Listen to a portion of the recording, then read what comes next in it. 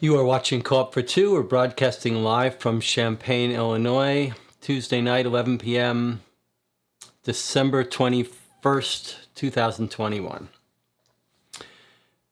And we are on session 2 of our playthrough of the rare and out-of-print expansion for Sherlock Holmes Consulting Detective, Adventures by Gaslight.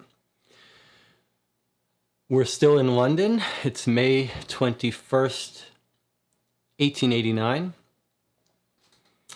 And as I was ruminating on the case yesterday, after we played, it occurred to me that the man does not solve the case, the notes solve the case. And if we are serious about the case, we must be serious about our notes. To that end, I reorganized stuff, wrote up some notes. Jonathan Warner, who's in the chat with me, sent over some notes, a detailed timeline. So the first thing we're going to do is recap and look at our new notes and board system. Before we start, though, if anyone on the chat could let me know if I'm coming through okay. I can see there's several seconds delay, but that's what we're used to. Aaron said that he couldn't make it today, which is unfortunate because he was helping us yesterday. But Jonathan and I will struggle through it. I've got my coffee. Hopefully you guys have your tea. Layla Velasquez is here. Okay, standing in for Aaron. We're going to get some help from Layla. Or Lala, I guess if there's no Y. Okay. Let's just recap what we're playing here if anyone is joining us new. We are playing Adventures in Gaslight. Adventures by Gaslight, which is this out-of-print expansion from 1986, as we discovered yesterday when we dug a little deeper. It looks like the French wrote this originally in 86, translated it back into English in 88. It's a Sherlock Holmes Consulting Detective case that is one of the most notorious for being frustrating, super difficult, unsolvable, but still a very immersive experience. We are playing it with that attitude of appreciating the experience rather than worrying about how satisfying the final solution is. We played yesterday for 6 hours. Everyone, I think Jonathan, Aaron, and I all had a great time. We're fully into this case. The case is in London for one game day and then in Paris for a game day. But this is our second session in London, and looking over how many clues we looked at. I mean, it took us like 2 hours to get through the unboxing, but we may not make it out of London today. And we're going to play it every day this week until we finish it. So today we will definitely not make it to Paris. We'll be in London. It's possible that we will make it to Paris tomorrow, or that we'll still be in London tomorrow. Okay, so let me show you what I've done differently here. If you remember, we've been using these cubes to keep track of where we've gone and what clues we still have to go to, just for a visual, to get a feel for how sprawling this case is. And here they are on the board. Okay, one of the problems with this is when I read a thing to you guys, cubes get knocked around. So what I've done is I've got some little stickers that I had. They're actually semi-translucent. And I've put them under, I've marked spots with these stickers. Can you see those colored little dots? So actually we don't need these. I'm gonna keep using these, but I want you to notice that I've used blue for places that we haven't yet been to. Can you see the little blue circle there? Okay.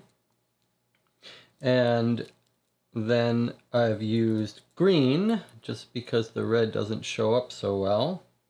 I've used green on the dots of places we have visited. Okay, but we're using the red cubes for that. It doesn't really matter. In fact, we might just remove these cubes as we visit them now, because I'll indicate when we visit a place with a sticker. And where have I lost one? Already this system is showing some weakness. There should be a blue sticker somewhere. What if it came off on the cube? There it is right there. Okay, so the system works. Good. Okay, so we will mark with stickers as we visit places, as we find new places we want to go, and that way they're actually removable stickers. I'll give you, in case you guys ever want to play Sherlock Holmes with these. Here they are.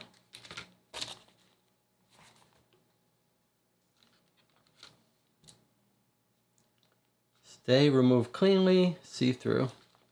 Okay, so those came in handy. All right. What else have I done? This one I think is more important. If you'll remember, I'm getting a lot of Gumshoe vibes from this expansion. If you'll remember how this works, when you want to look up a location, we turn to this thing, and much like Gumshoe, we first look at it here. If we wanted to go to 1 southeast, we go here, and then we look up the 12, and then we go to that clue number. And we've been keeping track in our notebook whenever we go somewhere, but it's a little, it has been a little hit and miss about keeping notes, and my handwriting is not great. So what I did was I scanned that page in, and I split it up into areas with space to write notes. So, in red here, when I've circled an item, we visited that place, and I've written down what's there. So to recap our case here, 55 Northwest, that was the wrong Thacker residence. I have a little piece of trivia to tell you about that too. Then 11 Southwest was the War Office, Scotland Yard. Those two had different people there. Remember, Mycroft was there, and Holdhertz, the war minister, was there. In Scotland Yard, we ran into Lestrade and Gregson. 4WC was the Thatcher House. 5WC was the cab depot. There was the college we went to where we read a history book. That was the beggar outside the Thacker residence. 84WC, the dog people that hired Toby. The medical examiner, 38EC. The Elephant and Castle Theater at 13SE. And the beggars mendicants club, which was very cool, was there. Okay, so when we go to a place, we're going to circle it on the left. Then we know we've gone there and write down what was there. The blue dots, these are erasable ink pens, by the way, that I love. These friction erasable ink.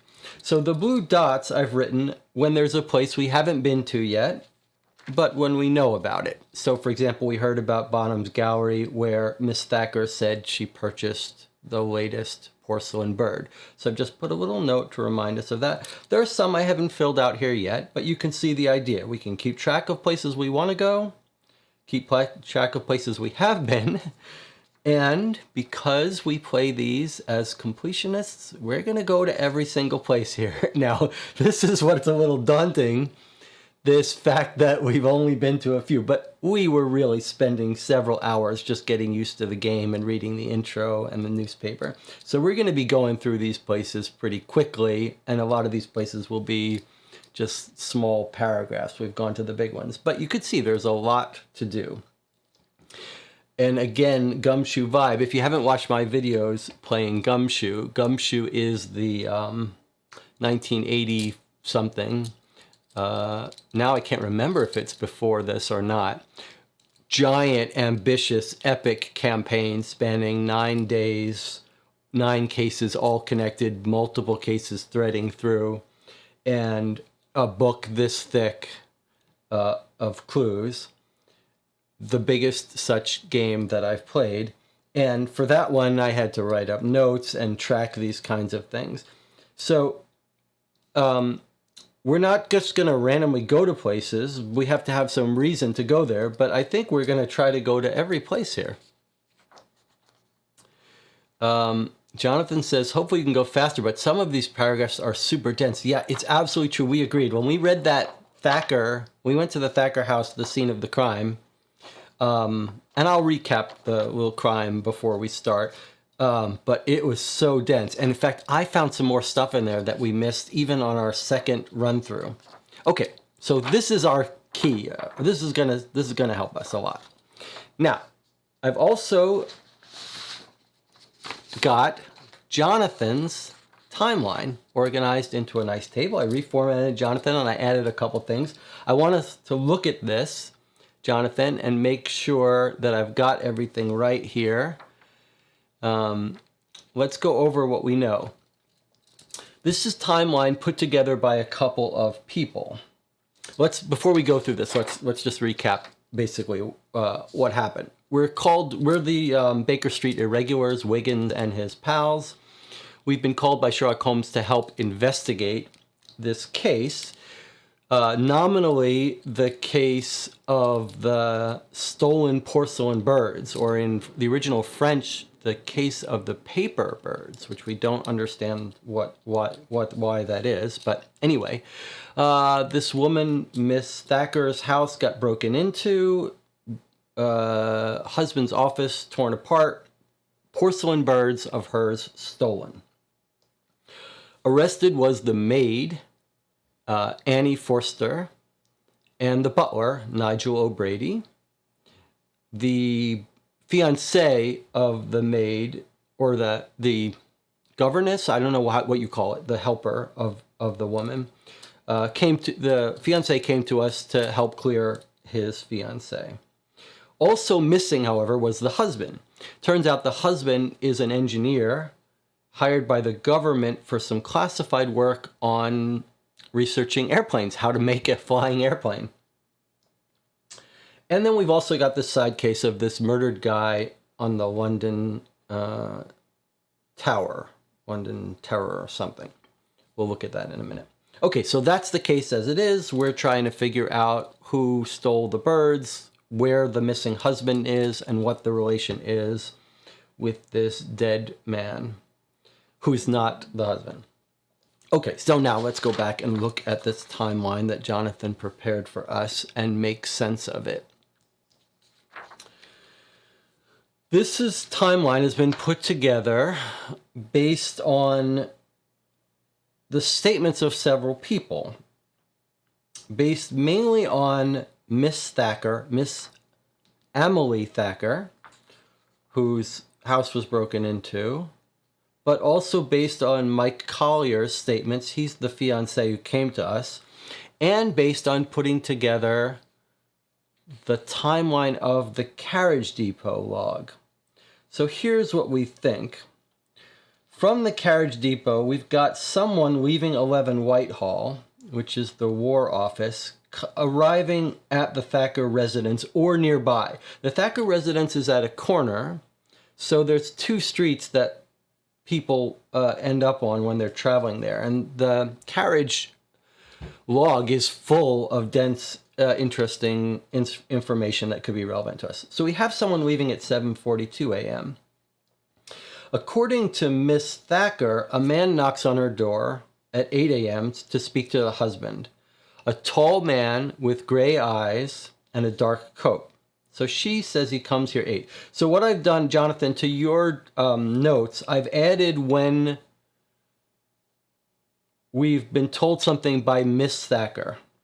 And I'm going to try not to say Amelie Thacker because Amelie and Annie are easy to confuse. And I think this is part of our case, that Annie, the maid governess, and Amelie are the same age. They look similar. They have similar names. So let's try to keep them separate, but I think that's part of the case. Anyway, okay, so she says this guy arrives at 8. So I've added MT when we're told something by Miss Thacker because I am highly suspicious of her.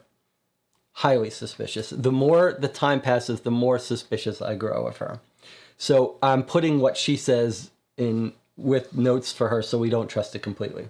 She says at 8:30 he leaves. Jonathan notes that we didn't track it. We can't see anyone leaving about that time on the cab. So we don't even know if this is him that arrives, but we think maybe. Okay. She says that Henry, her husband, Henry Thacker, leaves around noon. We think we've got him on the coach log, taking a coach to 85 Whitehall, which Jonathan pointed out is right across the street from the War Office. It's really clever in this game how addresses, based on these numbers of this board, sometimes they seem like they're not nearby, but they really are. So you have to be careful. Like we got like their house is on 4 Sidmouth, but right next door is 84 Gray's Inn Road. So like just because you see an address that looks different, it could be right nearby. Okay. He leaves around noon. And then we've also got the mendicants. These are these people who are amateur homeless people. Amateur beggars who are just like, they're studying, they're observing the world by pretending to be beggars. He gave us a lot of this information too. So he says that he sees the butler, we think is the butler, roaming around outside around that time, which we know is when she sent off the butler, told him to take leave. Then she says that she spends the afternoon reading, which is somewhat consistent with what we see. But then we've got observations by the mendicant and the cab stuff that someone, a brunette, which we're going to talk about, Annie Forster. Annie Forster is a brunette. We talked about at the end of yesterday. We got confused about their physical descriptions, but I think I've resolved that a little bit. I've made some notes on that. But Annie is the brunette. Miss Thacker is the blonde. Okay. So we've got someone, we think the brunette, according to the mendicant guy, with a large wicker basket. We got her on the log going to 22 Princess Road. And then soon after, we've got the common man, we think it's the butler, going to 22 Hutton Road. Jonathan realized this is the same location as 22 Princess Road, right nearby. Really bizarre. So that's interesting to me. Then we've got this very weird thing that happens. At 5 p.m., a woman with a box from the tailors arrives, knocks on the door. The mendicant guy sees the blonde inside reading, which we assume is Miss Thacker, who ignores the person at the door and just runs and hides. Bizarre. But consistent with what Miss Thacker said, that she was reading all afternoon, trying to distract herself from her husband saying everyone should leave town after meeting with the guy. Then the logs show at 17:08, 5:08 p.m., someone taking a coach from 22 Hutton Road back to the Thackers. Okay? So the same, she left here at 64:04 p.m. She comes back at 5:08 p.m.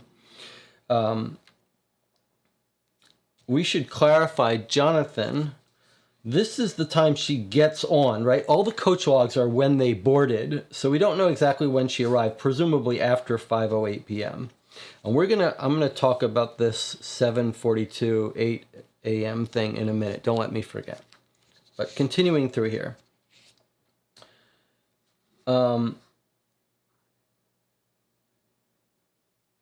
Now, 7:30, the brunette is seen returning to the Thackers. So we think here's the boarding at 5:08. Here is arriving at 5:30. This is the mendicant says he sees it arriving. So maybe we should, like, this is get on and arrive, right? Because the cab log just shows when they got on the cab. So this gives a 20-minute ride, and this gives about a 20-minute ride. And we'll talk about that in a second. Okay, then we don't see anything until around 7 p.m. We're told that Annie's boyfriend arrives at the Thackers to take them to the theater, to take Annie to the theater. Miss Thacker told us that, but also Mike Collier, I think, is consistent with that. Jonathan says can't verify. That's presumably because there's no cab log to verify that. But then something very odd happens, and this is where we had some debate about that we didn't understand it, and Jonathan and I have talked about this a little bit more. We've got this weird set of cab logs where we've got two things leaving that house near 7. So what we're told is he arrives at 7 to pick up Annie. They hang out for a little while, then they leave. So we don't know exactly when after 7. When we were looking at the cab log, which I could show you here, we see these two cabs leaving this place. Here's the cab log. So two cabs leaving very near there after 7 o'clock. One leaving at 7:32 from 4 Sidmouth Street to 94 Grand. And then one leaving at 7:02 from 5 Ampton Street going to 13 New Kent Road. Well, 5 Ampton and 4 Sidmouth are right nearby. Can you see this?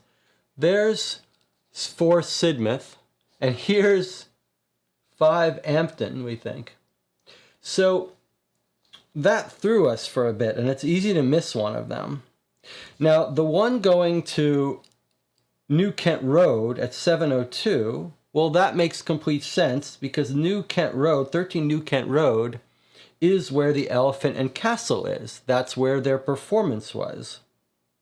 But then if you look at the 7:32 one, going to 94 Strand, which we don't know what that is. And I'll note that there's another person, like I didn't even notice this before, but maybe we should pay attention to the fact that someone else around that same time is going to the very nearby address.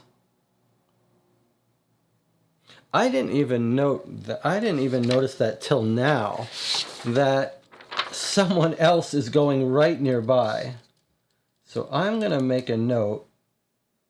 Who else from 34 Shoe Lane? Okay, going back to our timeline though.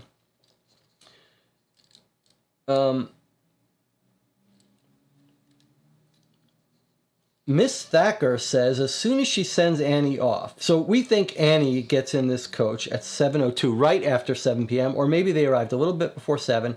Okay, and we think someone else from the house is leaving at 7:32.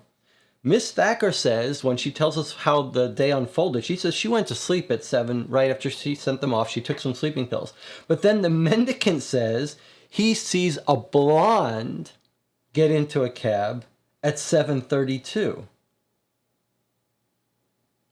And that one we are told the coach driver's name that he overhears. So this is the blonde. So it looks like Miss Thacker's lying to us, and that she hopped in a coach at 7:32. And then we have at 8, near 8, someone else goes back from 94th Strand back to the Thackers, which we think is going to be, this is presumably the blonde, right? Jonathan is just noting that this is the same person who's going and returning. And then here's Annie and her boyfriend returning from the play at 11:30. We have no notes on that, but that's what they say. So this looks like Miss Thacker's lying to us, and she actually left. We've got a bunch of ways to track down whether that's true, etc. But here is our wonderful timeline produced by Jonathan, annotated by me. All right, what else have we got? Still on our notes, Jonathan sent me a list of things that he doesn't want us to forget, and I've written my own list. So let's go through some of these. Most of these we knew and remembered, but a couple of these I didn't even think about. Jonathan points out we haven't actually gone to the Tower of London where the murder happened. Absolutely true. The Salvation Army comes up several times. We've got that on our map. 2 people are mentioned there that we haven't talked to yet. Cecilia and Major Barbara. Jonathan wants us to go to the Allegro Theater. I'm presuming, Jonathan, the Allegro Theater is the theater at 94th Strand. So we know that the Miss Thacker is a theater goer. We see her leaving at 9:30. Jonathan and I have talked about offline whether I have some theories about the theater, but we were going back and forth about did they go to the wrong theater, Jonathan says. I'm thinking now that maybe Miss Thacker is a French spy, and at the last minute she gave tickets to Annie, and I'm wondering if she didn't go to the wrong theater and her French connection met up with Annie and spooked Annie, mistaking Annie for Miss Forster, but we'll look at that. Okay. Track down, go to whatever's at 22 SE. Yes, this is the place that the person got in one of the cabs to go to from the house. We're definitely going to check that out. Track down Mr. Thacker's sister, who's mentioned a couple times the wife seems nervous about. I noticed also the sister is referenced by Lestrade when he gives I think it's when he's explaining why he thinks the maid is guilty, which we still don't know why, but he talked to it, the sister. We haven't yet. Try to find Annie, who's presumably in jail somewhere. Get to the Arundel Taylor, that's the person who stopped off at the house. Try to find the cab driver, yes. Aaron suggested we look at auctions to see if anyone's pawning those birds, yes.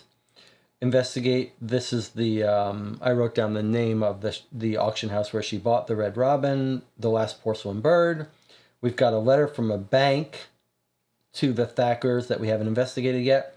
We keep seeing mention of our missing Mr. Thacker engineer liking to bet on horse racing. So we definitely need to find that. So all those are absolutely true. Now, I made a couple other notes from going back. I always feel the need to cover this stuff up so you guys don't read ahead. I reread most of the clues. When we visit Mycroft, something weird happens that we just brushed past. It's clue 171. We're headed up these narrow stairs, which is this very cool description of these stairs. 171 Mycroft. Maybe it wasn't 170. It's not 171 because it doesn't go up to 171. It's 71.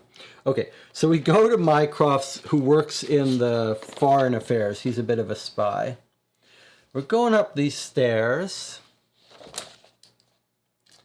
We go up these narrow stairs, all wood and everything, awfully narrow. Arriving at the top of the stairs, we meet a delivery man wearing the familiar uniform of Cummins and Goins. He's almost as big around as our guide, but he must measure a full 1.5 feet less in height. He says, fortunately for you, I heard you climbing the stairs. He says, laughing, I doubt I would have been able to get around you. A stairway like this is built to break necks. Mr. Holmes' office is at the end. Okay, so we passed this delivery person. That company is in the directory. So we might want to drop by and see what he was delivering. Okay, so I've got a note of that. We've got the florist where Mike Collier works. I don't think that's relevant for us. We've got this comment that Lestrade makes to us about why he's convinced Annie is guilty. He says 1834 or 1835 Dresda. The date doesn't matter, he says. Maybe someone could look up what Dresda is. I was looking around the Thacker residence, which is here. And I noticed we checked the beggar was useful in this building was useful, but she said that when we brought in the dog, he came up Harrison Street, which opened to the garden. So I'm thinking like we should check if anyone saw anything in this building, because this building looks right into their house. Okay. Okay, I've got a lot of notes on 22. 22 was when we went to the Thacker residence. It was just so dense.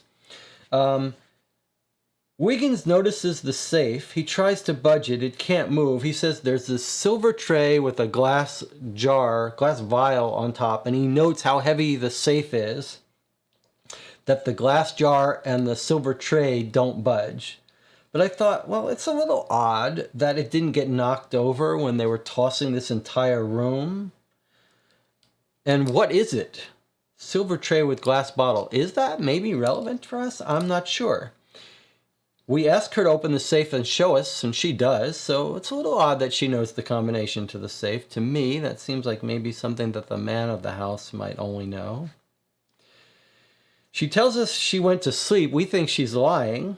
When we get the tour of the house, we see Leith and Ross envelopes. So we should probably check that out and see if they sell sleeping powder or methamphetamine. Cocaine. Now, here was a big one I noticed. When we get the tour of Miss Thacker, she shows us her boudoir with her jewelry, and look what we also see. Wigs. There's a bunch of wigs in her boudoir because she's an amateur performer. But immediately when I read that the second time, I thought, whoa, now we got to be careful about this blonde brunette stuff. Because she could be faking her identity. And this just leads more credence to maybe she's a spy, a French spy. But she's got wigs and makeup. So now I think we got to be careful about when we see blondes and brunettes. Because Miss Thacker could be walking around in wigs. Okay. In the husband's office, there's a game of chess that appears to be interrupted. So was he playing with that tall man in the dark coat with gray eyes who stopped by? And might we get a lead on that tall man by going to chess shops? And I think there was some newspaper stuff about chess. Okay, so that might be a lead on not only Henry Thacker, but on the tall man. Okay, we found in Annie's room she was reading Vanity Fair by William Thackeray. Probably nothing, but curious. There was the Red Robin Bonham's Gallery where she bought the last porcelain bird, sure. The Cox Bank letter, Jonathan noted some of these already. Annie's trunk says Jardine and Matheson in Adelaide where she bought it. Probably not anything relevant for us, but thought I'd note it. Again, where is Annie Forster living? I thought we should probably check the French embassy. There's so much of a connection with France in this game and the French exhibition that we might want to just check on that. We know we want to go to the Bow police station. These were the first coppers on the scene. They may know where Annie is. They may have gotten her statement. We might find out why they think Annie's guilty there. Now, so then I made two more notes just to talk about. Okay, First one is, I found a thread on travel times. Layla says, wasn't she a full-time actress in France when she met Mr. Thacker? Whether she was a full-time actress, she was definitely an actress of sorts. And we know she's younger than Mr. Thacker. Layla, are you remembering, were you here yesterday? Did you join us for all of yesterday? Okay. This coffee I have is so delicious. It's from Papua New Guinea. And we've been grinding it ourselves. I mean, coffee is an addiction, but it is and a hobby, but it's absolutely delicious. Okay. What was I saying? The travel. Yes. So I found a thread on BGG, posted on by, again, Dave Neal, talking about travel times. And the gist of it was, I should have brought it up on the tablet to show you, but the suggestion by Dave Neal seemed to be, don't use it for anything but walking times. Why is this relevant? It's relevant because we've got this weird thing in our timeline where we see someone taking a cab to their house, we think is the tall man, but we see the boarding time, the pickup time for the cab is 7:42, and we're told he arrives around 8-ish. Well, that's 20 minutes. And when we used our time, sorry, I didn't show you that. So we see the cab picked up at 7:42 at 11 Whitehall, arrives at 8 a.m., around 8. That's a 20-minute cab ride. And when we use the timeline guide, which is here, which I also have in a ruler form here, we tracked that and it was like an hour trip. And it doesn't say, it just says game travel time. But the BGG thread, and Dave Neal was of this opinion, and I tend to trust Dave Neal on all things Sherlock Holmes Consulting Detective, was that you probably shouldn't use it, and especially since he's played Adventures by Gaslight, you probably shouldn't use that time for anything but walking. So I think, given that we've got 2 trips here, although I don't know where this one is, the Strand, that's relatively same distance, right? Where was the Strand? Over here somewhere. I don't know, I'll have to find it. But essentially what I think is that we shouldn't be surprised with a 20-minute cab ride time. We shouldn't assume that that has to be an hour by cab. So when they take a cab ride, we're going to divide by 3 or just say that we don't know how long a cab ride could take. Okay, that was the first thing I looked up. The second thing I wanted to just bring to your attention was this item when we went to the wrong Thackeray residence. Okay, that was clue 7. So clue 7, let's look at it again. We knock on the door. He says, if you've come to ask for something, it's useless to try. You're better off going elsewhere. I won't give you a thing, he says. We knock on this door. Excuse me, sir, says Wiggins, refusing to let himself be discouraged by this rather brutal conversation. We would like to meet with Mr. Henry Thacker. That's me, says the man behind the peephole. Can we come in? Asks Wiggins in a soft voice. No. Populus me sibilat at mihi plaudo ipsi domini Simon agnumus contempor in arca. With that, he slams the peephole shut. Must be another Henry Thacker. Okay, so it was another Henry Thacker. But I looked up that quote, and it's a quote from a Arthur Conan Doyle Sherlock Holmes mystery. Scarlet, something in Scarlet. And here's the translation. The public hiss at me, but I cheer myself when in my own house I contemplate the coins in my strongbox. So it's just a weird little character who lives here. Maybe the same character from this Sherlock Holmes story, but it's just a funny old guy who's miser guy counting his coins and happy to be shut off from the world.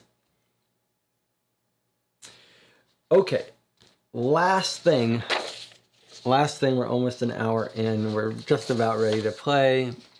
Last thing I wrote up was a list of people and some physical descriptions of them. These are just characters we've run into.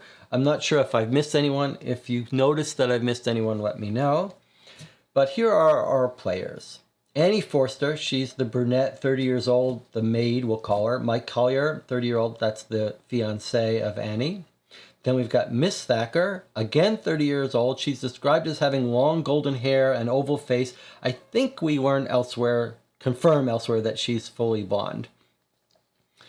I confirmed this brunette for Annie when we went to the theater. When we went to the theater, we're asking if the person has seen Annie, and we describe her. We say brunette around 30. So that's how we know for sure that Annie is the brunette. Okay, then Mr. Henry Thacker, we know he's older than 30, maybe in his 40s. We know Mr. Thacker has a sister. We don't know where she is. We know the father is Richard Brinsley Thacker. We've got mention of two people from Salvation Army, Major Barbara and Cecilia Sipton. They don't seem like they would be relevant for our case, but Salvation Army is mentioned quite a bit, so we are going to follow up. Nigel O'Brady, the butler. Is it Brady or Grady? Let's make sure, because that's something we may have to look up. She says, I'm just looking at this. Nigel or butler. Jonathan, do you remember if it's O'Grady or O'Brady?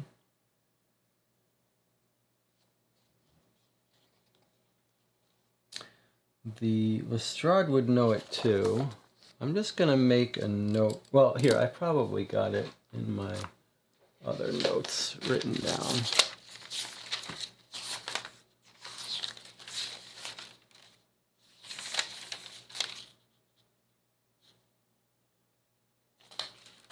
Nigel O'Brady, it says. Okay, O'Brady, which is what I have here. Okay, Mary Flanagan, the cook. Mary Flanagan's sick friend in Chester that she goes to visit. We don't think that's significant, but we're a little confused whether she left early, and so that's a coincidence for us. Then we've got the tall man with the gray eyes who drops by, who we think arrived from the foreign ministry. Then we've got Marmaduke Overstreet, the cab driver, and then the dead body. So these are the characters.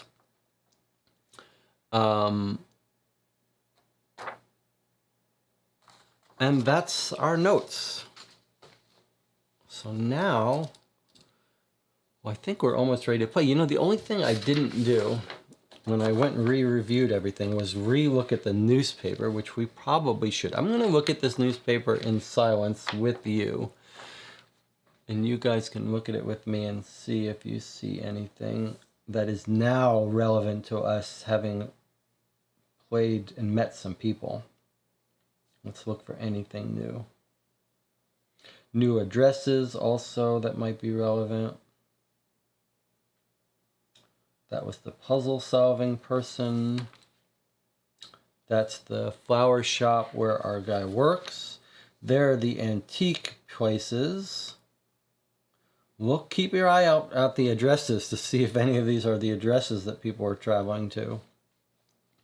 There's the Leith and Rost chemists.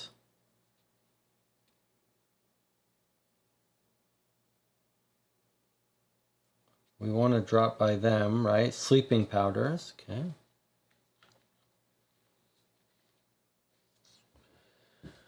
Bible verse, we know she's involved in the Bible.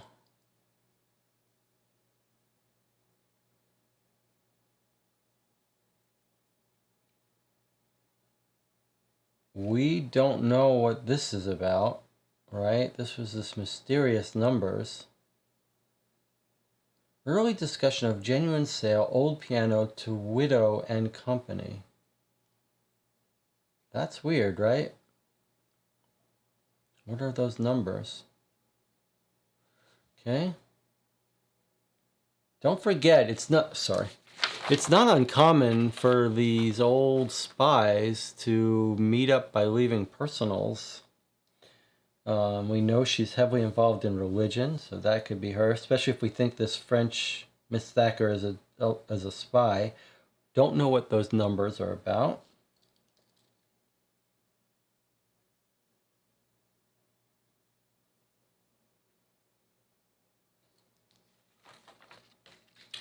Bunch of horses being sold. We learned what a roan horse is.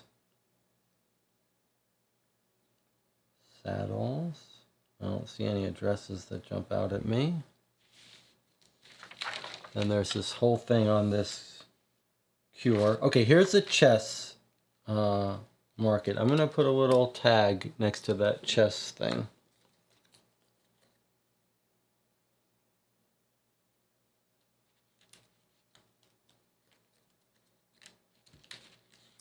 So what does it say on this chess thing? It says, the Staunton chessmen, someone's selling. They're manufacturing it. That doesn't seem like a place where our guy would know, but he may have ordered a set of chess. Our tall man with gray eyes, so possibly. Okay, let's continue. Foreign affairs, okay. The mayor's house, talking about funding, no address of interest.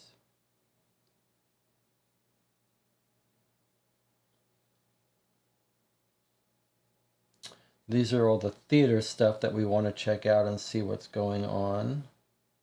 Although we checked some of those and they weren't entries in our clue book. Passage to Algiers, Melbourne.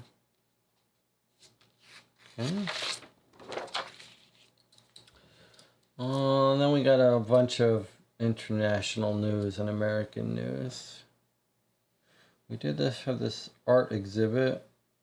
Don't know the address. Police. Okay, here's the murder story. Let's read this again, see if there's anything new here. The body of a man was found at dawn yesterday, Monday, lying at the foot of the bloody tower. Man's chest had been pierced by the quarrel. We know it came up through his sternum into his heart and then shattered his shoulder blade with a crossbow.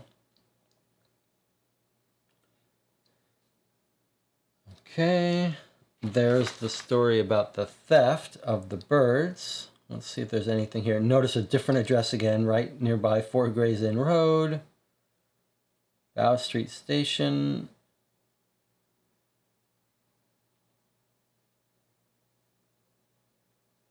Okay. Minister to France.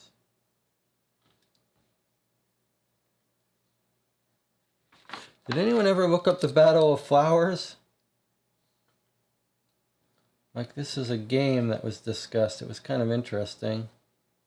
Those who have never engaged in the Battle of Flowers at Nice, but like all good Englishmen have read their punch, will be consoled with Mr. Bernard's entertaining account. I'd like to know what the Battle of Flowers is.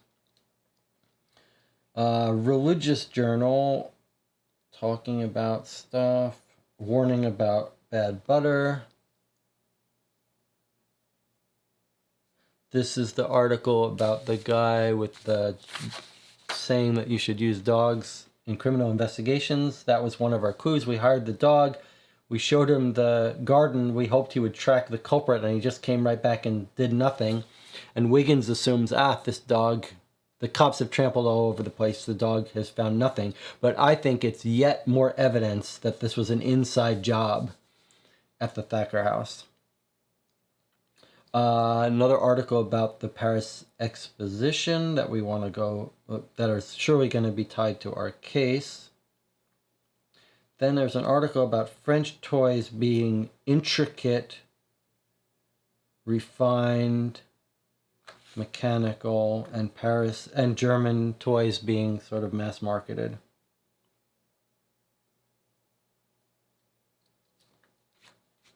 Now, here's an article. Jonathan says we might want to check out the family mentioned in the White Horse. Charlie. All right, let's look at this. Let's look at what Jonathan's talking about. Victor Beaumont arrived in England under the cowboy cognomen of Wild Horse Charlie Halter. His wife and Englishwoman says she's well-to-do relatives in England. Trusted Victor with the money to buy her steamer tickets. She could rejoin them. He leaves, sticks her here. His wife's maiden name was Southey. Okay, well, her wife's maiden name is not Thackeray. So I don't know if that's relevant to us. What's this sacrilege at Pimlico? A valuable antique crucifix made of ebony and carved ivory has been stolen from St. Barnabas Church, Pimlico Road. The stolen crucifix, which hung on a pillar by the pulpit, was presented to the church some years ago. I mean, it is a theft. Now I think it's worth... Is Pimlico... Assuming this is in here, Church of St. Barnabas, that might be worth us checking out. Reza, someone new in the channel, says the Jersey Battle of Flowers is an annual carnival held in the Channel Island of Jersey on the second Thursday of August. It was inaugurated in 1902 to celebrate the coronation of King Edward VII and Queen Alexandra. That's interesting, except it's 1889. So if it was inaugurated in 1902, is this the same Battle of Flowers?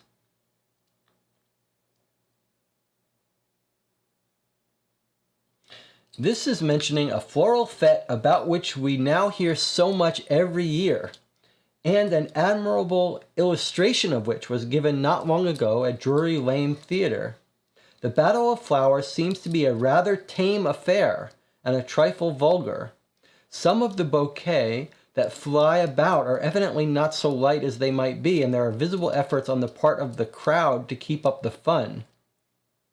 It sounds like a food fight with flowers, but I don't know why that would what it's supposed to be pointing out. Yeah, weird. Okay.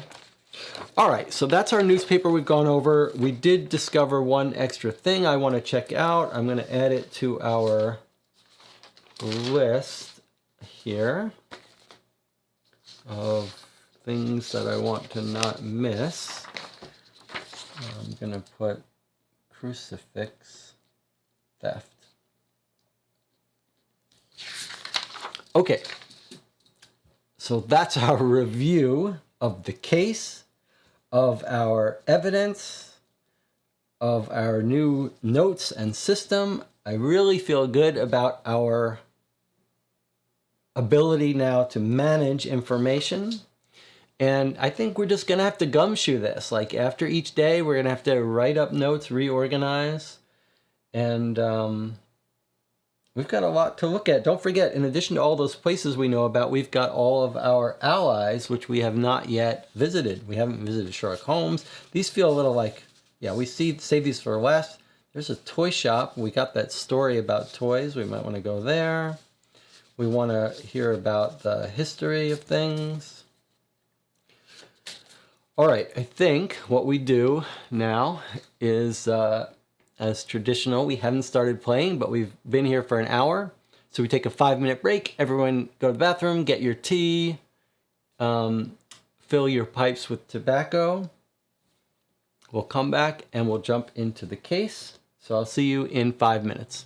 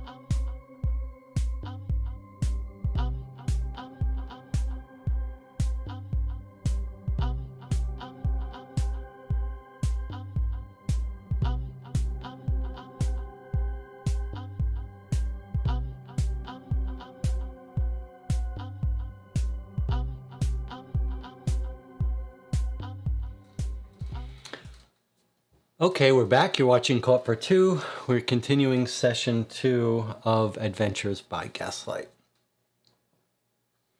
And we're ready to dig in. Zachary Brown is joined us from Paris. Jonathan Warner says, random movie talk. Recently saw Lady in the Lake, 1947. It's all right film noir set around Christmas, shot from first-person perspective. Not amazing, but interesting. I remember that. I don't remember it in detail, but I remember a little bit. I remember there was a time when I was going through all the old film noirs. One of my favorite is an Akira Kurosawa movie called High and Low, and Stray Dog. He also did both great movies. High and Low is one of my favorite movies of all time. Very well. Check that out. Before we jump in, while we're having diversions, I also wanted to show you this related to Sherlock Holmes. Basil of Baker Street. Has anyone read this book? It is the mouse that lives in Sherlock Holmes' house, and he solves mysteries. And that's been remade. He's got like eight different books. I guess around 1970 was this original book. I don't know why it's selling for $100. You can buy the first edition for $100, but you can buy the new ones, children's books, and it got made into a movie by Disney and Disneyfied. The new books have, on the covers, they look horrible. They look like some modern thing. But if you look at the original art in the books, it is wonderful, and it's all like this. That's right, Jonathan, the Great Mouse Detective was the Disney film. But the books have this wonderful art, and I probably can't find it here, but you can see the new art is terrible. But if you go inside these books, I think you still see. Oh, okay. Here's Basil Rathbone, and there's the equivalent of Watson, and yeah. So if you have a kid, I highly recommend. That might be a nice Christmas present. All right. Where would you like to start? Here are our options. We can go to some of these places we've already marked on the board and finish them up and then start to unpack new ones. Or we can try to track down a specific set of leads that we're most interested in, like the tracking down that horse and carriage people, where they were going to and going from. Any preferences?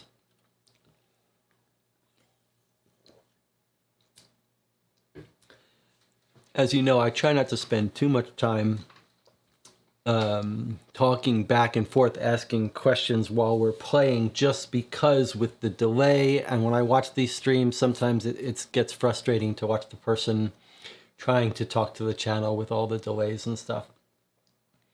So what you guys should do is just feel free to talk and make suggestions as I play, and then when I see them, I'll get around to them.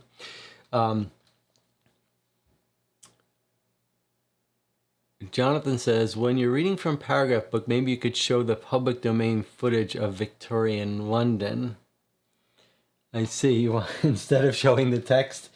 I always think it must be hard to actually hear me, since I don't speak as clearly as one might wish, that I try to show the text when I'm reading. But we did actually get a copyright strike on that video I showed, but I added something. It was a copyright strike because of the music. So if I mute the laptop, can I mute the laptop?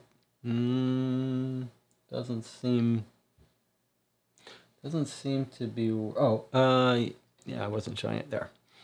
Okay, now you can hear me, but you can't see, which is you can't hear the laptop, which is good.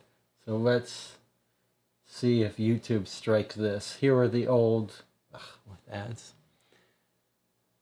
This was the old London stuff to set the scene. So hopefully YouTube won't freak out now since they can't hear the old-timey music.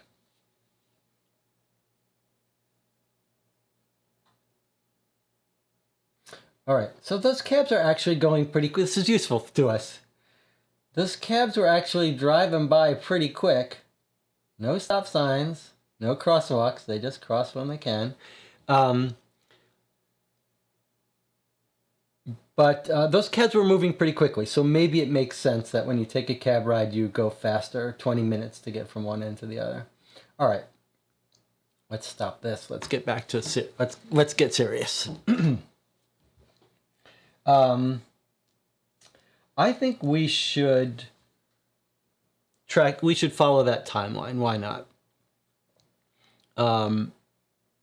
And let's try to see where these people are going, and let's see if we can't find Annie. Okay, so going from our timeline,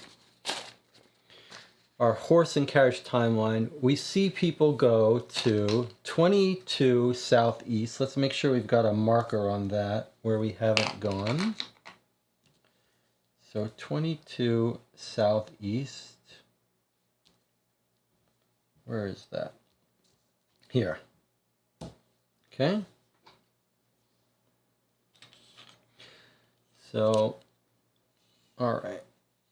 22 Princess Road, right? Okay, so 22 here. That's where we see several people. They go there and they come back. Okay, multiple people do. You know, we might want to make a note. Okay, let's look at our clue sheet here. Our new note system that we made. So 22 southeast. Where's my blue marker? 22 southeast, which is here. This is going to be the cab destination. Okay, so we're going to go visit that. But what I wanted to look at is, I think maybe we need to go look at this beggar's information again. 130. So this was this mendicant club, and the guy who was sitting outside their house. So let's read what he says again. The corner's lively. He's watching it. He says,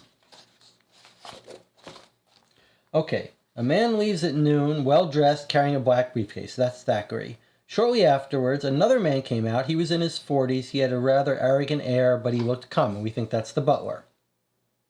4 o'clock.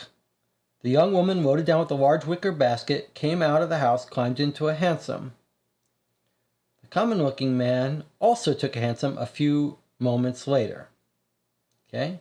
Those are the people who just went to this location I marked.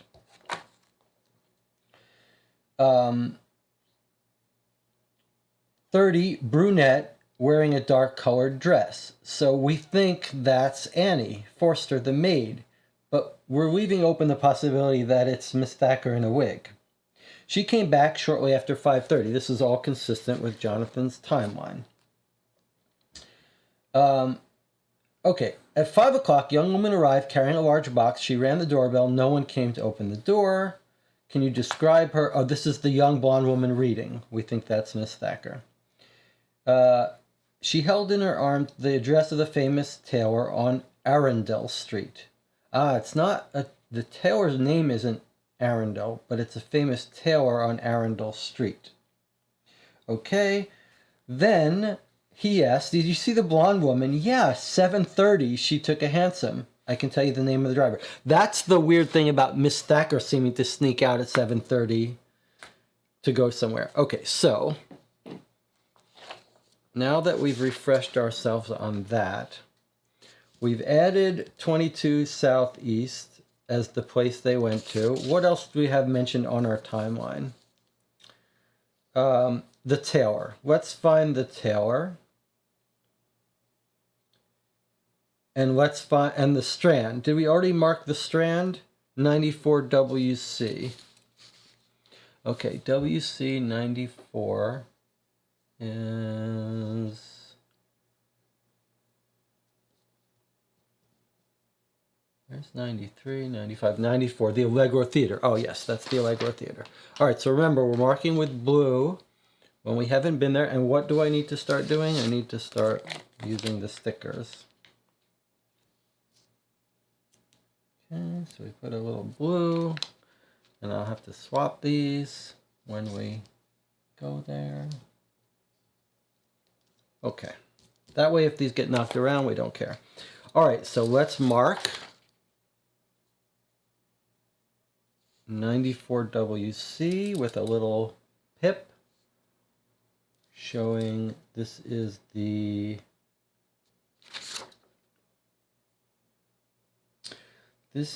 strand, which is the cab destination. Another cab destination. Okay, good. Let us find where the Arundel Taylor is. Okay, so let's get out our directory. Okay, we don't care if we knock around things because we'll move them. Let's find Taylors. Okay, so we've got 4 Taylors here. And we're gonna need to find which one is on Arundel Street. So Pool & Company is at 10 EC. Where's 10 EC and where's our glasses?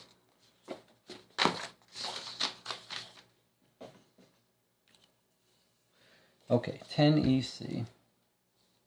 10 EC is the Metropolitan Hotel. Can you see it? It's on Finsley, Chiswell Street. Doesn't look like Arundel. Okay, next one. Radford and Jones, 11WC. Okay, let's find 11WC.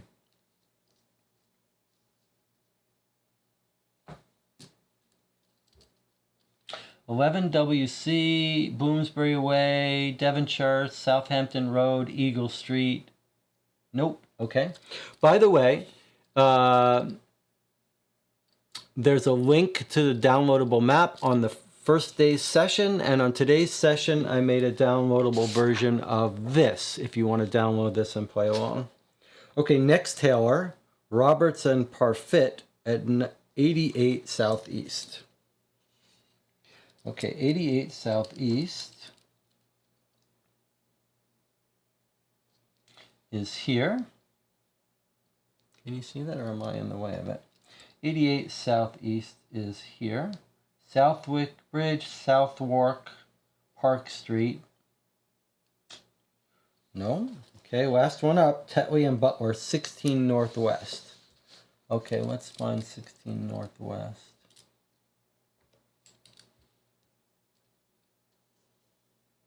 Here's 16 Northwest, Charing Cross Road, which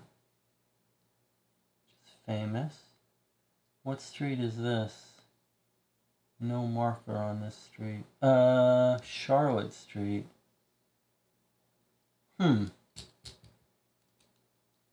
That's odd.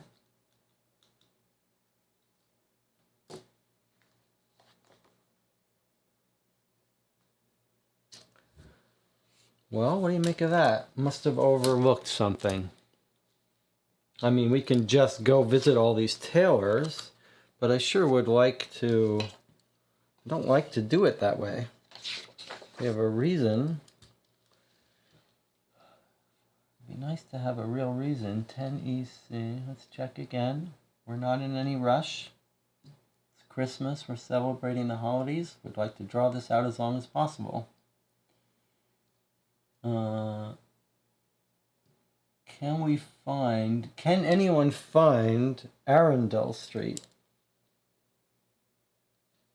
11WC. While I'm looking, Bloomsbury, Red Lion Square, Eagle Street.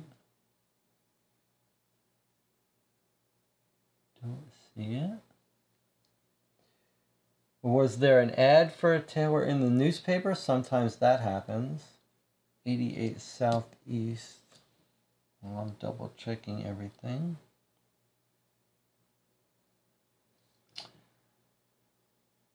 Southwark Street. Some of these streets don't seem to have names. But you'd think it would if it was here. William Butler, 16 Northwest.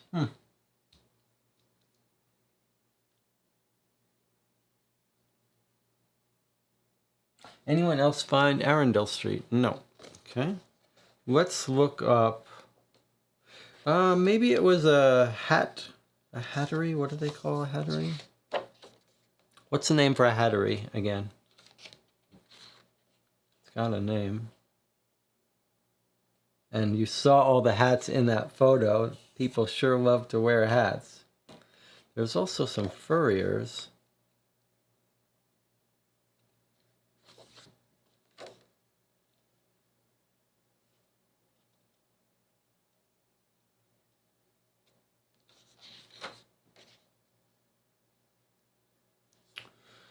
If we look up Arundel, we don't see it in here, do we? No, no Arundel. Google seems to point to Covenant Garden that is around the Allegro Theater. That was over here. There's Covenant Gardens, Bedford, Longacre, Bow Street, Endell Street, I see. I don't see an Arundel Street. Alright, well, I mean, let's consider that good. Let's consider that a mystery for us to figure out, and we'll have to come back to. But we will make a note. Let's see, where do we want to note that?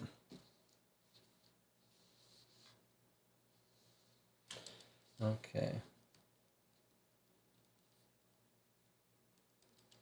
Okay.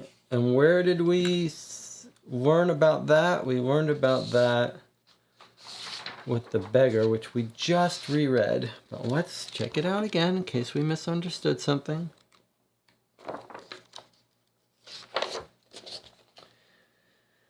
I wasn't paying much attention. The box she held in her arms had the address of the famous tailor on Arundel Street. It's a famous tailor, and yet it's not one of the 4 tailors in the directory.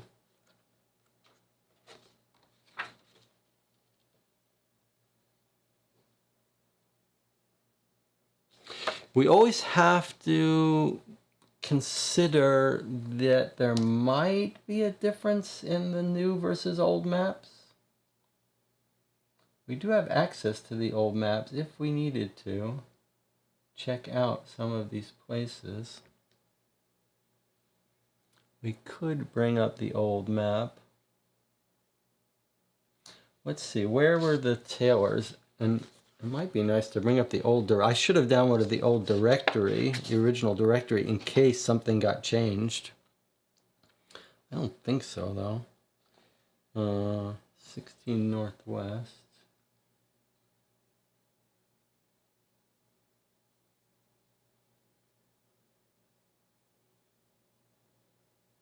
There's our 16 Northwest. Oxford Music Hall, Charing Cross Road. I don't see anything different here.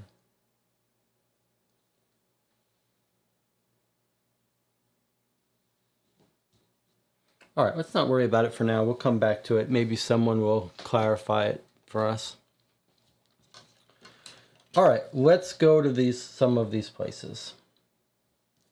How about we try the place where several of them end up going at this corner, 22 Hutton Road.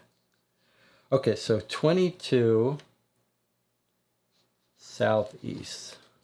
All right, so we're going to mark it here. 22 southeast, that we're going there. And let's read it.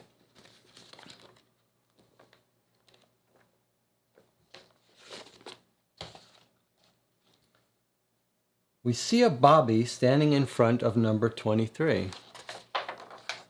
What? That's it?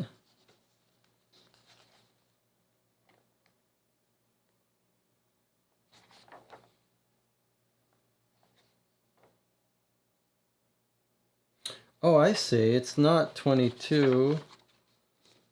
We get to 22, and we see a copper in front of 23.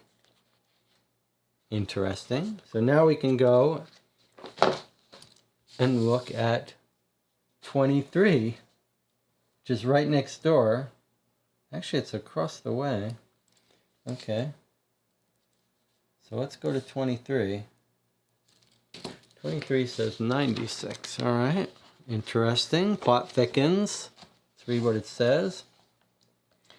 We approach a constable who appears to be observing the events in Prince Street.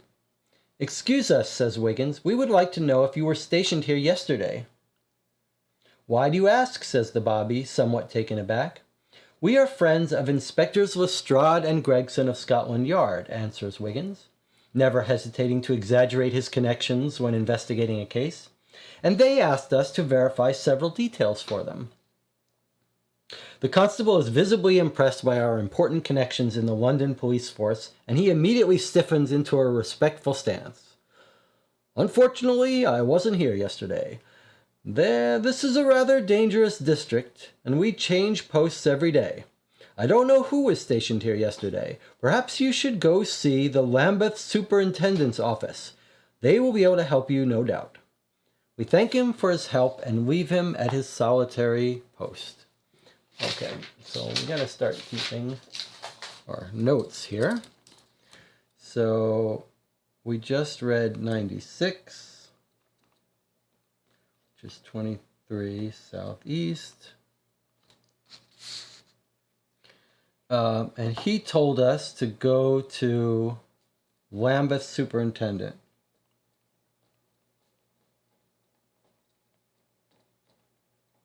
Which is a police, presumably. Okay, so I'm going to write down a note here that when we got here, we talked to the constable.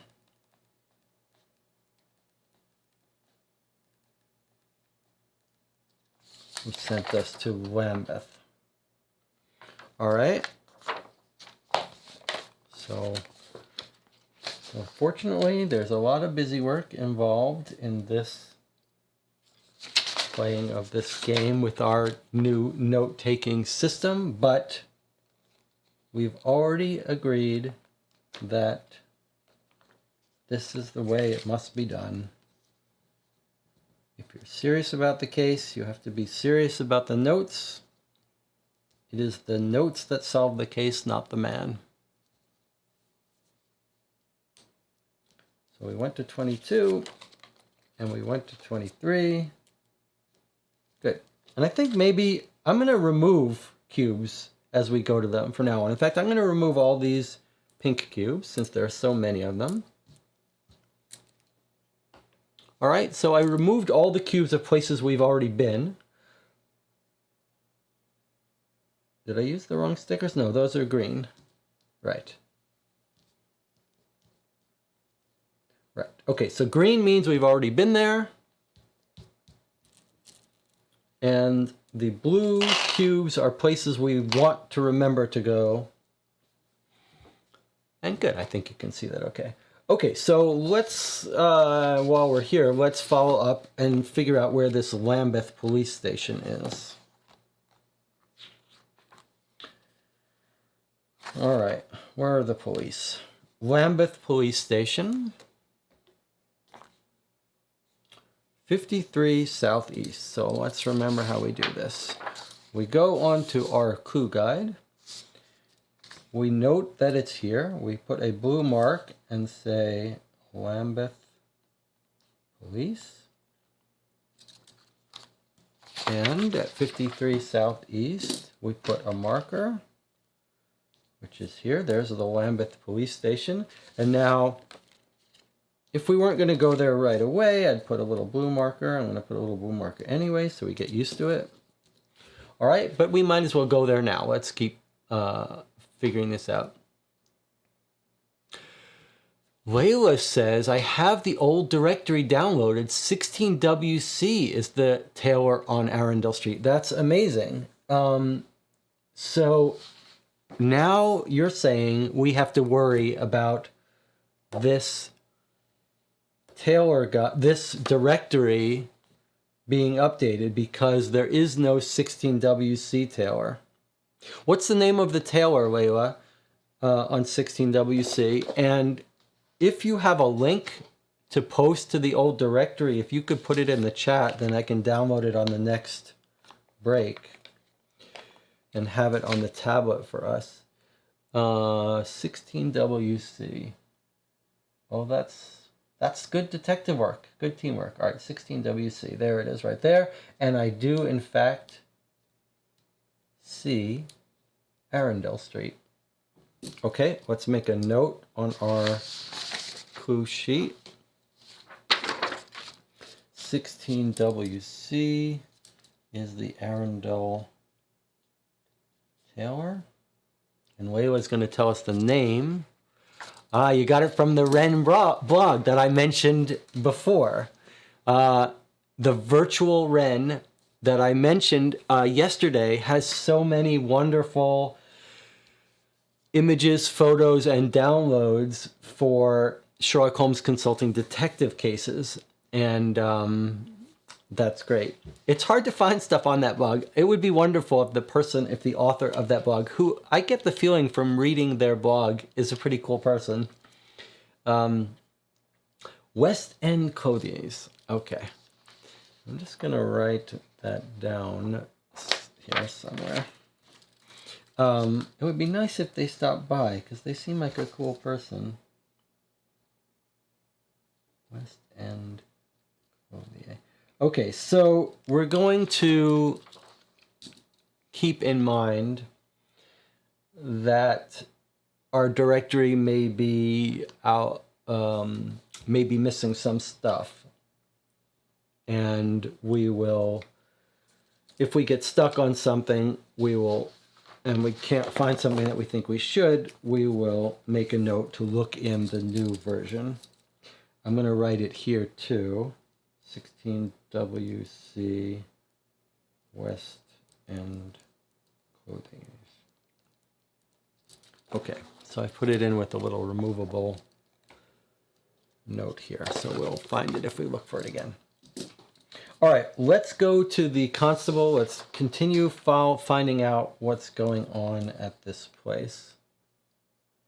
53 Southeast. I'm going to circle it, and let's go there. 53 Southeast brings us to 44. Okay, let's see if the Lambeth Police Station has any information for us.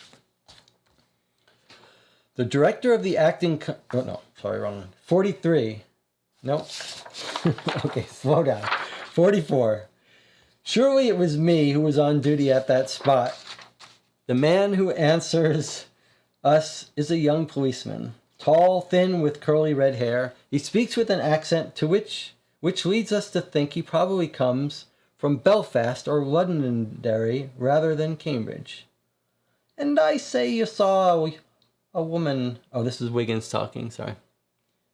And you say you saw a woman get out of the hansom carrying a wicker basket, says Wiggins. Aye, she was quite pretty. There weren't too many people outdoors yesterday. I don't know whether it was because it was Monday afternoon, but I had plenty of time to see her, even if I was far away. Could you describe her to us in detail? Asks Wiggins.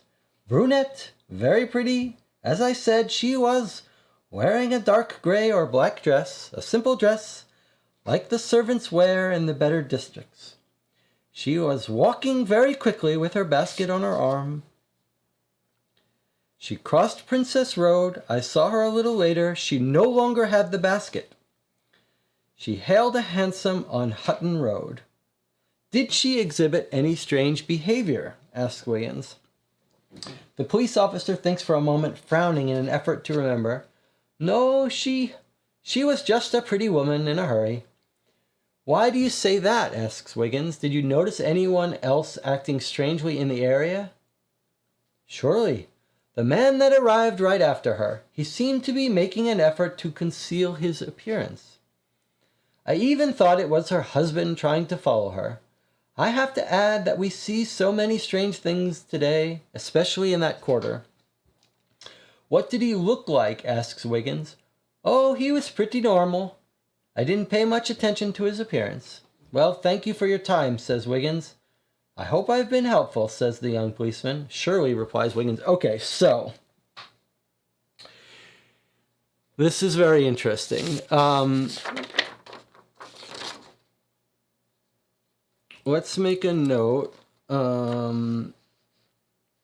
Okay, so this is what I want to point out as interesting. We know from the cab ride and Jonathan's timeline that, here, let's look at it together.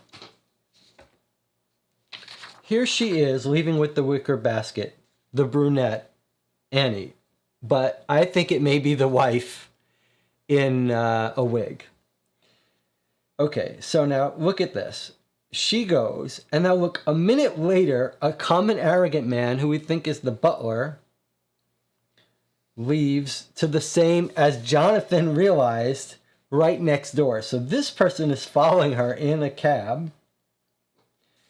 She gets out, and then she comes back in an hour after leaving the wicker basket. So she drops off the basket.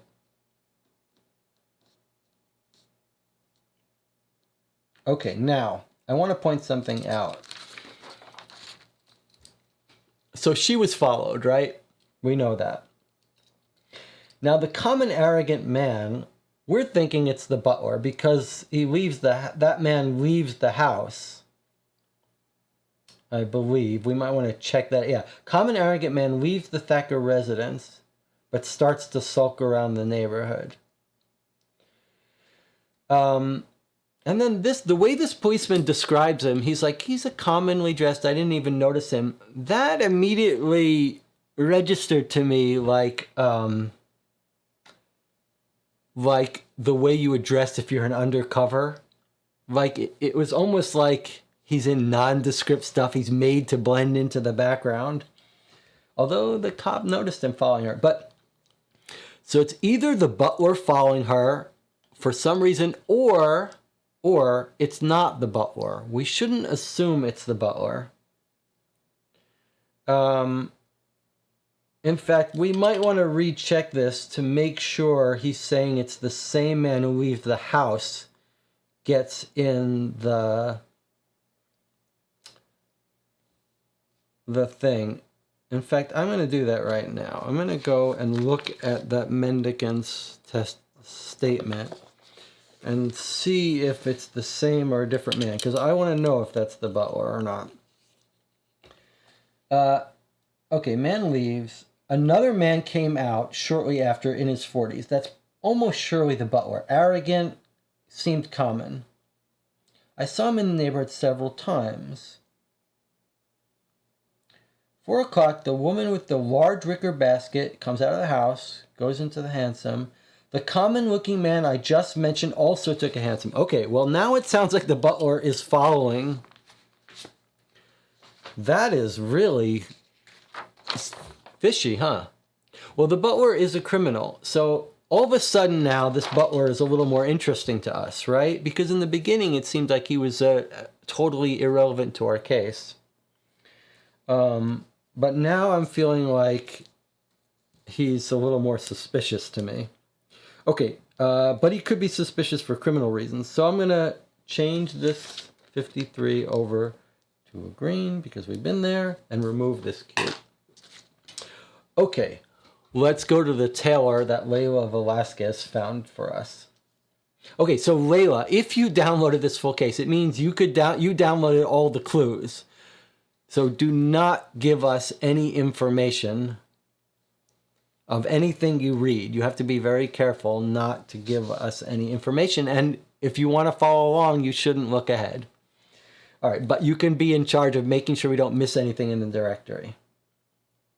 All right, let's go to the tailors. Remember, this is the tailor. Jonathan Warner says, remember, it's worth noting that I think Miss Thacker convinced her husband to hire the butler. That is a great point. You are absolutely right. When we read Thacker's statement, Miss Thacker, she talks about hiring the butler and how the husband was a little uneasy because he had a criminal record, and she convinced him. You're absolutely right. That's interesting. Okay, now we're going to go to the tailor shop where the person was seen knocking on the door and the blonde woman ran away, didn't answer the door. Okay, so 16WC. We're going to circle it. We're going there. I'm going to make a note here that we went to 53 Southeast, Lambeth story. Okay, and now we're going to 16WC, the Taylor. Okay, 16WC is 79. Let's see what we've got here. I'm loving this case. Everyone agrees how cool this case is. Okay, we've got a long section to read here.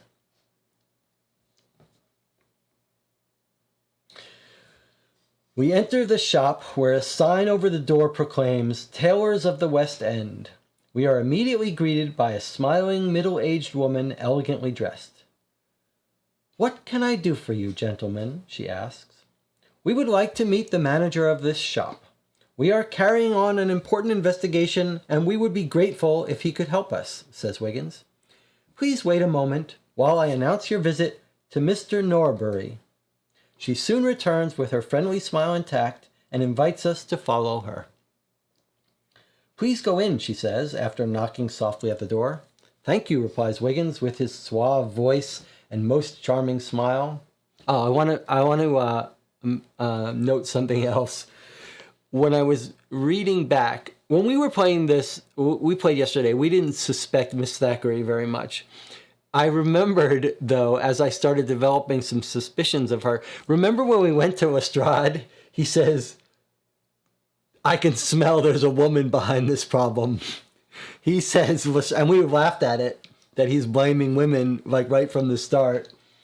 And then in the intro case, when Watson comes in or Wiggins comes in, Sherlock's like, "I can tell you're having women trouble. Let me move on." Like, is that a theme of this case, women trouble? All right, let's go back. We enter a dimly lit room. On Mr. Norbury's desk, on Mr. Norbury's large work table lay samples of silk, flannel, cashmere, and other quality materials. Sketches of outfits and color engravings of the latest Parisian fashions adorn the room. Wiggins' eyes devour his surroundings as introductions are made, and Mr. Norbury gestures for us to sit down. "Please sit down. We are a little short of space, but we are doing well and are very busy. Women, as you well know, need a new ensemble this time of the year, and we must not forget the opening day of the races. What can I do for you?" The opening day of the races. "We work for Sherlock Holmes, sir," begins Wiggins. "The famous detective?" interrupts Norbury, obviously intrigued. "Yes, sir. We are helping him on a case concerning one of your customers." "Oh?" says Mr. Norbury, increasingly interested. "Mrs. Thacker is one of your clients, isn't she?" "Yes, indeed. Such an attractive woman. Parisian, I believe. She is so elegant and refined. She can wear anything. She possesses so much charm and grace." "Did you make any deliveries to her home yesterday?" asks Wiggins. I know what it is now. It's that the Thackeray told Anne Forster to wear the blonde wig and sit and pretend to be her. Then the knock on the door, she has to run away. All right, let's get back. And this is Thackeray, who's dressed up in the brunette wig to deliver the thing. Okay, but this is separate. This is someone came, delivered the thing. But I think the reason she ran away is because the blonde sitting there reading was Anne Forster in a wig. And she was instructed, don't answer the door. All right, here we go. Okay. Such an attractive woman. Parisian, I believe. She is so elegant and refined. She can wear anything. She possesses so much charm and grace. Did you make any deliveries to her home yesterday? Asked Wiggins. Wait a moment. Yes, you're right. We were supposed to make her a dress. And Mrs. Thacker was in a great hurry to have it finished. We didn't think we'd have it done by the end of the week, which is what we told Mrs. Thacker. She was upset. By luck, the dress was ready by yesterday morning, and one of the fitting girls was to take it over right away. A fitting girl? Asks an interested Wiggins. Yes. In case the last detail has to be taken care of on the spot. A house like ours has a reputation to uphold. And the delivery was made? Asks Wiggins. Unfortunately, I think no one was home. May we speak to your employee? Asks Wiggins. Of course. Mr. Norbury leaves the room for a few minutes and returns in the company of a young girl with many freckles. Miss Alice, he says, it was you who attempted to deliver a dress to Mrs. Thacker's yesterday afternoon, wasn't it? Aye, it was, sir, she answers promptly. These gentlemen would like to ask you a few questions. Can you tell us what happened? Asks Wiggins. Oh, it was very simple. I arrived in front of the house. I was holding a large cardboard box which contained the dress. We always carry the dresses to the customer's home in these boxes so they don't wrinkle. I rang the doorbell several times. After a few minutes, when nobody answered, I came back to the shop with the dress. Did you notice anything in particular? The young girl thinks to herself for a minute. No, not really, but I had a strange impression. I could have sworn I saw Mrs. Thacker near a window when I arrived. That's why I was surprised when nobody answered the door. When I left, I looked carefully at the same window, but nobody was there. I think I must have been dreaming. Anything else? Asks Wiggins. No, except for the beggars at the corner of Gray's Inn Road and Ampton Street. They're always there at that same spot. They frighten me. That's to give us a little clue if we haven't checked the beggars. We thank the girl for her statement and compliment her on her keen powers of observation. When we are once again alone with the manager, he decides to ask the question that has been burning on his lips since our arrival. Can you tell me what your investigation is about? He asks, trying to mask his excitement. Unfortunately, not at this time, says Wiggins. But rest assured, the information you have given us has been most helpful. Okay.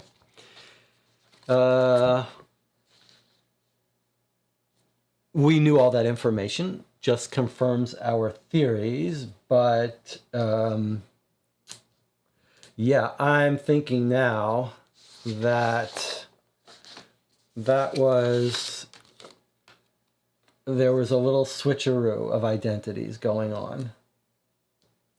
So just to remind you of timeline, a brunette who the cop says is very pretty, like Miss Thacker is, but a brunette, Miss Thacker's a blonde, but she has wigs.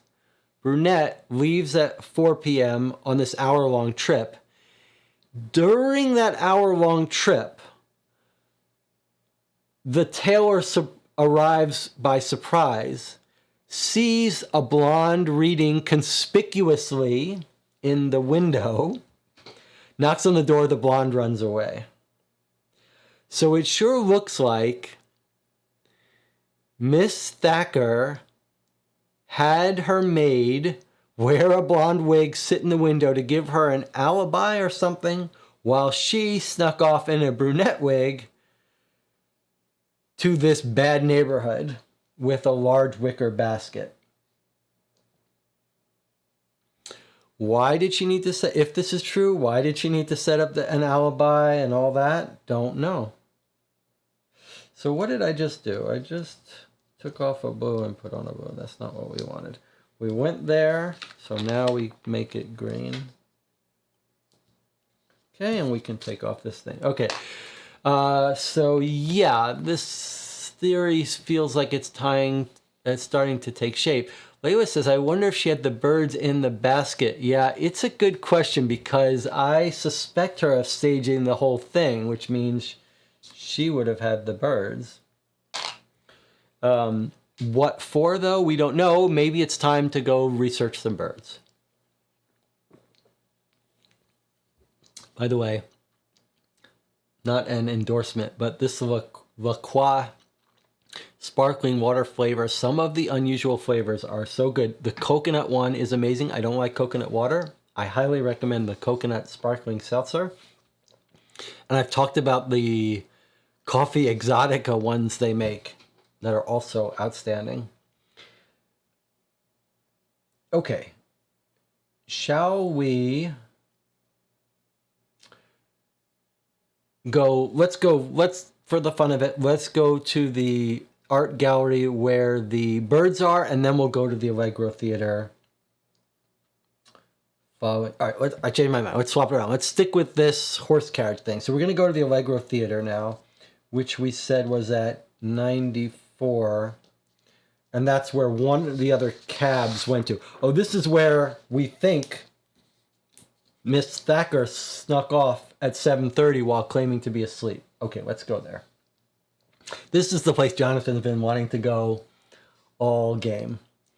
Okay, 94 WC. And let's see. 94 WC, Allegro Theater. All right, and now we've got to mark it here. So the reason I'm marking everything in two places, which is a little annoying, is because I'm keeping in the notebook my notes from, although they're pretty slim, my notes for what we discover in a place. I guess I probably, if I'm not going to write anything important, there's no point. But that was my idea, that each place we go to would have an entry in this book with notes about it, whereas this is just keeping track of what's at each place. That's the theory, but maybe I won't bother writing in the notebook unless we get some information. Didn't sound like we really got information from the tailor. I guess the only thing we really got from the tailor was that she was unexpected. So we still don't know, if our theory is right, why Miss Thacker wanted to have an alibi, wanted to be seen out the window, if she didn't expect the delivery. Okay, 37 is the Allegro Theater.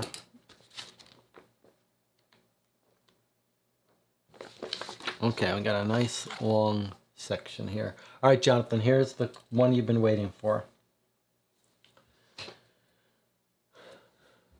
No, gentlemen, Miss Thacker was not here last night. Her box was not occupied.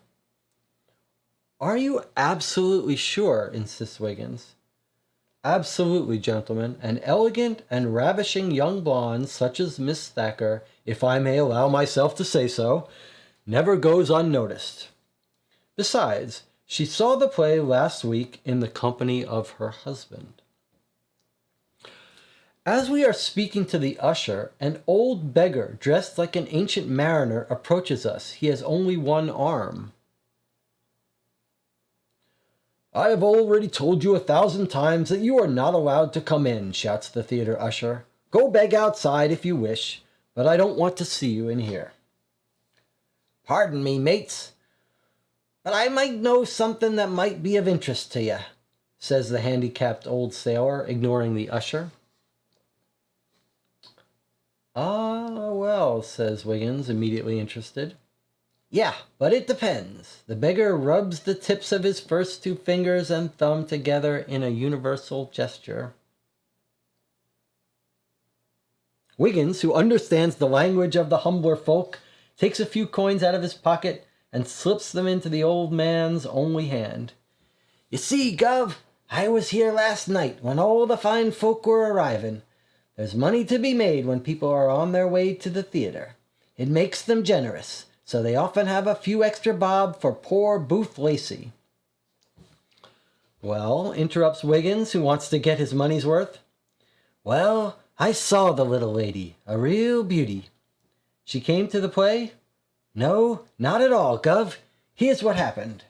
A hansom stops, and the young blonde gets off. Egad, I says to meself, she's a beauty.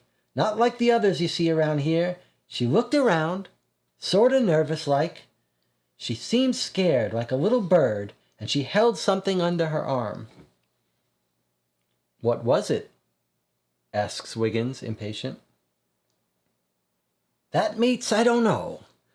She was in a great hurry, and it seemed like she didn't want anyone to see her.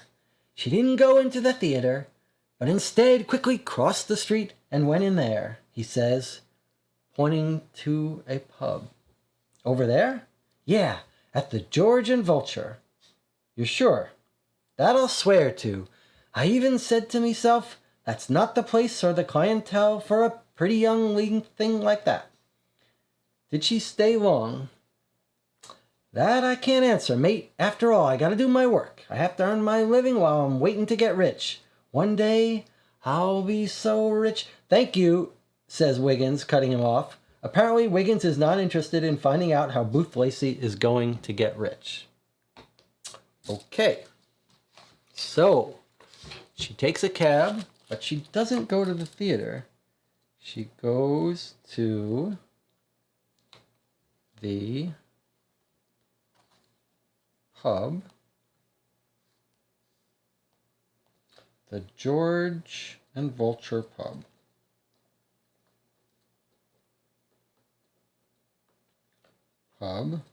And she's carrying something which we already knew.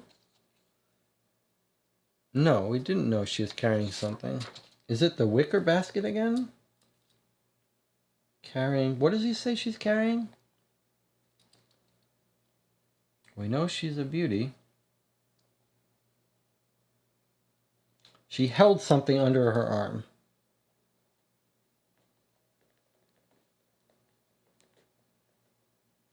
Okay. The George and Vulture pub. Think about it this way. Miss Thacker knows the beggars are always there and can see her through the window. She even tried to point us to beggars to establish an alibi. That's interesting. That's interesting. So you think the beggars are her alibi. Interesting. Okay. The George and Vulture pub. Let's look it up and see if we need to refer to the old directory instead.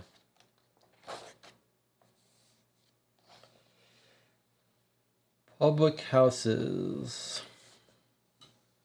Okay, no George and Vulture pub. I guess we could look it up here too.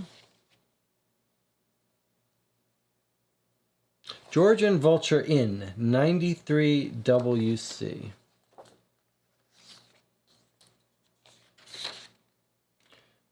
And it is in our section under Inn. So 93 WC.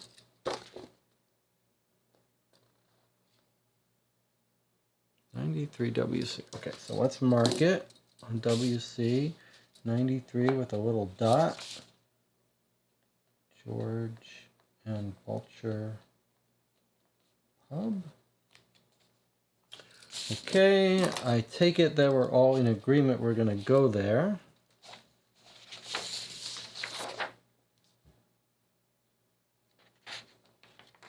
All right, we need to mark the Allegro Theater as having been to.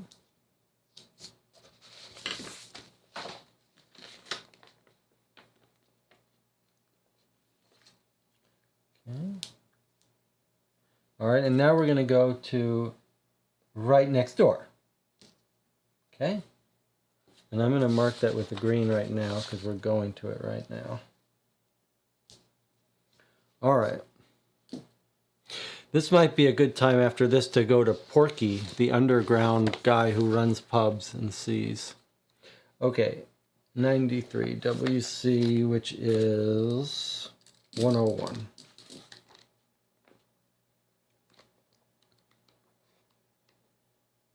Right next door. Okay. As we push open the door of the tavern and manage with some difficulty to find some room at the far end of the counter. "A round of beer for our group here," cries Wiggins to the bartender. "Here, here," we answer, smiles appearing on our faces. We're like 13-year-old kids getting beer. "You seem to be crowded," says Wiggins, exhibiting his usual skill of engaging others in conversation. "Oh yes, lads, it's always like this here. We don't sit around. I was wondering if you remembered seeing a beautiful young blonde woman in here last night at about 8 o'clock. She may have had a rendezvous with someone." The bartender bursts out laughing and gives no sign of stopping. "Hey, do you think I have time to notice someone like that here? This place is always full of pretty young women, blondes, brunettes, even redheads, and many of them have what you call rendezvous." "Hey, Jack," shouts the other bartender from the end of the counter. "This bloke is asking if we found an umbrella. He says he lost his. Have you found one by any chance?" "Yes," says our bartender, "but it can't be his. The one I found belongs to Mr. Attard. He forgot it yesterday. Remind me to give it to him next time he comes in." Having understood that our conversation has ended, we finish our beers and quickly leave the crowded pub. Okay, so it could be, it sounds like it might be just a dead end of our trail. It sounds like that's where we're in a bad neighborhood, so that's where the women of the night go to have their rendezvous. But he does mention someone who lost their umbrella last night, right? He mentions Mr. Attard left umbrella. So even if that guy's not related to our rendezvous, he may have remembered propositioning a bondwoman who told him off. So let's find this Mr. Attard and keep chasing down this lead. All right. Yes, you agree with me, I assume. Attard. Charles Attard is at 12WC. Okay, so let's write down. He's at 12WC. Let's mark it. Does he live nearby or live far away? He lives pretty far away. Okay, let's put a little green if we're going to go to him right now. Okay, 12WC, Mr. Attard, 13.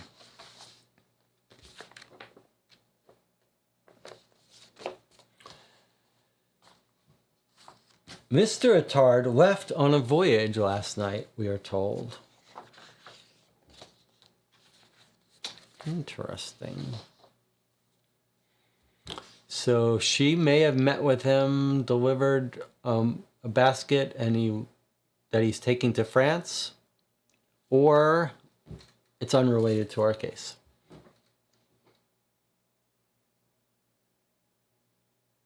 All right. 12, I took that one off already. This one's marked in green. Did we already do 16WC? Yes, that was the tailor. All right, we can remove that. And what is this one about? Must have been some place we already went. All right, so we've, oh, I see there's something here. 42 Southeast. What's that about? That's the Salvation Army. All right, we haven't been to yet. That's just got knocked around. All right, I'm loving these stickers on the map. I think they're super helpful. All right. Have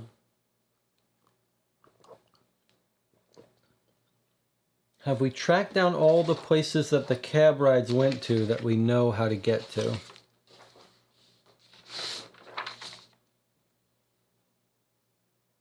We haven't tracked down Marmaduke. let's see if we can find him, because he was the person who drove this woman to this meetup. I don't see how that's going to be that useful to us because we know where she went, but it's possible that he saw what she was carrying. So it's Marmaduke Old Street. Let's see if we can find his... he's a cab driver. Okay, let's see if we can find him in the directory. If not, we might...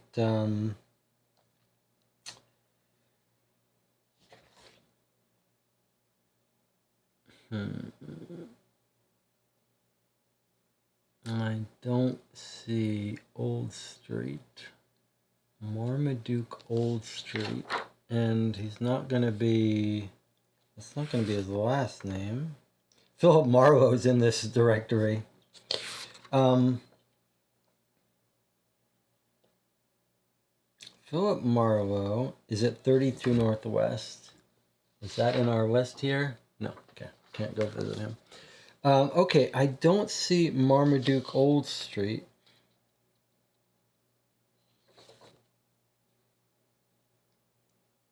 But that doesn't mean that we won't be able to meet someone who knows him. Oh, here it is, Marmaduke Overstreet. Marmaduke Overstreet. Jonathan says, how do you spell attard? Might want to check. I think you've got it exactly right. A-T-T-A-R-D. I will, I can verify that for you. The pub was 101.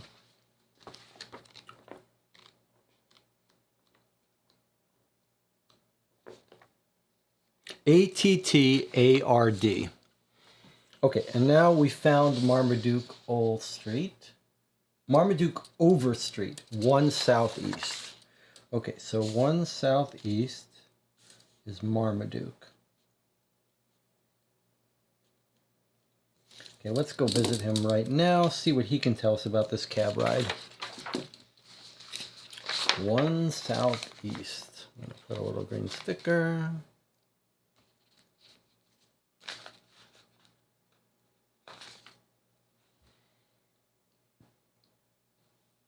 One southeast. Okay, there he is. Right there. Right where I'm almost in the way. Oh, let's do that for where we go. Okay. 1 southeast.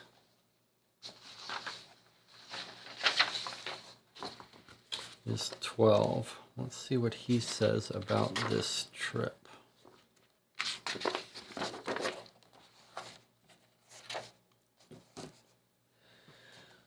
The building we are looking for is 2 steps from Southwark Bridge. The landlady immediately answers the door. Does Mr. Overstreet live here? Asks Wiggins. Yes, of course, sir, she answers in a friendly voice. His is the door on the left, at the top of the stairs. Is he in? I believe so. When he's not at work, he usually stays in his room. We thank her and quickly climb up the dim, narrow staircase leading to the 3rd floor. We knock at the door on the left, where a small rectangle of white paper proclaims, in neat handwriting, the name of the occupant, Marmaduke Overstreet. I'm coming, cries a voice from inside. A few moments later, the door is opened and we find ourselves in front of a man of about 50, his blonde hair tousled. He's wearing a gray smock covered with stains of many colors. Is this the home of Marmaduke Overstreet, hansom driver? Asks Wiggins. That's me. Come in. We enter the little apartment, which is lighted only by the large windows. The walls are covered with small representations of familiar London scenes. An unfinished watercolor is sitting on an easel. We immediately recognize the quadrangle in the rain. My occupation causes me to travel the most famous streets of London throughout all seasons, says Overstreet, and I like to paint them from memory when I have time. Are you an art enthusiast? Unfortunately, that is not the object of our visit, says Wiggins, careful not to offend the sensibilities of the driver. But your talent is evident, judging by the works we see here.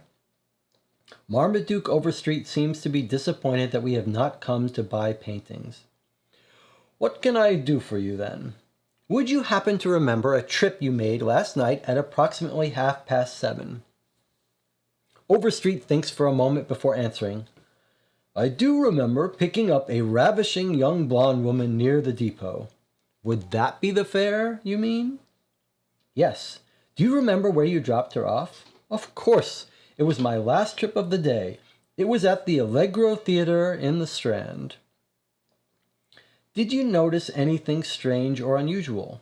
No. She seemed to be in quite a hurry, but that is hardly surprising. At that hour, all the passengers are in a rush when they are going to the theatre. Marmaduke interrupts himself. Wait a moment. I did actually notice something which seemed a little strange to me. She wasn't dressed up like most of the ladies are when they go to the theatre. We thank him enthusiastically for his help, and we take our leave, once again complimenting him on his artistic talent. Okay, so no new information, just confirming what we already knew, that she didn't go to the play, the theater. She went for this rendezvous to hand over some parcel.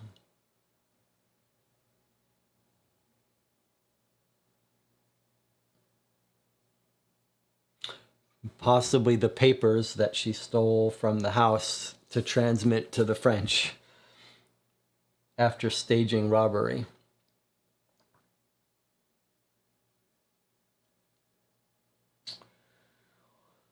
All right, I think I'd like to go check out the birds. We need some, it would be nice to have a little bit more information about what these porcelain birds are.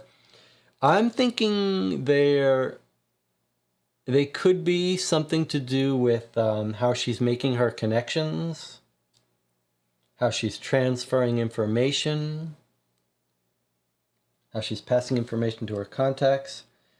And then let's go to the police, the Bow police, and see if we can't talk to Annie and find out why they arrested her. Okay, so the Bonham's Gallery is 12 Northwest.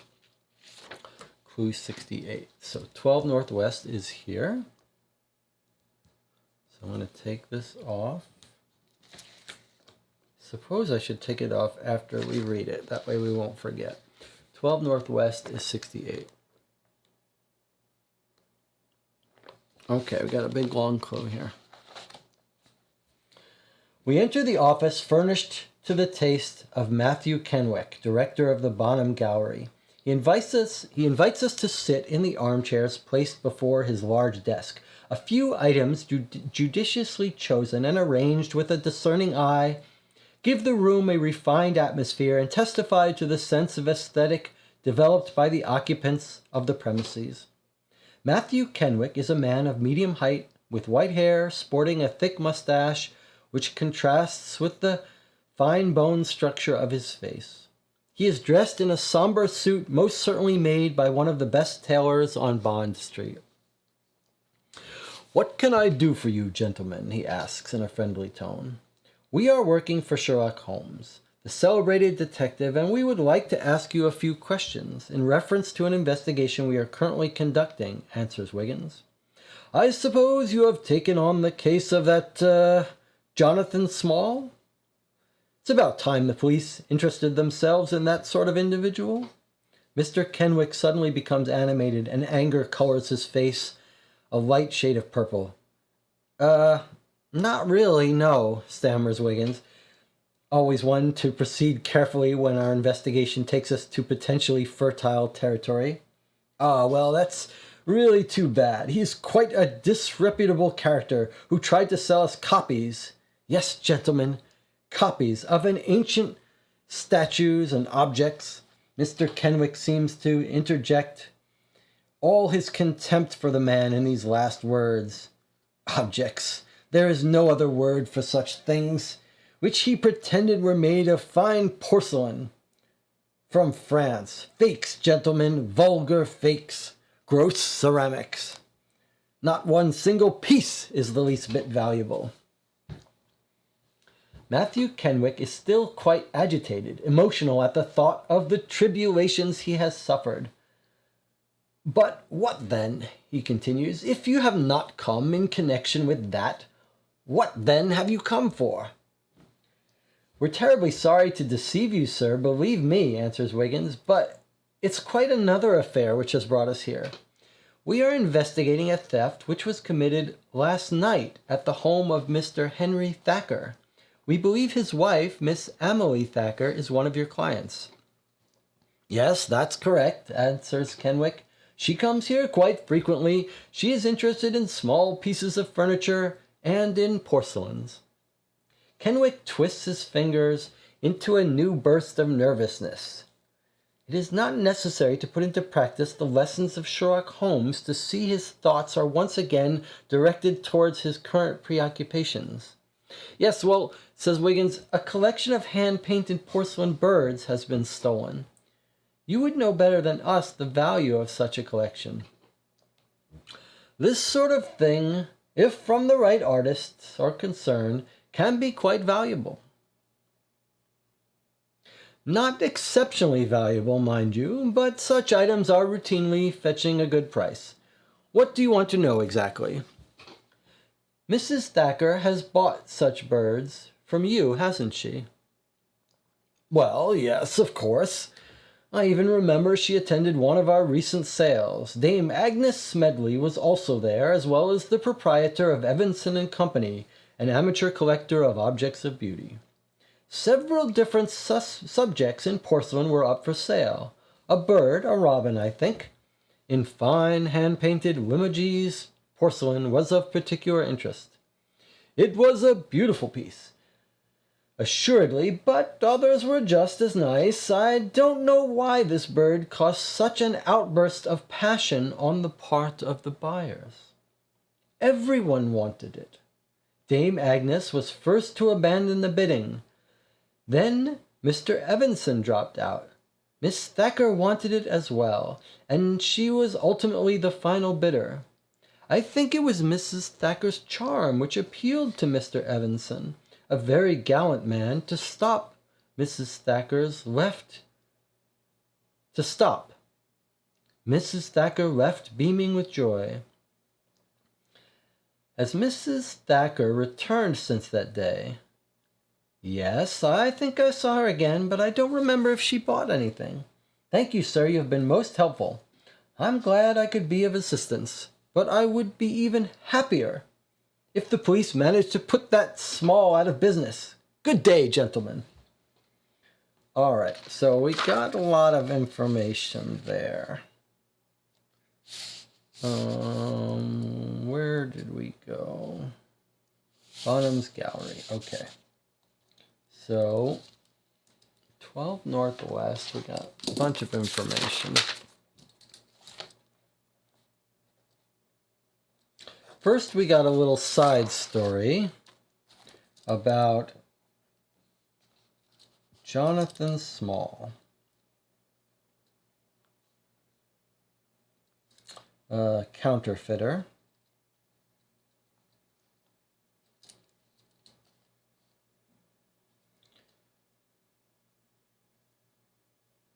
They're all fakes he's trying to sell, pretending they're from France. Okay. So that was the first thing we learned. And then we learned there was a bidding war for the bird that Mrs. Thacker eventually got. Okay, who was bidding for it also?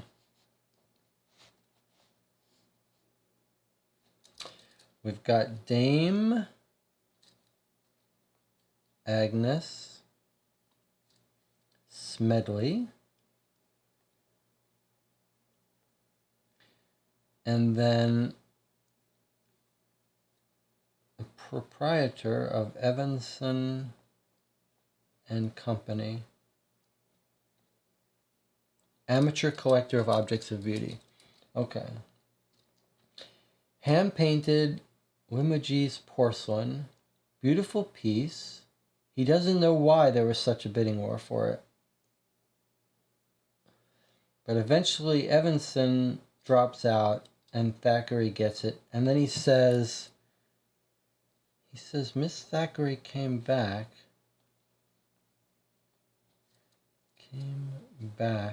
later. He doesn't know what she got. And when was this thing?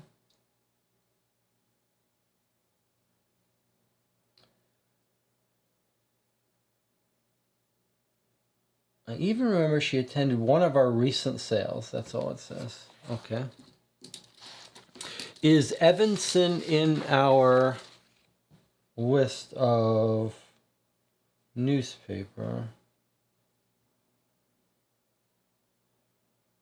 Or Jonathan Small? I don't see it.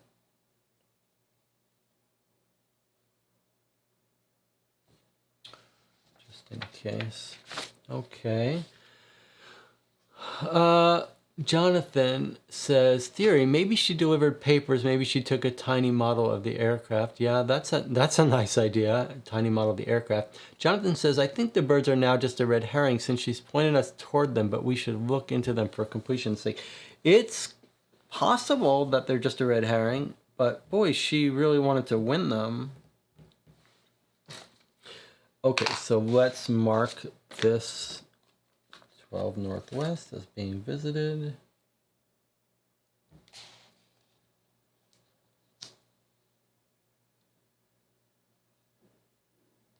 Okay. Yeah, I don't know. We've got people we can visit now to ask about this bidding, including Evanson and Company. And Jonathan Small, who knows about forgeries, might be a lead to track down.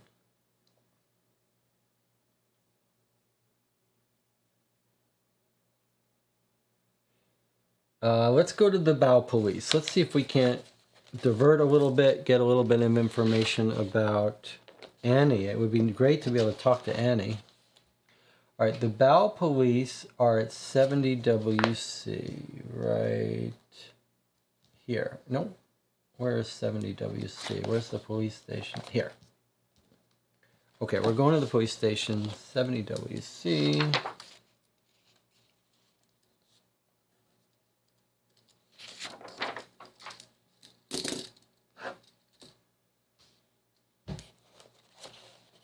$136. Okay, that's interesting.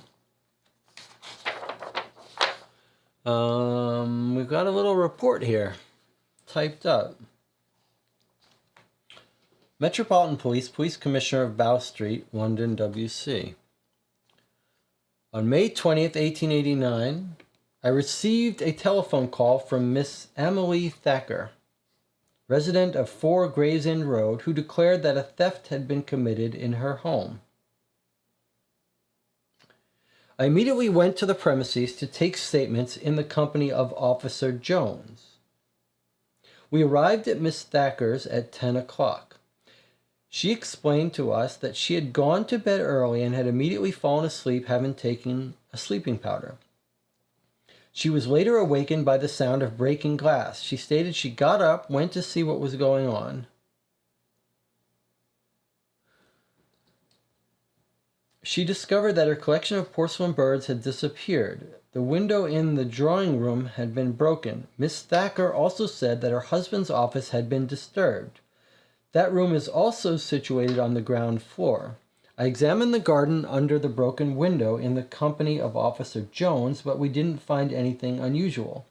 The small door at the back of the garden opening out into Harrison Street was locked, which was normal, according to Mrs. Thacker. We then systematically searched the house room by room. Mr. Thacker's office was in disorder. The drawers were overturned and the floor littered with papers. This is mentioned several times that the drawers are upside down. I wonder if they were looking for a note taped on the bottom of a drawer or something. When asked about the contents of the safe in the room, Mrs. Thacker stated after opening it, that nothing was missing. The safe only contained papers. This leads us to our same theory that there was something in there, she took it. The safe only contained papers, nothing appeared to be missing, and the safe had not been forced open. We didn't notice anything unusual in our search of the rest of the house. Mrs. Thacker's jewelry in a small wooden chest in her room was undisturbed. At 11 p.m., Miss Annie Forster, Miss Thacker's servant, came home. She stated that she had spent the evening at the Elephant and Castle Theater in the company of her fiancé, Mike Collier. She stated the play was called The School for Scandal. Mr. Nigel O'Brady, employed in the service of Mr. and Mrs. Thacker, came in at 11:15 and stated that he had spent the evening at the Bar of Gold. When questioned, Mrs. Thacker stated that the cook, Miss Mary Flanagan, had been absent for several days, having gone to Chester for personal reasons. Okay, so now that clarifies something that wasn't clear to us, whether the cook left days earlier. She did. Mrs. Thacker then expressed her concern for her husband who had disappeared. According to Mrs. Thacker, Mr. Thacker had left the house at noon without giving any explanations and had not returned since. We then informed Miss Thacker that such short absences were not considered grounds for any action on the part of the police. I then came back to the police station on Bow Street in the company of Officer Jones to write up and file this report, and I alerted Scotland Yard to the situation. Filed in London, 21st of May, 1889 at 12:30 a.m. Richard Lane, signed. Okay, so we've got a bunch of information here.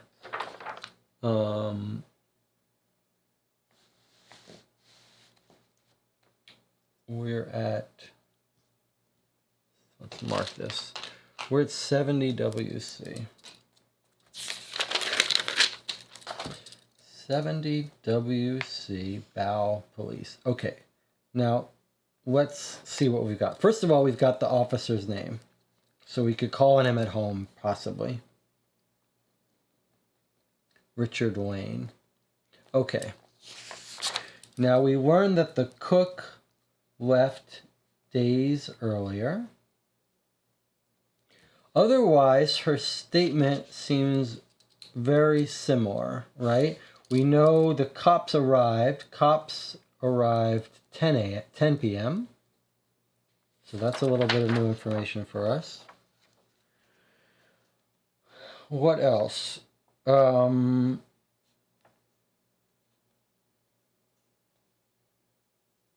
She says the garden door to Harrison Street was locked. Garden door to Harrison Street was locked. Okay.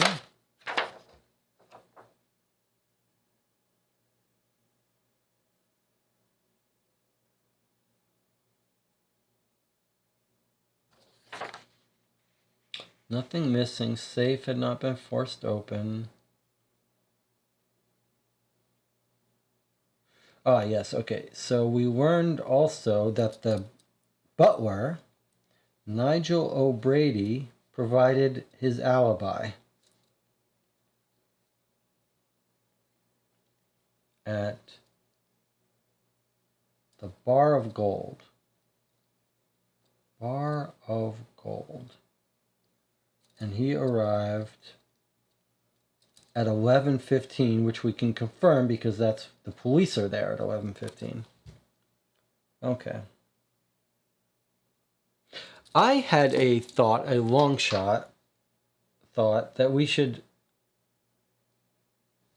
take a look at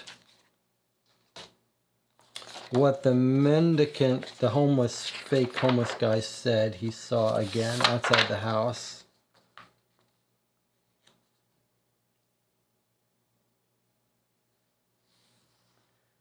And then I'll get to the chat. He says, I saw a man leave at about noon. He was all dressed and was carrying a black briefcase. Shortly after, another man came out. He was in his 40s. He had arrogant air. That's who we think is the butler. I wanted to make sure, I had a thought that, what if the husband never left? What if the wife is lying? Like the tall guy comes at 8, they kill off the husband, and then the tall guy leaves at noon. But I think that's not it. Okay, let me remove this, change this to green, and let's catch up with the chat. I'm interested to check out. I mean, we know I think the butler is working for the Secret Service, is what I think. Or maybe, yeah, or maybe he's just working for Mr. Thacker. But no, I think he's working for the Secret Service, trying to keep an eye on things. Let's see what we got in the chat. Jonathan says, well, maybe she just kind of encouraged that bid so it would be memorable setting up this fake crime. Maybe she's planted this red robin on someone. You think she planted the red robin on Amy and that's why they arrested her? We got to find Amy. Annie. Okay. Well, that was useful information. Tell you what, let's take a 5-minute break. Everyone reset, refresh. We'll come back and we'll dig back into this case. So I'll see you in 5 minutes.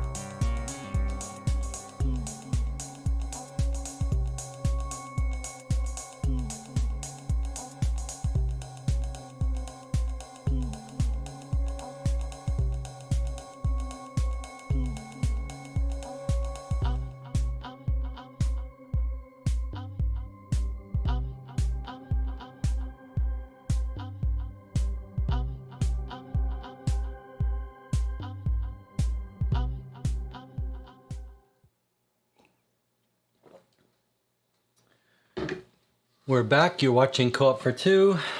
We're continuing our playthrough of Adventures by Gaslight. Jonathan is making some points about...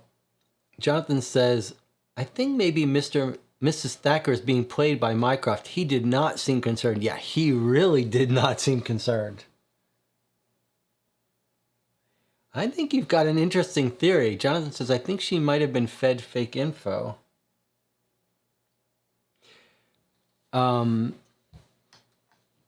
You've got a very interesting theory there. When we talked to Mycroft, he was like, don't worry about it. These birds are meant to fly. And don't worry about the lost scientist guy.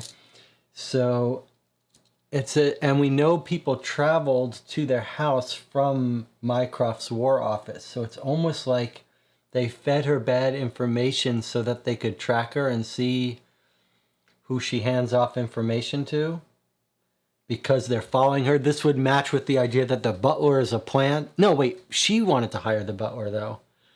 Your theory was that she tried to hire the butler, so he was working for her, but he seemed to be following her. All right, aside from the part that she was the one who pushed for the butler to be hired, I like what you're thinking. I like that's a complicated thought, but I like the idea of it. Okay, let's find where the bar of gold is so we can put that location on the map. It's going to be, what, another inn? Oh, it's not an inn. How about a public house? Bar of Gold. Bar of Gold Public House, 33 Southeast. Okay, let's write it down. 33 Southeast. Let's put it in our map. 33 Southeast, Bar of Gold. Okay.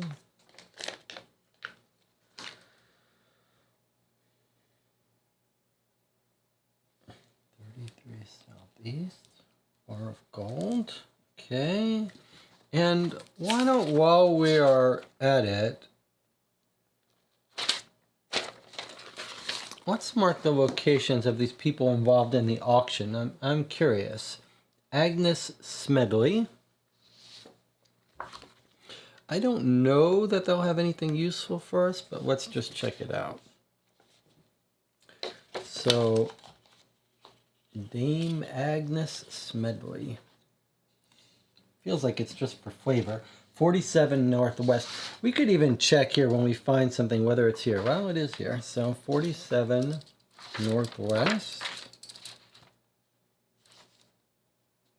Dame Agnes Smedley. How's everyone feeling about this note-taking? I know it slows things down, but it does seem to me like this is the way we don't get lost. there was one of the Sherlock Holmes Baker Street Irregulars cases that I played. We were using these cubes, and when we got to the end, there was one piece we got wrong. And when we looked back at the map, I could see it was a cube that I hadn't visited, and I had mistaken it for, I thought I had gone to all the places, but I hadn't. And so it really is the note-taking that's so important. Evanson's and Company. Let's find out what this is about. These are the people that bid. Evanson and Company Gifts, 22 Northwest. Okay. 22 Northwest is on our list. Evans and Company. Let's put a little mark out.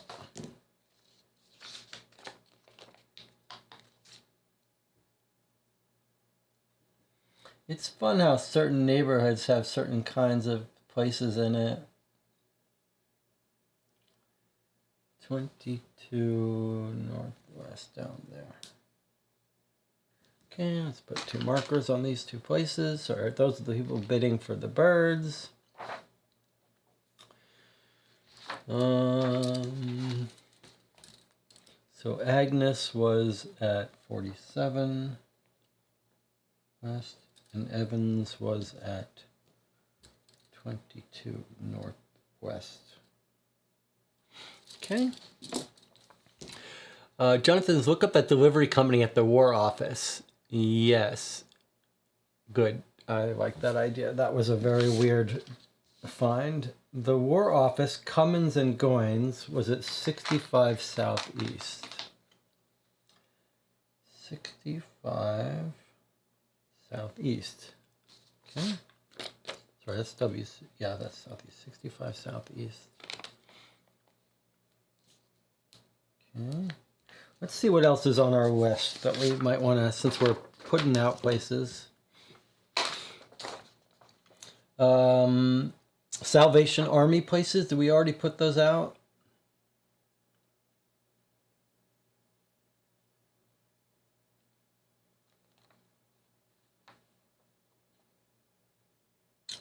I think we wrote them down. There's 2 Salvation Armies. I think they're already marked on the board, but let's see. Let's see, are they marked here?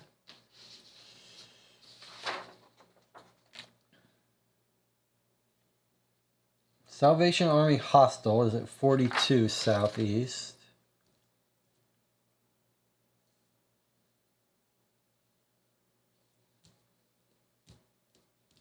There. And then the other Salvation Army is probably this 33. No, that's Bar of Gold. Where's the other? Salvation Army 69 EC here. Okay, so we've got the Salvation Armies out. And 65 WC. Sorry, 65 Southeast.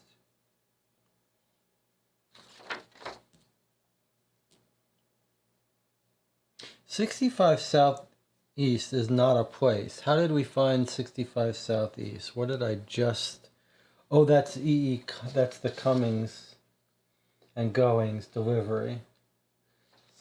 Is it 65 Southeast? Or, oh, it's 6 Southeast. Sorry, it's not 65 Southeast. Which isn't an entry. It's 6 Southeast. 6 Southeast. Okay, good. That is an entry. So we'll mark it here. Cummins and Goings. Yeah, that could be a big deal. Let's see. Going back to our list here. Cox Bank is at 22 WC. Do we have that marked yet? Yes, we do. That's 22 right there. Is this? Yeah, that was that one.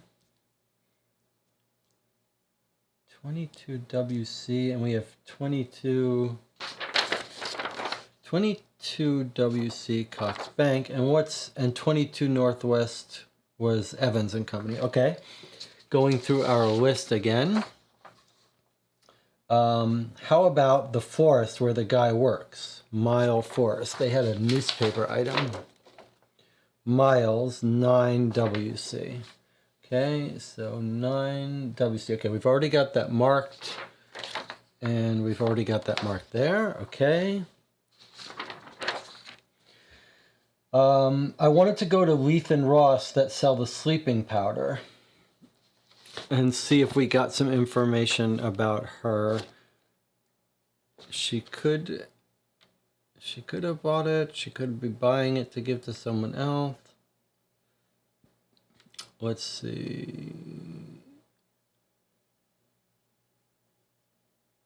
I don't see them there. How about in our pharmacist?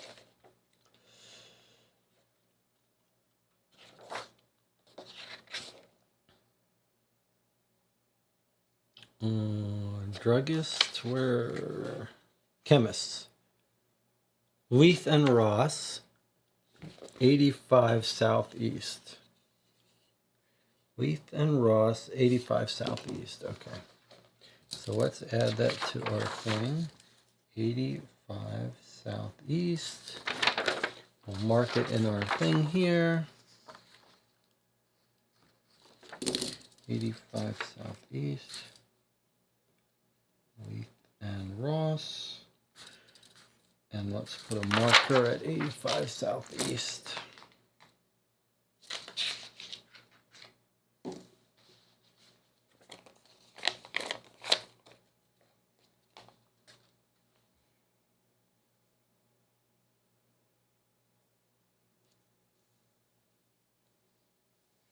There's 84, there's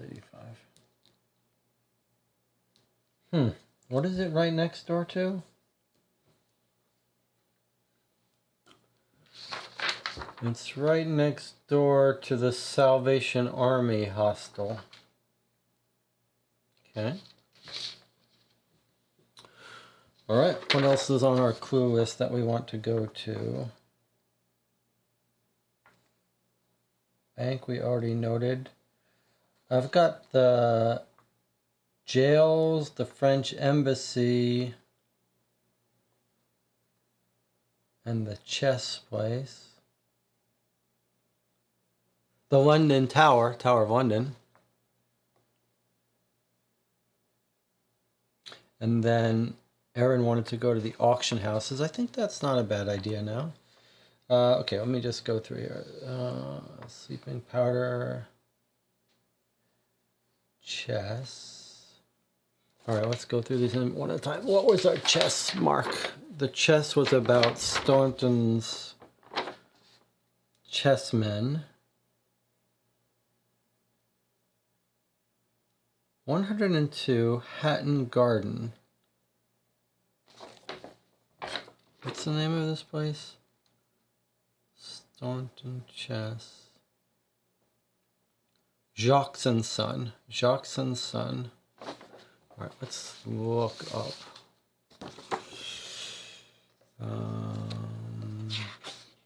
I have my doubt whether we're going to be able to find that.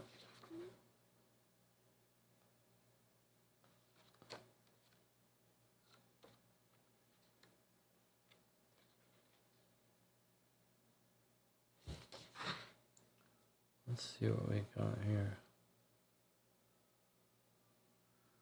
I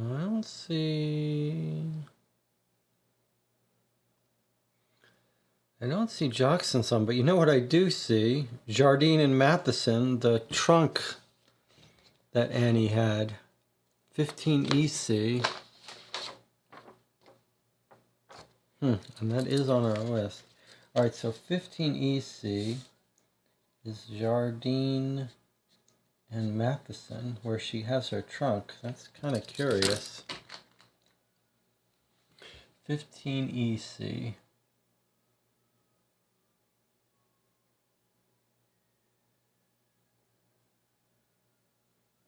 Here.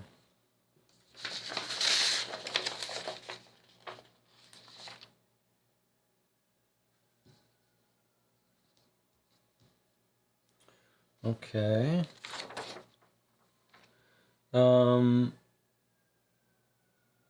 Chess, huh? How about, where would it be? And do we have a chess club? I don't see a chess club. What about under sports? Sports, cycling, skating, riding, football, shooting, cricket, croquet, lacrosse, lawn tennis, life-saving society, rowing club. Don't see chess. Might there be a game? Oh, game. We can talk to the game guy. The toys and games, he might know. Okay, Jonathan says, what is this about a trunk? In the Thacker house, the clue that's got a million stuff, we go to Annie's room. Miss Forster's room is simply furnished with a wooden bed, a wardrobe, and a small table. Sitting in the corner is a large iron trunk with the label Jardine and Matheson, Adelaide. So it's the trunk in Annie's room.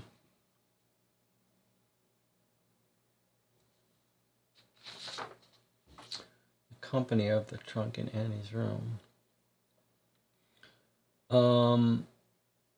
We need a racetrack. We need to find out about the dogs and the racing. I wonder if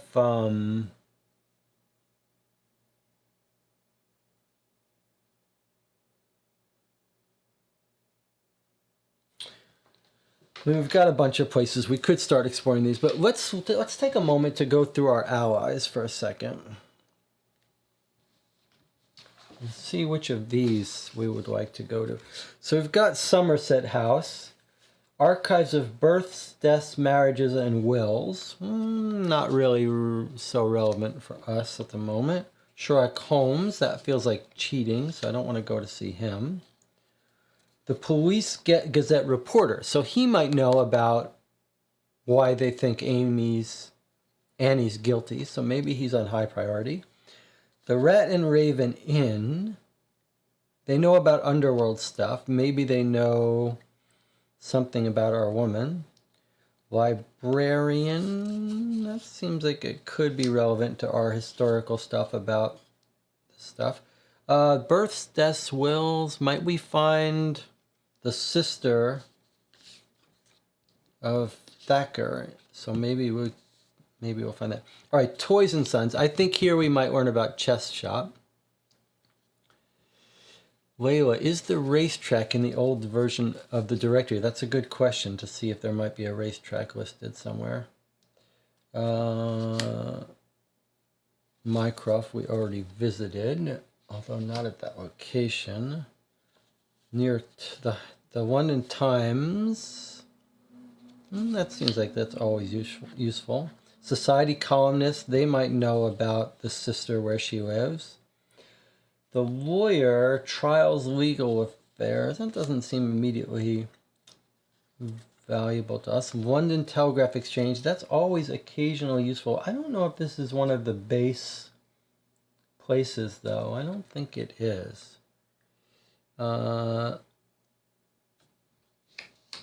Office of Records, WC14, archivist, old legal and criminal documents. That could lead us to our butler guy.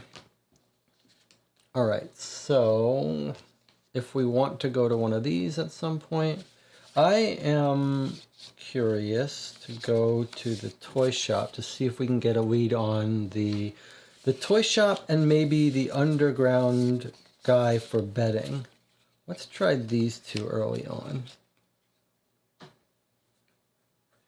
We heard in one of the people we just talked to about there's a race happening, or the opening day. We heard something about. I wonder if it was mentioned in the newspaper in passing. Seems like it would be.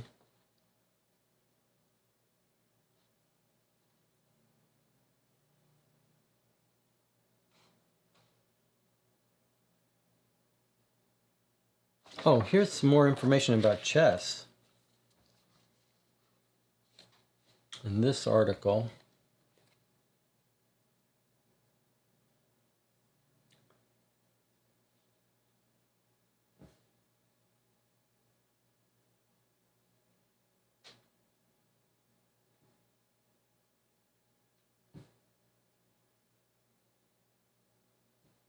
the Chess Congress has been postponed till next Tuesday owing to the non-arrival of players from abroad. There are 21 entries. Seinitz has retired. Mackenzie will play at the Chess Club banquet tonight. Mackenzie will play at the Chess Club banquet tonight.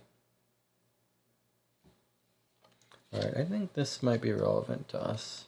It also says Barnum's Circus opens tonight.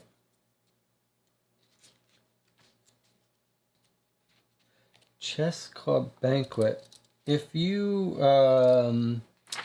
Layla, can you also look under clubs and see if there's a chess club? There isn't one in my directory, but just in case.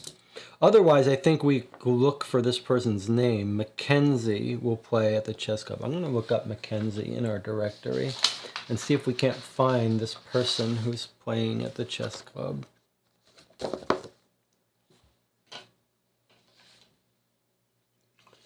It's Mackenzie, M-A-C-K. No Mackenzie.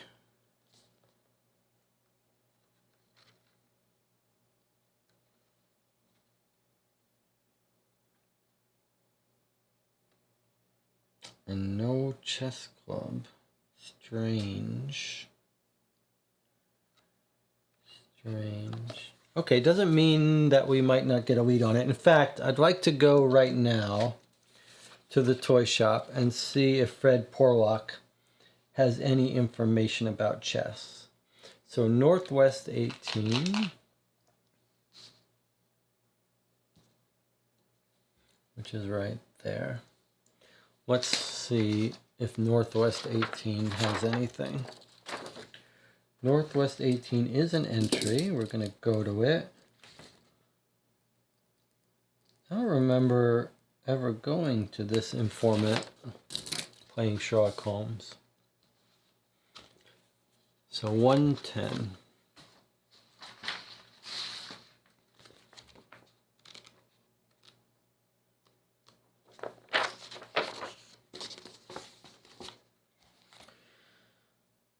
Sam Parsons waits until his store is empty before turning his attention to us. I thought it was Fred Porlock at Parsons and Sons. Okay.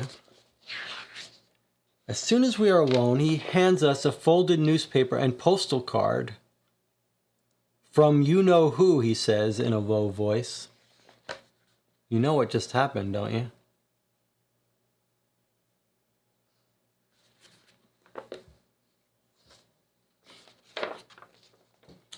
Sam Parsons waits until his store is empty before turning his attention to us. As soon as we are alone, he hands us a folded newspaper and says, and postal card, he says, from you-know-who, he says in a low voice. Well, you know what just happened, right? We just got the newspaper.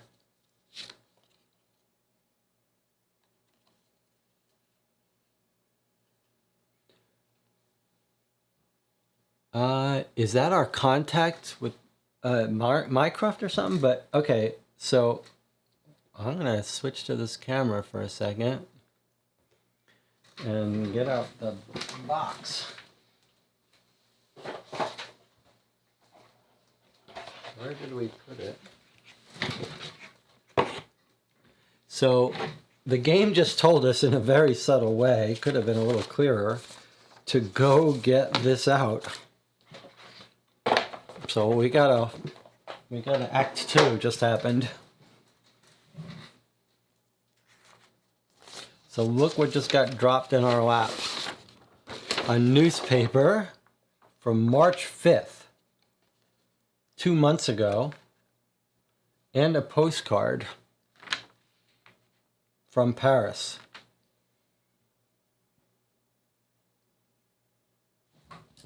Before I forget, I want to write down that we need to find the London Terror. As Jonathan pointed out, we need to find out where that is. Okay, well, guys, we have a whole new newspaper to study and a postcard, which has got on the back of it an insane formula.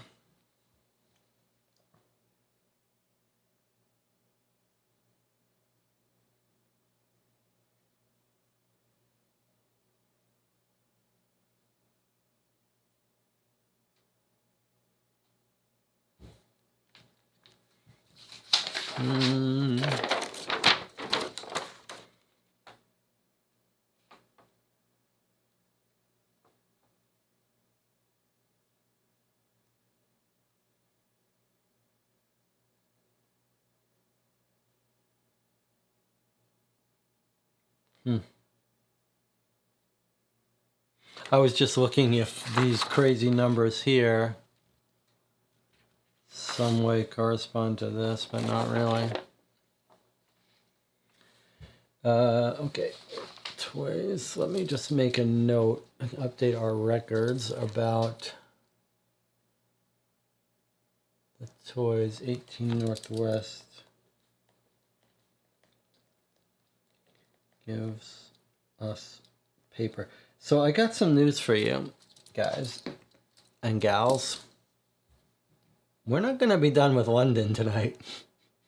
We're going to be in London tomorrow.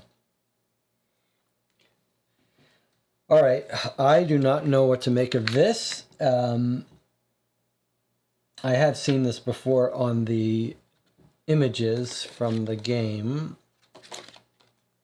It's not some simple expression, clearly. There's some weird stuff, 2.3. I don't know what. That stands out as being particularly odd.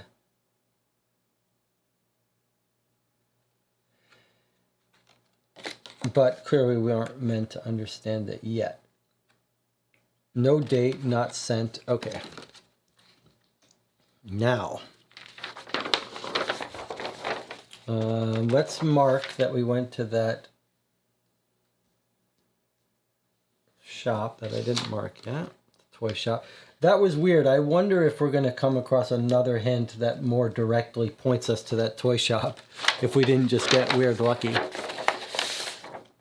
Okay, Jonathan says, what was the exact context of us being given this? That's fine. I went to the toy shop, one of our allies. You know what? Oh yeah, here, Fred Porlock. All right, so let's read what it says about Fred.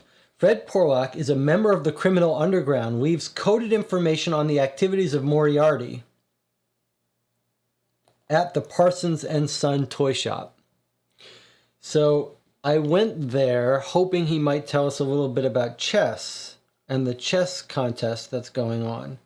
Instead, he gave us some coded information about Moriarty or some criminal underground.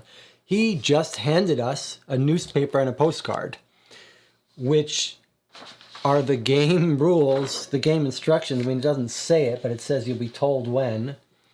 And we just got told when. So we've just got a newspaper from March 5th. A full newspaper from March 5th and that postcard.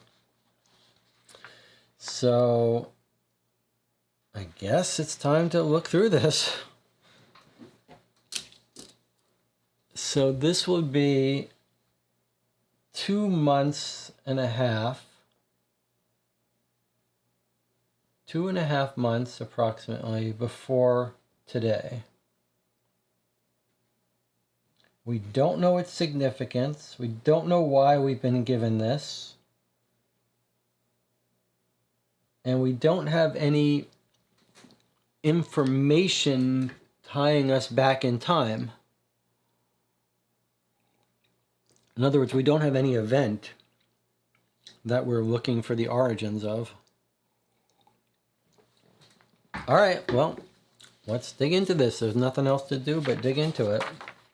Let me put it close up so you guys can take some screenshots.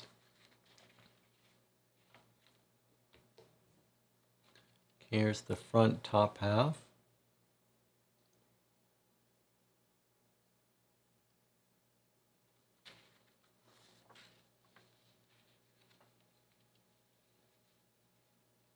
Front bottom half.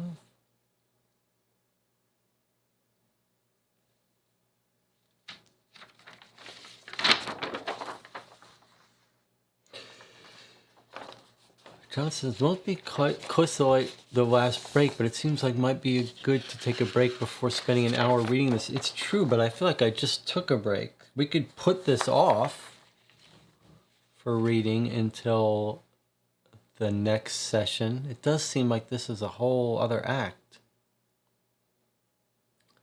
Here's top of the back. Here's bottom of the back.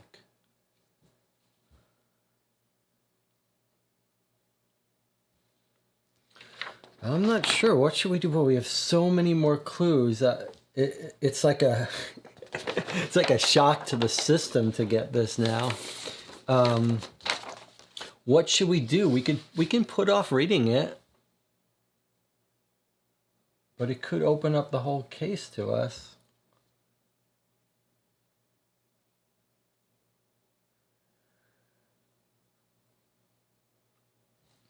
Wow. That was just craziness that we just got that.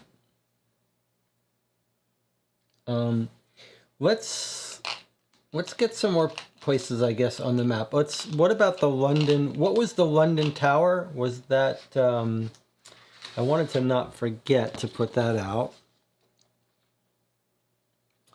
London. What would we call that? The London Terror, but what is it? Do we know where that was? Let's find yesterday's newspaper. Where was that murder? Murder at the Bloody Tower. The foot of the Bloody Tower. Arms within the Tower of London itself.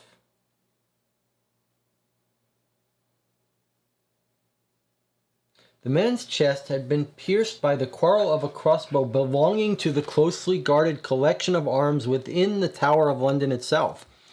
I forget if we knew that already, that he was actually shot with something in the London Tower. Where is the London Tower? It's on the right-hand side of the map near the bottom, says Jonathan. The right-hand side of the map near the bottom. London Bridge Station is... Oh, Tower of London. There you go. Okay. Tower of London is 14 EC. And let's see if that's on our map. Indeed it is. So we're going to mark it.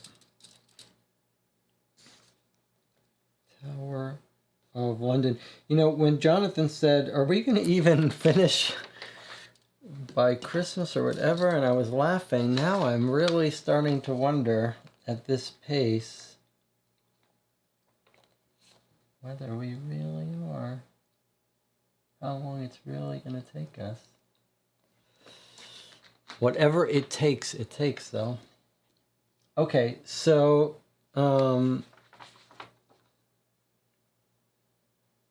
crucifix was stolen at the Church of Barnabas. Okay, I'm just looking for other places to put out. Let me look at churches and see if there's a Church of Barnabas.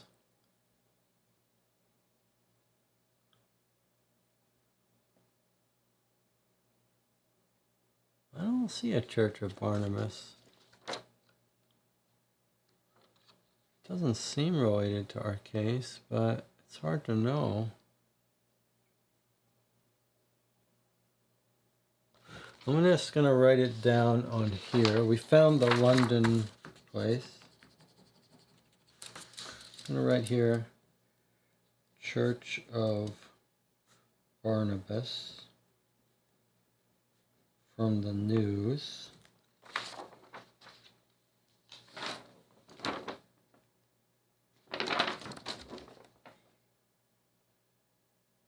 Sacrilege at Pimlico, St. Barnabas Church, Pimlico Road.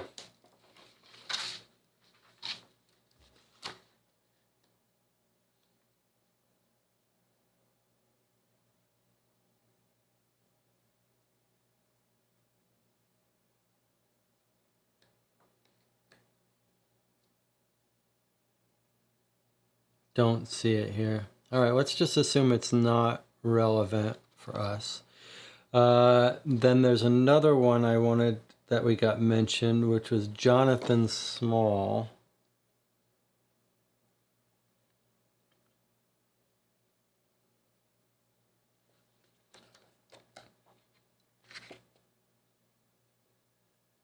Jonathan Small is at 15 Southeast.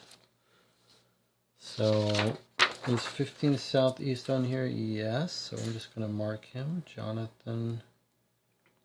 Jonathan Small was the person trying to sell counterfeit stuff to the gallery. It's possible he sold something to our woman. Maybe she doesn't care if they're real or not. That would be interesting to know.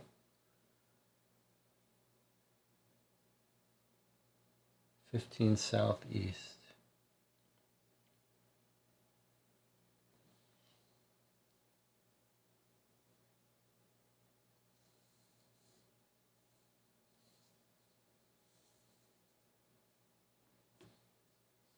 Here.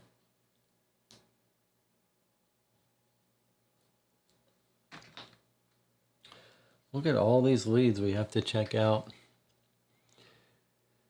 Save the newspaper for final hour of the stream tonight, suggests Jonathan. Okay, that's a reasonable idea. Well, we got several hours left. We got 3 hours left. Okay, that's not a bad idea though. Especially since it feels like maybe we stumbled on it before we were directed to. So that's not a crazy idea. If you're playing at home and you took screenshots of when I showed it, don't go ahead of us. Any other places that we want to find locations for just to help us keep track of stuff?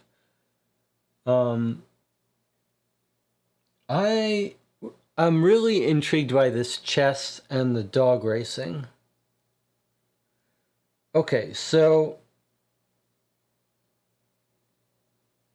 both were mentioned in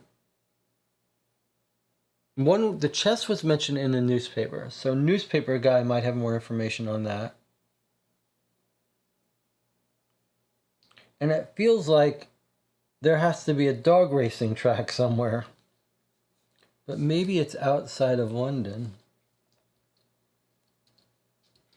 But betting, is there a term of art for betting in the Victorian days that we're not remembering to look up?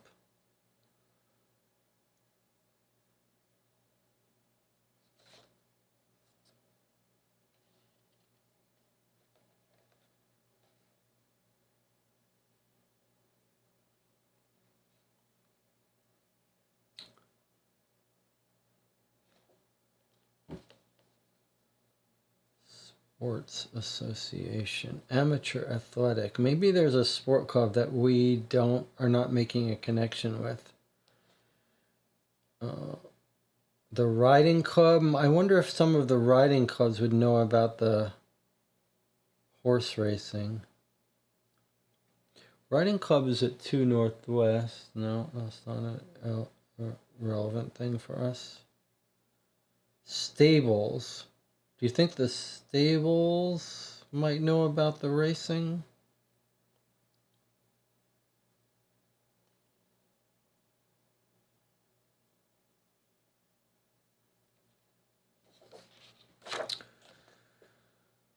All right, well, we'll put this aside. I mean, there are things we could do. Was it dog racing or horse racing?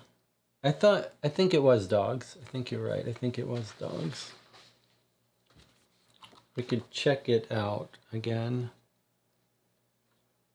We talked to that dog guy. He didn't say anything about it.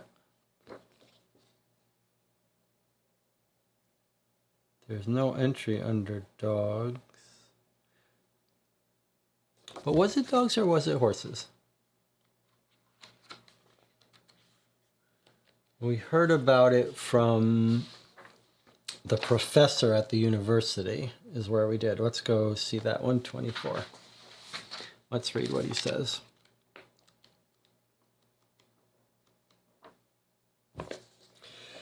Okay, he says horse racing. Horse racing.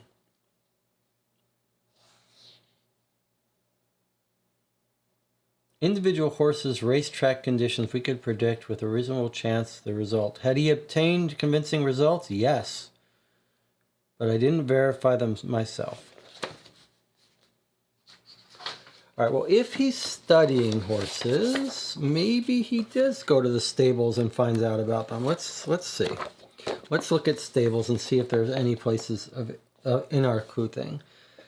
Central Carriage was at 5WC. That's the Cavs. We already went there. Henry Whitlock and Company, 61 EC. No. Offord and Company, 82 Northwest. No. Morgan and Company, 68 Northwest. No. Rudge and Singer, 21 Southeast. Yes. So, going to 21 Southeast, we get a horse stable entry. Rudge and Singer horses.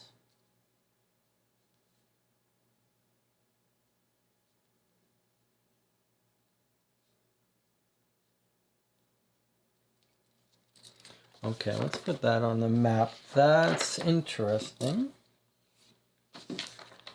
Whether something else would have directed us to there without using our guessing, we don't know.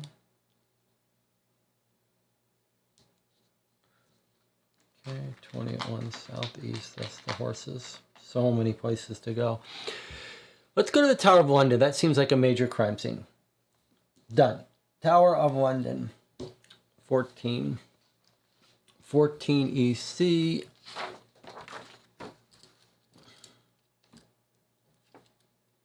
$53.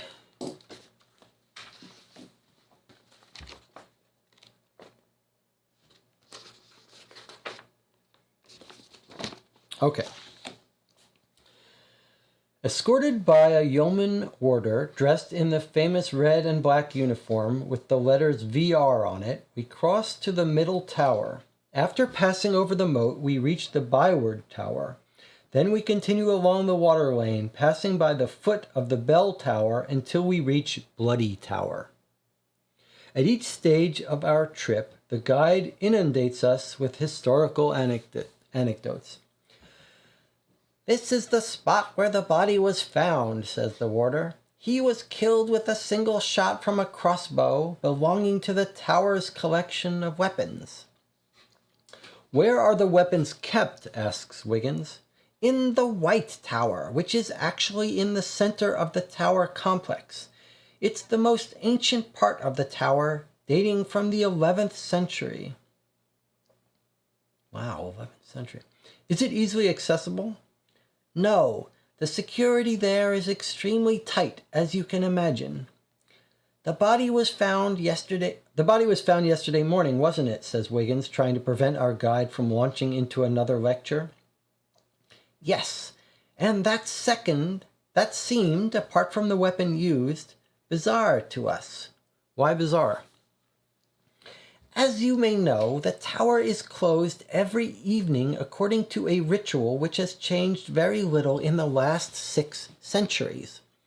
Part of the ceremony takes place under the arch of this tower, and so we are sure the body could not have been there the evening before."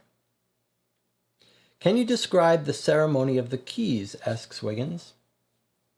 Imprudently, Our speaker seems delighted at the idea of describing the steps of this ancient ritual which rules his role as a military guard.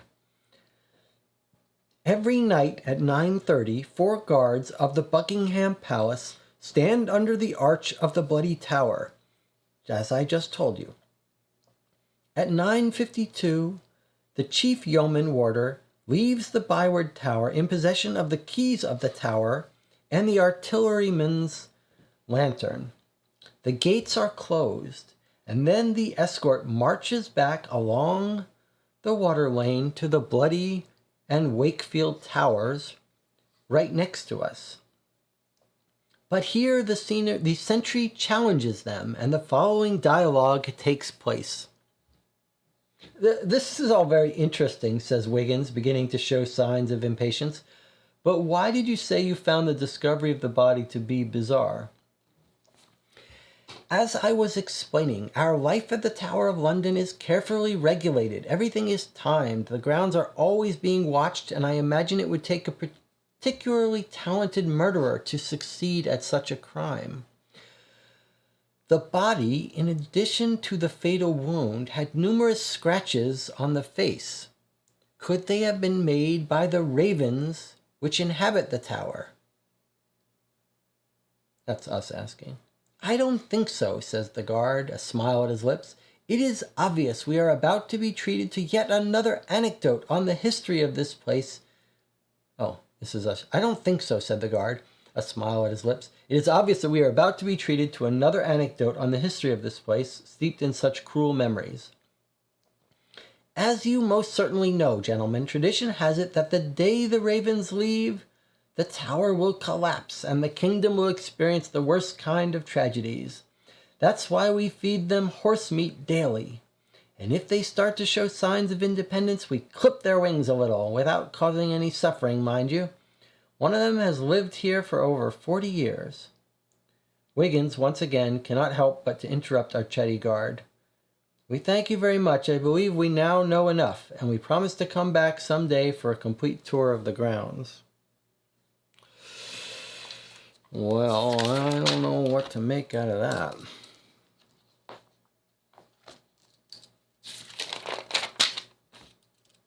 So, 14 EC Tower of London. Okay, so we got some time information here.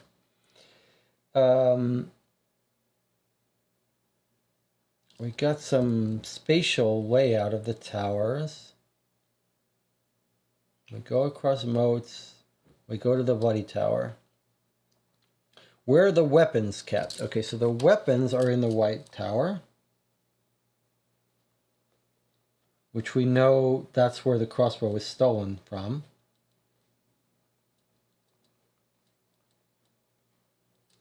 The body at the Bloody Tower. Okay. In the White Tower, which is in the center of the towers. Okay. Security is tight. Body was found yesterday morning. And that seemed, apart from the weapon, bizarre. Because the tower is closed every evening.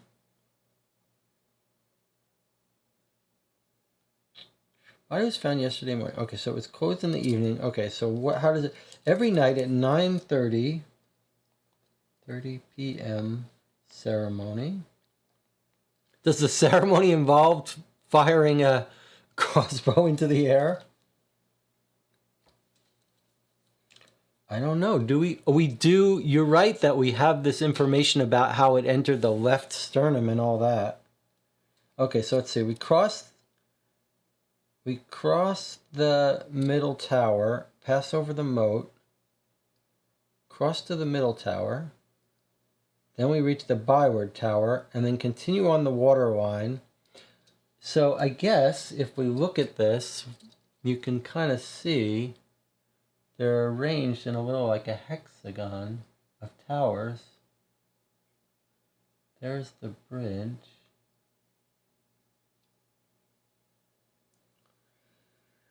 The White Tower's in the center. That's where the weapons are.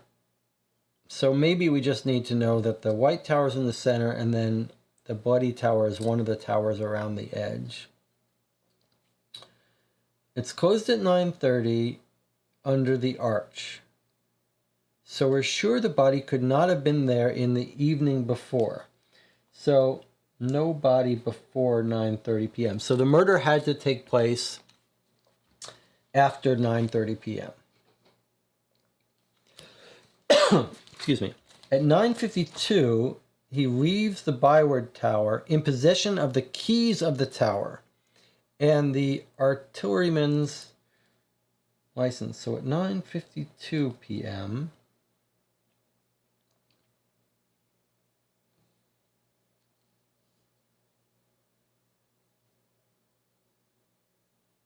there's 4 guards under the arch at 9:30. So that's too many people to commit a crime in front of you. But at 9:52, the chief yeoman warder has keys, so he has access to stuff, and he leaves the byward tower. Do we know whether the byward tower would put him at a position to strike this guy on the left? Gates are closed and the escort marches back along Water Lane to the Bloody and Wakefield towers right next to us. Then the sentry challenges them. Grounds are always... The body had numerous scratches. Scratches on face. Not made by ravens.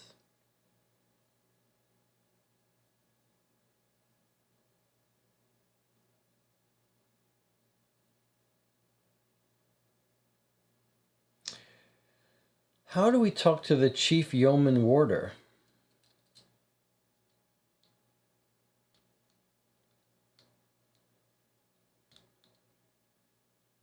How would we get to Chief Yeoman Warder? How would we find him?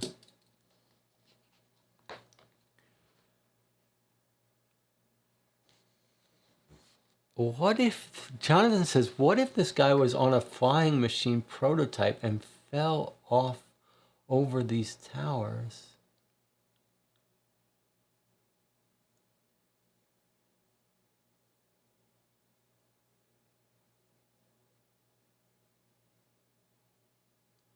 Or,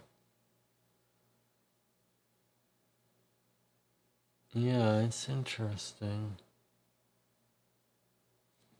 Let's read what it says about the body.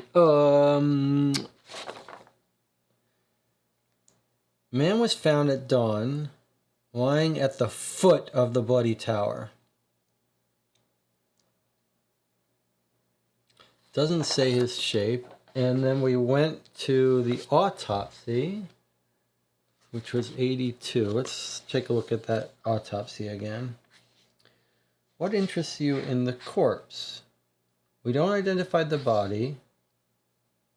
Victim was 60 years old, white, 5'7", 160 pounds. His face is weather-beaten and covered with scratches. His hygiene is somewhat questionable. Several ancient scars on the left leg, on the right arm and abdomen. He was killed with a quarrel of a crossbow.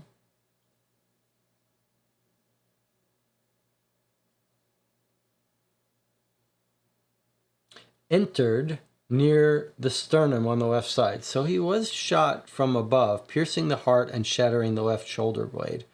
So he was shot from below. Black spot on the fingernail of his left index finger. I wanted to make a note of that because I wasn't sure if it was the left fingernail, so I'm just going to write that. Left index finger. Yeah, I don't know. Well, we still think he fell from that tower, so That should be a splat already. All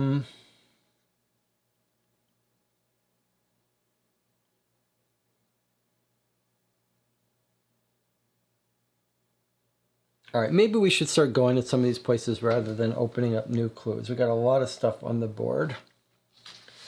Let's see, what have we got here? Maybe, let's go to the bank. Let's continue investigating the family. And then I guess we should put here is Annie jail. Like, we don't want to forget to try to find what jail she's in.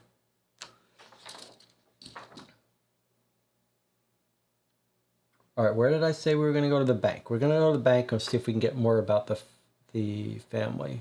So 22WC. If you'll remember, this is the place where we found a letter in their house from the bank.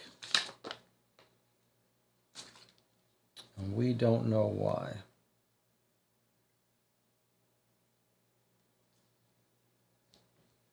All right, 22WC. 10.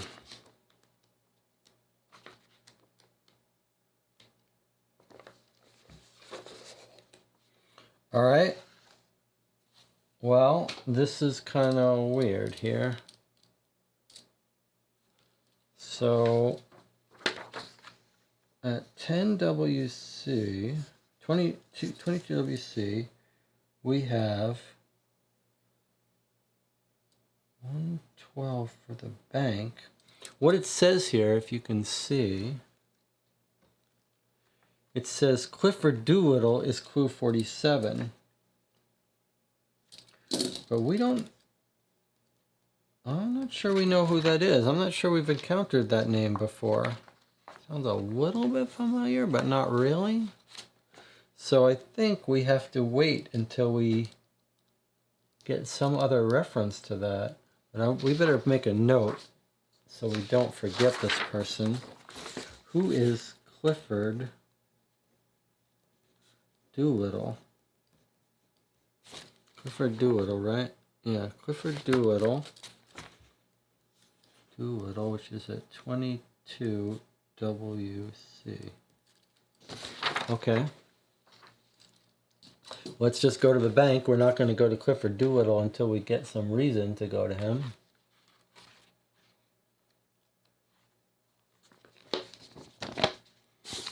Do you guys remember a Clifford Doolittle? All right, here we go. You understand I cannot reveal the contents of our client's files, answers the director of Cox Bank. However, in view of the service you rendered us last March, maybe that's in the newspaper, I will do all in my power to help you. Thank you, sir. We are very grateful for any help you can provide us, says Wiggins smoothly. Mr. Henry Thacker has had an account with us for many years. His father was also one of our customers. Furthermore, when his father died a few years ago, we organized the sale of the estate at the request of his heirs.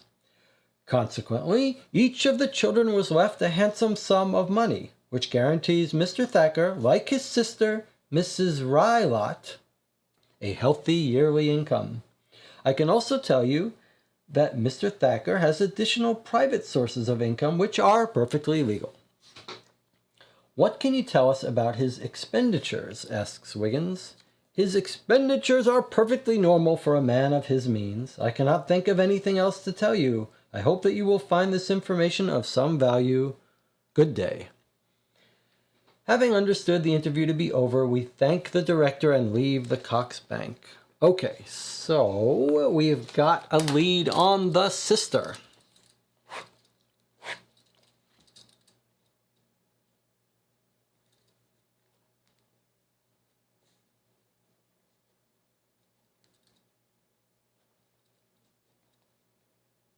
The sister is Mrs. Rylott. Rylott. Okay. Let us discover where the sister lives.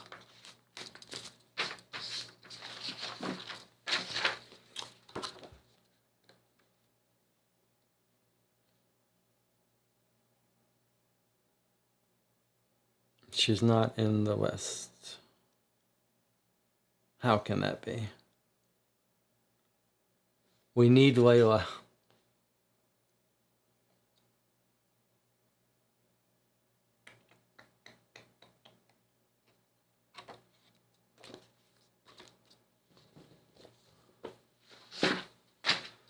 Let's go back to this. Surely we're going to be able to talk to the sister.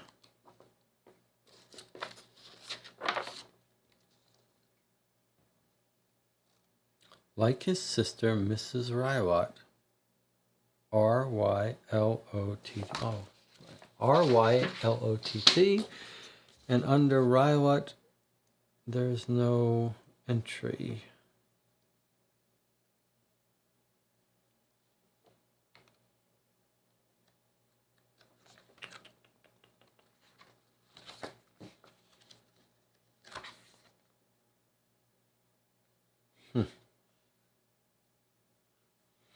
Well, let's remember that there could be a mention of Rylott in the directory, in the newspaper. We could look at births and marriages and see if they don't have a lead on where Rylott is. And we've got a whole new newspaper which may have information on people's addresses and stuff.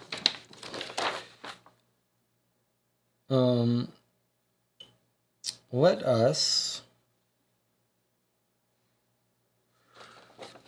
us go to the place that has records of births and deaths and marriages and see if we can't get information about Rylott. Births, deaths, marriages, Somerset House, 17 WC.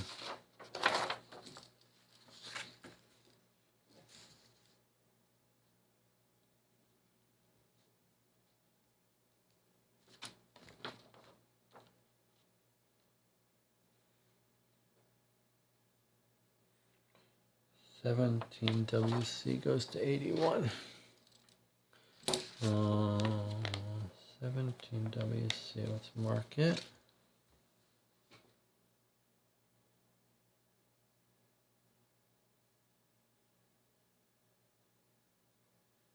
There's Somerset House.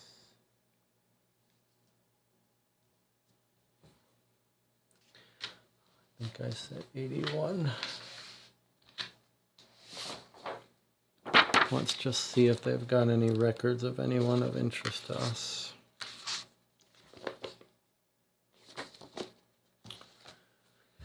'81 has register of births, registers of death. Registrar of death and birth.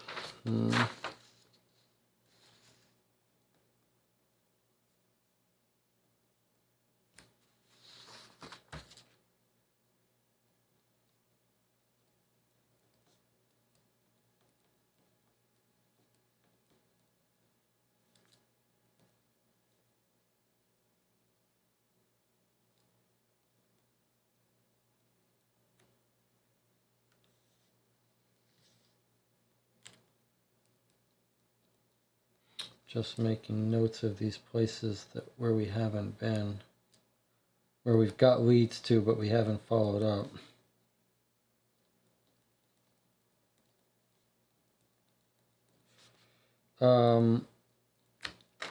We don't have any reason to look at births and deaths. So I'm not going to continue on this. We'll have to go there when we have a reason to go there.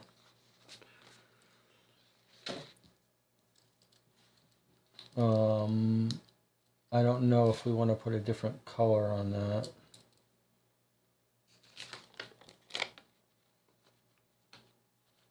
So where was Somerset House? Somerset House, 17. I'll put a yellow there.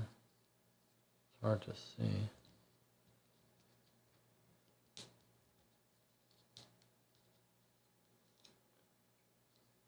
And then a yellow also at the bank.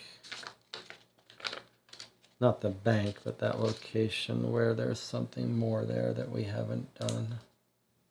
Doolittle.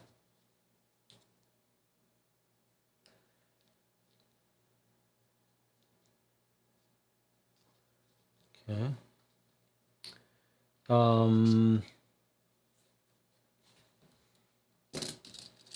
Where is Rylot? We could find the birth death background on Annie or Butler. You think we should do that, huh?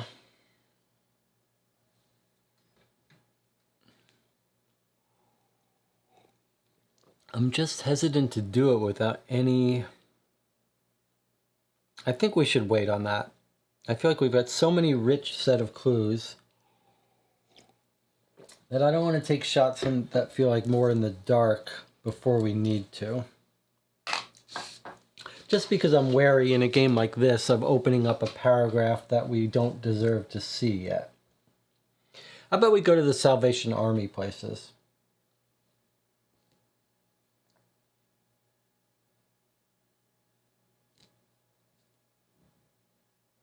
So, places that have been here for a while. 85 EC. 69 EC. Which one is that? 69 EC is the Salvation Army. Salvation Army. Let's go there. 111. 69 EC. 111.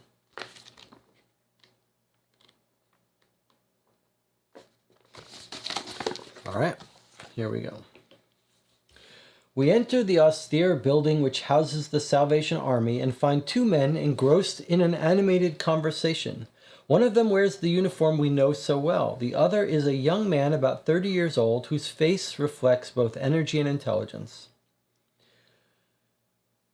When General Booth chose blood and fire as the emblem of your army, says the young man, perhaps the choice was even more divinely inspired than he suspected. The army is an army that marches to the sound of the drum, not wrapped up in the muscle of the organs. You must actually fight the devil instead of merely praying at him. To fight the devil, we need money, and many of our fellow countrymen maintain that money is the fruit of evil. It's true, answers the young man, and this problem gnaws at our consciousnesses.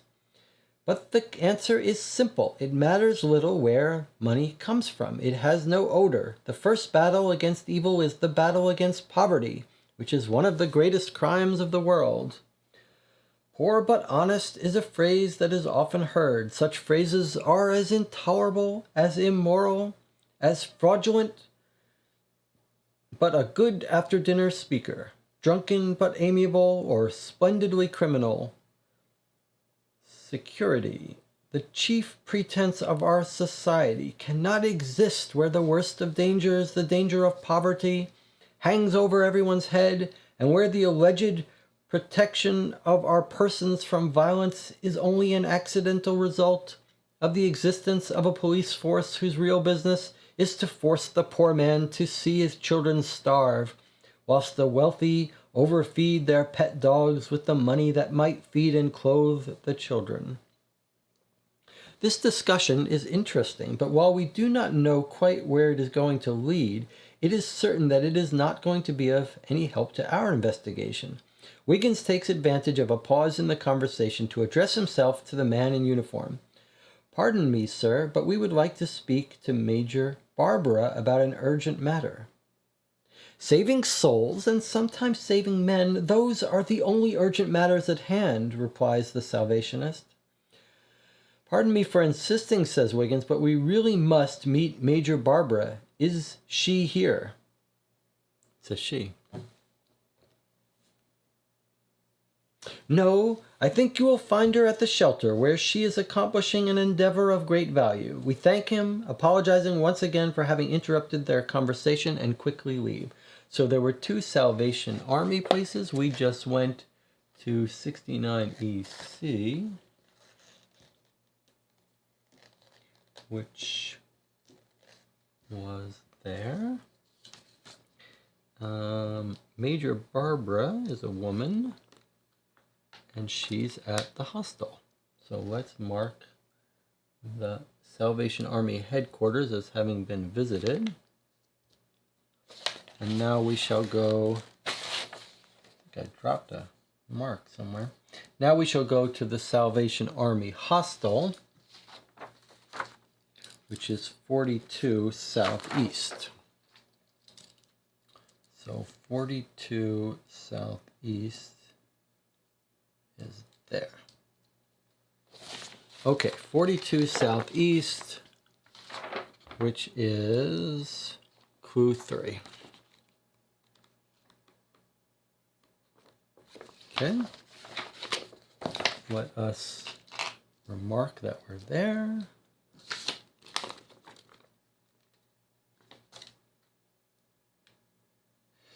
You've got to love how epic this game is.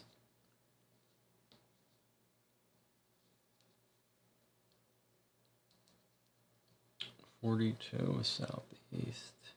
Clue 3. Okay, here we go.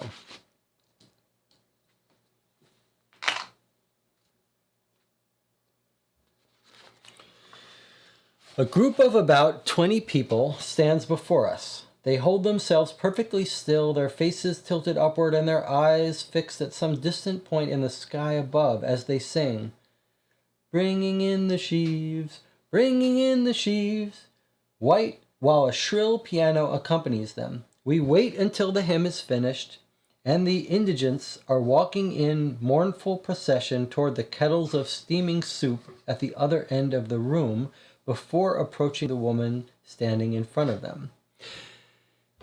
Might it be that our woman has recruited the indigents at the Salvation Army where she spends so much time? Major Barbara is somewhat stout woman of about 45 years, whose brusque mannerisms harmonize perfectly with the severity of her uniform. The copper buttons adorning her coat shine brightly in the dim light of the shelter and seem to bring in a few sun rays. Major Barbara recognizes us instantly. my friends, she says to us, I'm glad to see you. Satan has once again set upon one of God's most valiant soldiers. I assume you have come to speak to me about Amy Forster." "Exactly, Major," replies Wiggins. "We were visited by Mike Collier this morning. He told us you had advised him to come and see us." "Yes, I have observed that the fight you wage against evil often converges with our own. And with your gracious help, maybe Donald will be able to more than ever uplift the souls of those you see around us." Who's Donald? "What can you tell us about Annie Forster and Mike Collier?" asks Wiggins. "Mike has been working with us for close to 10 years. When he arrived in London, he was very young. He was alone in this great city, and he was shocked by the vice and misery which he saw all around him. I showed him the path of light that brought him to our side of the war against evil." "What exactly does he do here at the shelter?" interrupts Wiggins. "He goes to the heart of the battle, to the streets of the East End. The hours he spends helping those who have no refuge in the night, but the penny sit-ups are a great aid in our struggle to defeat the forces of Satan." The penny sit-ups, do you suppose those are places where homeless people can go for like a couple pence and just sit? Okay, then we ask, "And Miss Forster?" asks Wiggins. "She came here 3 years ago with her mistress, Miss Thacker, who desired to join us in our fight against evil, and it was here that Annie and Mike first met each other. Can you tell us Miss Thacker's and Amy Forster's duties within your organization?" "They are both devoted young women. Miss Thacker has shown herself to be very generous, for she helps us financially in addition to the time she donates. She also participates regularly in the organization of the plays we perform for charity, to support our cause. She was an actress at one time, as you probably know. Like Miss Forster, to whom she seems to feed feel a sincere affection despite the difference in their social positions. Miss Forster helps us best she can and has proved by her hard work and her courage that the forces of God will triumph in this world. I cannot believe she is guilty. She must not give up hope. Cecilia was shocked when she learned of her arrest this morning. Cecilia? Asked Wiggins. Yes, Cecilia Sipton. She knows Miss Forster? Of course. And she often works with Miss Thacker. How is Mrs. Sipton? Asked Watson, who has not forgotten the tears of the charming widow of the tea magnate. Okay, widow of tea magnate. She is to marry Donald Stillwater at the end of the month. The wedding has yet to be announced, but the date of the ceremony is set for the 29th. They are to be married at St. Paul's. Cecilia is beaming with happiness. Do you know Nigel O'Brady, the Thacker's butler? Yes, a sheep gone astray in his youth, a victim of the forces of evil. But he has repented and now helps us, proving once more that Satan is not the master. Emily was fully aware of his past and insisted that her husband take him on. She believed, and she was right, that honest work is the path to salvation. Thank you, Major. Your help has been most valuable. Okay, we got some information there, some of which seems easy enough to parse, and others not so clear.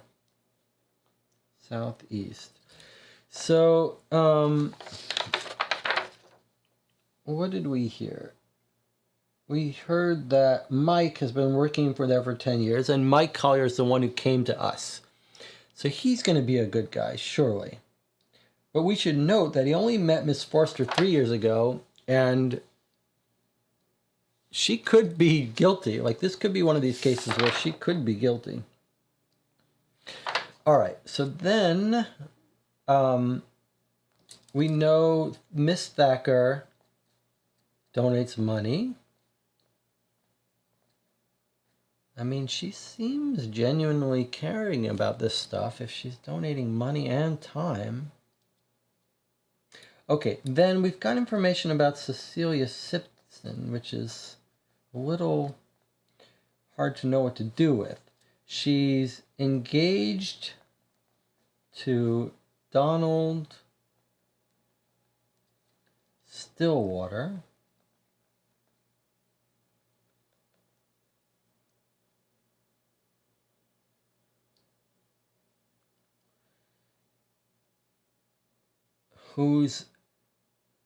And we know she's the widow of a tea magnate. Don't know what to do with that information. The wedding is on the 29th. May 29th.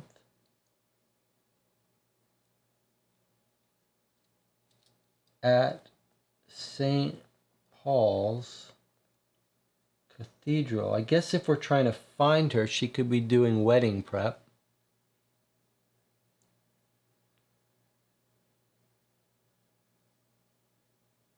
Jonathan suggests maybe she is confessing to this fake crime and that's why we can't talk to her. Yeah, it really feels like we need to find out why Annie was arrested. And the butler. If the butler is working for the spy agency tracking her, then it does seem very fishy that he's been arrested. Although this also completely makes sense with Jonathan, your theory that Mycroft is setting her up, feeding her bad information. Like, arrest them and get them off the scene. Like you arrest an undercover officer to get him away. Like, he's done with his job, arrest him, make him disappear. Okay, so they're getting married at St. Paul's Cathedral. And more confirmation about how Miss Thacker insisted her husband take him on.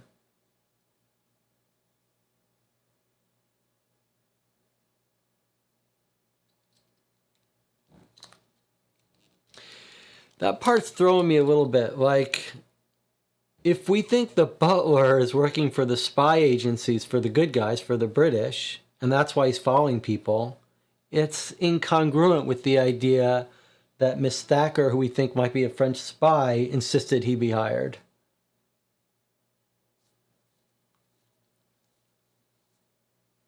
So that's confusing me a little bit.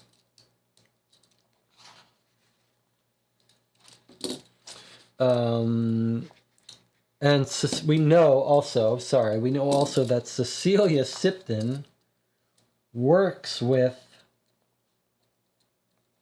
Thacker, Miss Thacker, and Annie. So it would be nice to track her down. So let's see what we can see about Sipton. Is she in the directory? Or the person she's married?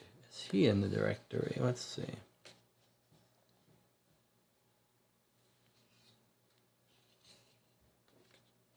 Is it time for us to take a break soon? Okay, Sipton, Sir Alfred, and Sipton Tea Company.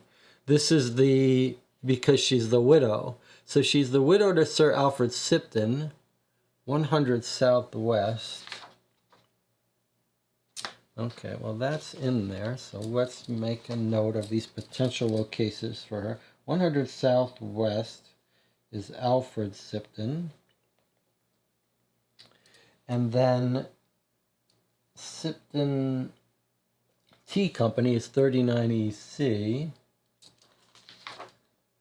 which is also here. So different ways we can find her. And then we've got the church that she was going to be married at, St. Paul's Cathedral.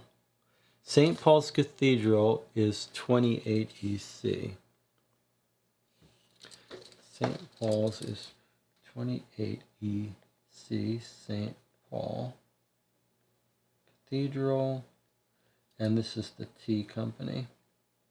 Okay, so let me transfer any of those on our clue sheet.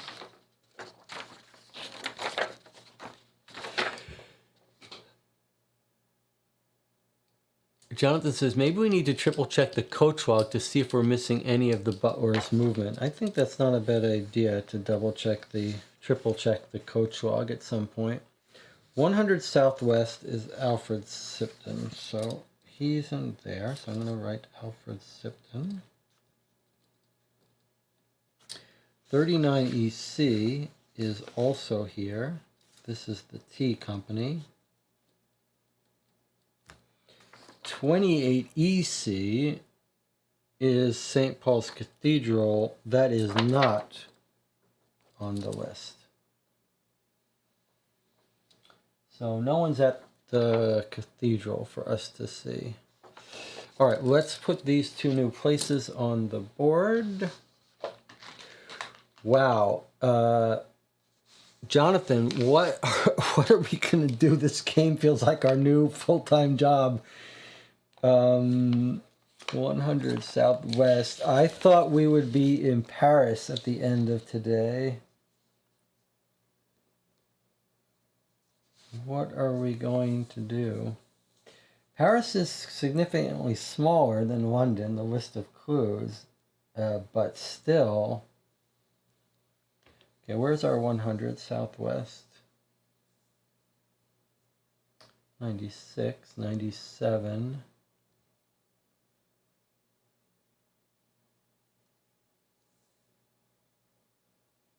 $100. Carlton House. Oh, Carlton House. Tie into the Carlton House murders. Makes sense. Maybe this was a murder in a previous case. Okay, and then the tea shop, tea company, 39 EC. There's 39 EC. Okay. Aaron, I've just returned home to join in. Okay, that's awesome. We might have a much better big picture by the time we get to Paris and able to make quicker deductions. It's true. All right, let's fill Aaron in on the major events that have happened. 85 Southeast. Did we go to 85 Southeast and I just didn't mark it yet? No. That's there. Okay. So what yeah, okay, so that should have a marker. All right, let's fill Aaron in on what has happened. We are still in London and we've got a lot we haven't seen, but we've completely revamped our note-taking system. We now have this very nice reorganized clue sheet where we can keep track of what each location has in it and when we go to it. So much better tracking of where we've been. What breakthroughs have we had? We've got some theories now about Miss Thacker versus Annie Forster. And we think we caught Miss Thacker lying and traveling around. We caught her a blonde leaving the house, or was it a brunette? We found wigs in her. We went back and looked at the clues again, and we found that because she's an actress, when we went in her boudoir, we found wigs, and we think she might be pretending to be Annie Forster. And we think that the reason that knock on the door and the blonde woman ran away is because maybe she had Annie Forster pretending to be her in the house while she traveled down with the coach log to deliver some package to some secret meeting. So we think Miss Thacker is involved, and it may be that Annie is also helping her, which makes us all the more want to find Annie. We followed down a couple more leads. We went to find where the bird was purchased at the gallery. We found there was a bidding war there, so we've got some people to talk to about that. We went and looked at the murder of the guy in London Tower.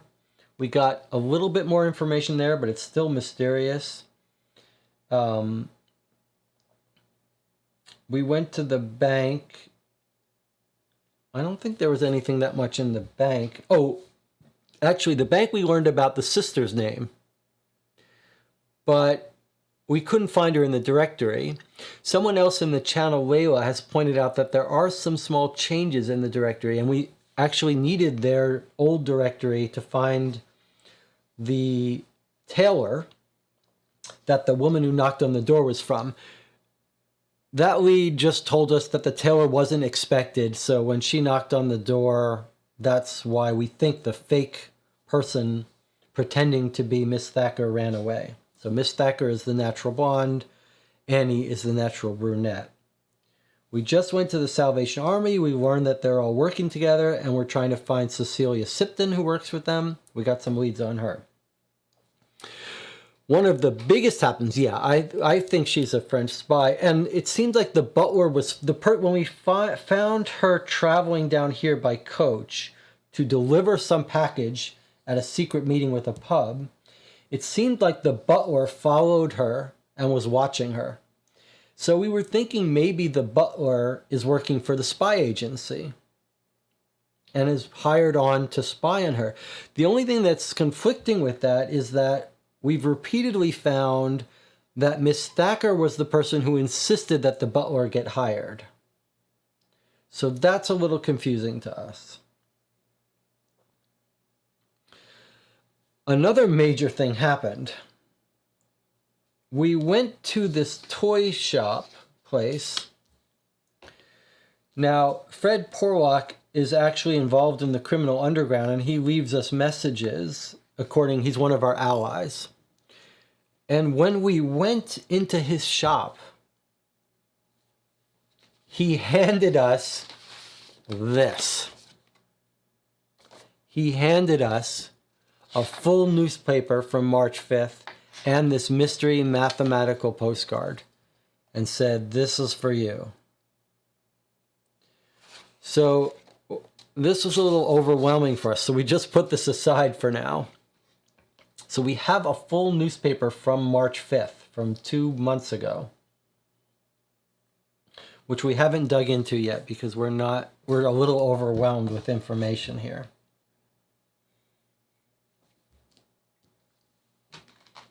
What have I left out, Jonathan? And we're about ready to take a little bit of a break. We're both now very suspicious of Miss Thacker. We know she's lied to us, we think.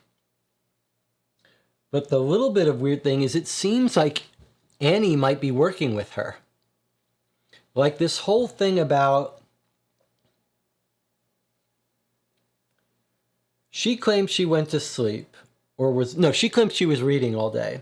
Then what very much seems like Thacker in a wig goes to make this delivery, while it very much seems like Annie Forster is sitting in a chair reading, pretending to be Thacker to give an alibi. Jonathan says an alibi to the beggars. Oh, yes. Jonathan says, to clarify, Thacker goes to the bar at night alone. You're right. She did a drop-off during the day when the butler trailed. Yes, so she did 2 trips. You're right. So the first trip, she goes down. So she made 2 trips. Let's look at that time. Oh, and here, Aaron, Jonathan prepared this beautiful timeline for us. Well, I formatted it, but John prepared it. Okay, so let's look at this to make sure we understand. So at 4 p.m., the brunette, but now we thought it was Annie, but now I think it's Thacker, in a brunette wig, travels to 22 Princess Street. Okay, and then she comes back at 5. So I guess we should say these are connected. So she leaves at 4 and the butler follows right behind in a cab. She goes to 22 Princess Street, which is down here, which you'll notice now we have little markers to help us. So she goes down here, which is a bad neighborhood. The cops spot her going into a bar, I guess. And then she comes back. And the butler comes back. She goes, butler follows, she goes back, the butler comes back. We've got every bit of a clue that it's not Annie, but it's Forster in a wig. She's carrying a large wicker basket, which she leaves at some place. While she's gone, someone is sitting in her study reading, a blonde woman, but we think it's possibly Annie in a wig, who Miss Thacker has set up to sit there by the window to give her an alibi. During that time, coincidentally and unexpectedly, the tailor knocks on the door, at which point the blonde woman runs away and doesn't answer the door. So that's what we think explains that whole thing. And then as Jonathan was clarifying, at 7, Mike comes, picks up Annie to the theater, and Miss Thacker says, I went to sleep. But we have a cab leaving at 7:30, matching the description of Miss Thacker, and they travel to the Allegro Theater, which is up here, where she disappears into a bar, if I'm remembering correctly.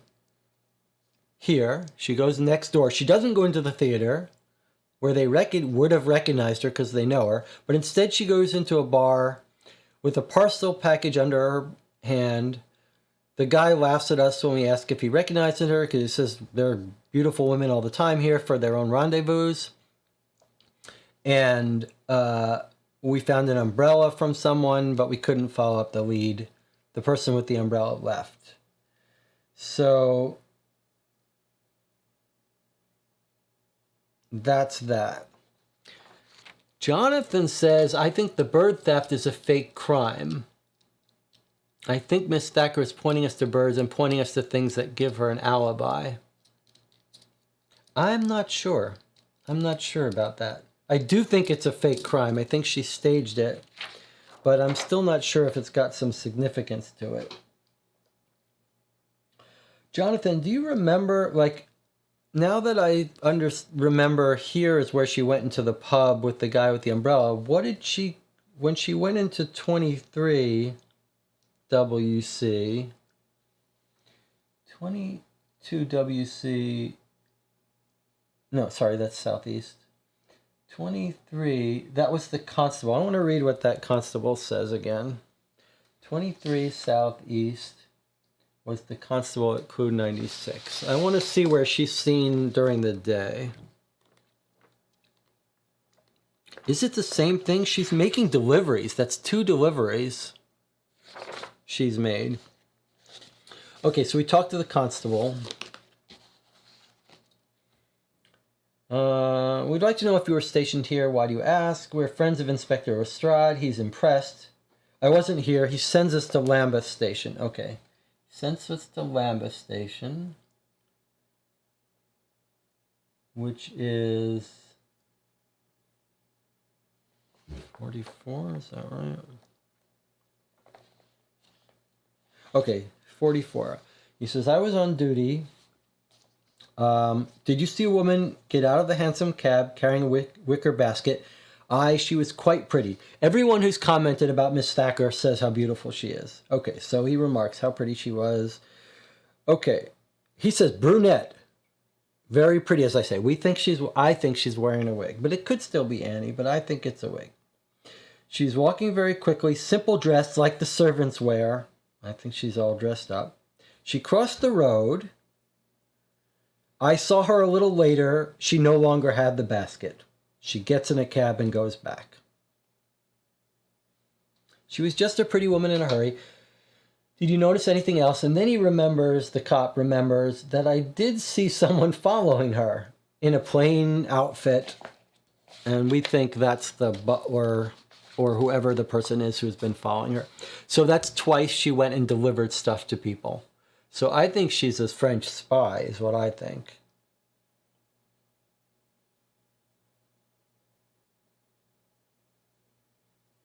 And it could well be that Annie's involved in this with her.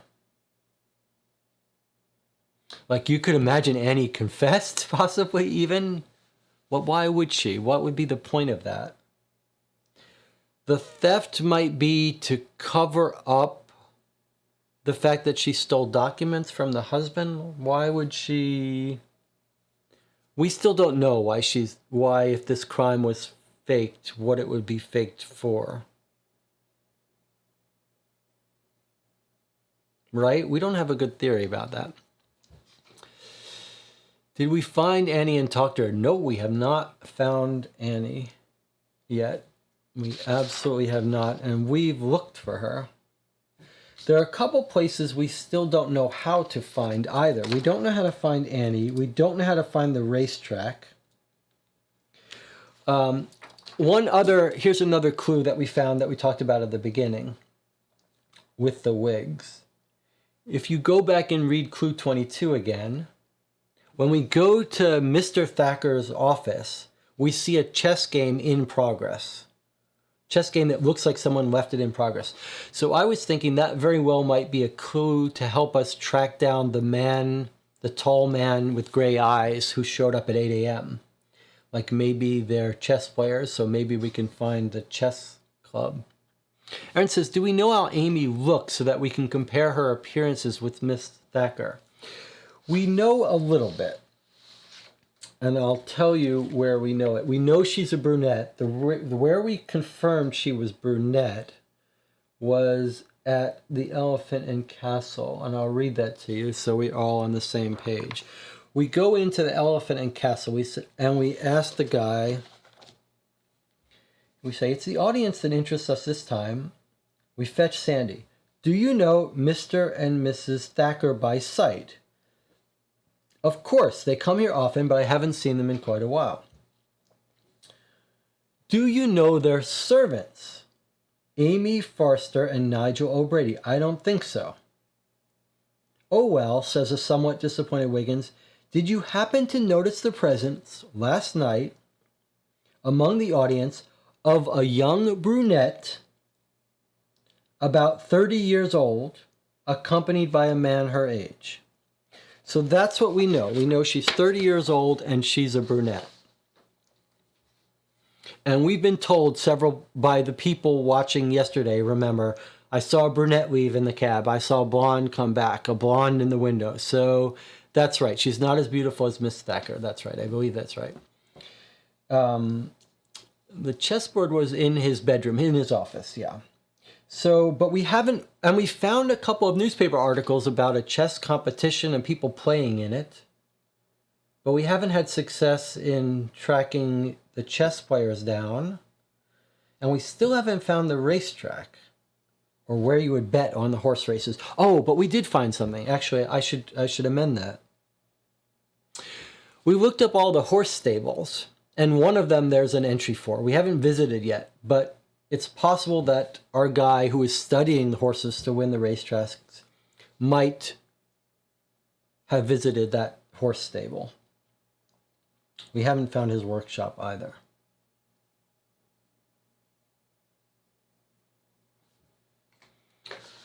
And of course, we have this whole other newspaper that we have not even read yet. We thought maybe we'd save that for tomorrow or at the end of today. All right, let's take a break, a 5-minute break here, and then you can help figure out where you think we should go. As Jonathan says, we also found a trunk belonging to the trunk in Amy's house in Clue 22 had a name of a company. And it turns out we stumbled across them in the directory. Let's take a break. When we come back, you guys think about what clues you'd like to pursue next. So see you in 5 minutes.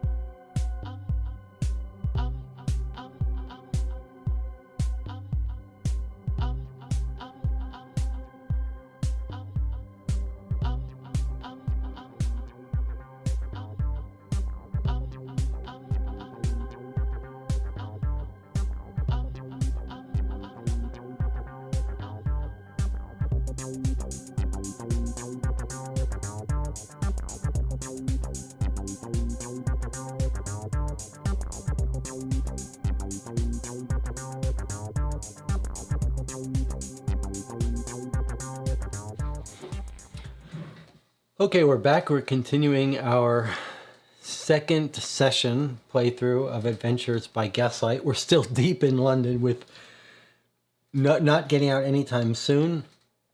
It's almost 3:30 a.m. Jonathan points out if we save the paper for next time, we might end up reading the Paris paper during the same stream. I'm starting to think we're going to need another full day in London. I definitely agree. We don't want to be reading the Paris paper and the London paper in one day. That's too much. But I'm thinking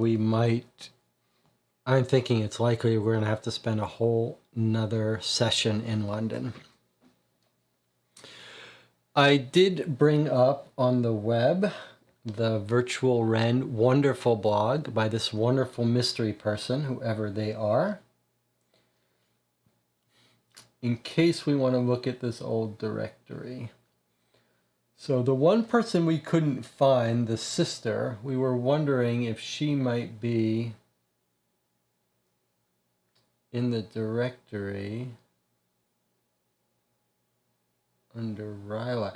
Oh, look at what this is. This is an interesting historical thing. It looks like it wasn't split into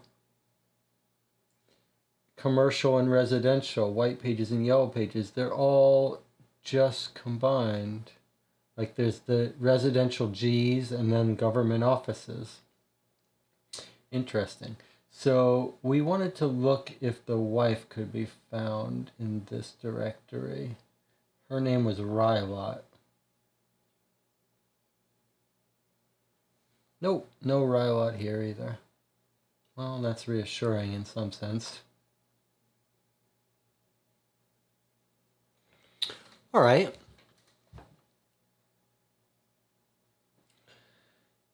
Let me go over the clues that are on these blue markers that we know are points of interest that we want to go to. So I'm just going to, from this wonderful sheet, I'm going to read you them. So I'm going to read you the blues that we haven't visited. We haven't visited Evans and Company. That was one of the other bidders for the Red Robin porcelain doll. We haven't visited Dame Agnes Smedley. She was the other. Those were the two bidders for the Red Robin porcelain doll that Miss Thacker bought and won in a bidding war. There was an interesting bidding war. We haven't visited Alfred Sipton's house, the person that Cecilia Sipton used to be married to before he died. And there's his tea company. So we want to find Cecilia Tipton because she works at the Salvation Army with Miss Thackeray and with Annie. So we're hoping she'll have some information. We haven't visited the florist that Mike Collier works at. That was one of the first things that we were told when in the introduction, that he worked for that florist. We don't know why to care about where he worked. We believe him, but that could be useful. We haven't visited when we went to the bank, it mentioned someone else, Doolittle, that we don't know who that is. So we haven't done that, but we don't know how to do that.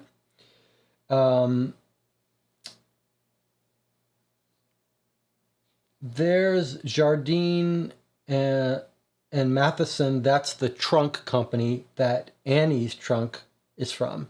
And if we think Annie is in on this whole thing, then maybe that will give us some information.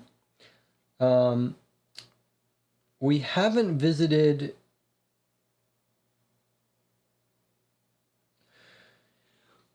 Aaron, you weren't here in the beginning, but I pointed out that when we visited Mycroft, we passed a delivery company going down the stairs. And it was the Cummins and Goings Delivery Company. So we found they're actually in the directory. So we haven't visited them yet. We haven't visited Jonathan Small. When we went to find out about the porcelain bird Red Robin that our woman had bought, the guy was very upset about Jonathan Small apparently trying to sell fake stuff. And he's actually in the directory, so we might visited him. Then we've got the horse stable that we thought might be, if we're trying to find our guy betting on horses, maybe you went to the horse stables. The bar of gold is where our butler says his alibi was that evening.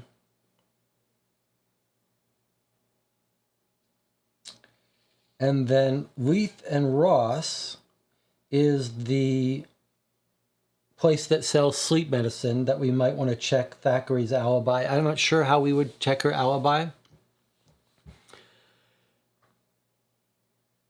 Aaron came up with a very interesting idea. Does Annie have a solicitor? That's a very interesting idea. I mean, we've not been told she has a solicitor, but there is a solicitor in our list of allies. So that is not a terrible idea at all to check out Annie's solicitor, to see if Annie has a solicitor. What ally is that? Let's see our list of allies.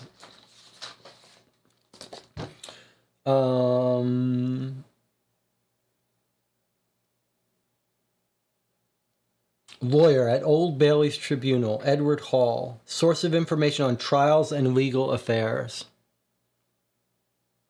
36 EC.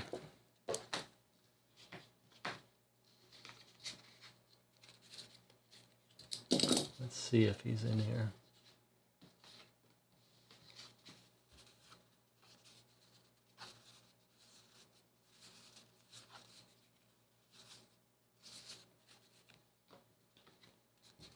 Well, that's not a bad idea. There he is. Edward Hall at the Old Bailey.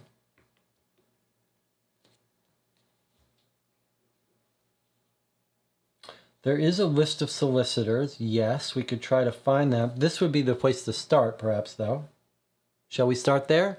Aaron, would you like to lead us off? That's your choice? Okay, let's see if there's... Well, there's going to be a 36 EC, but let's mark it here. This is Edward Hall, the barrister. Okay, let's see what he knows about the case. EC 36. So we're going to mark a little green mark to show we've been to this place, which we're going to right now. It's going to be a government office, presumably. Where is it? 36 EC 38, 36. There it is, a gray building for a government office. Okay, 36 EC. Just like a whole system before we can go to a place of marks and boxes we've got to mark. 58. Okay, let's look at it. All right. So Edward Hall is at 73, but we can also go to the police station that's at this location. So let's mark at 36 EC.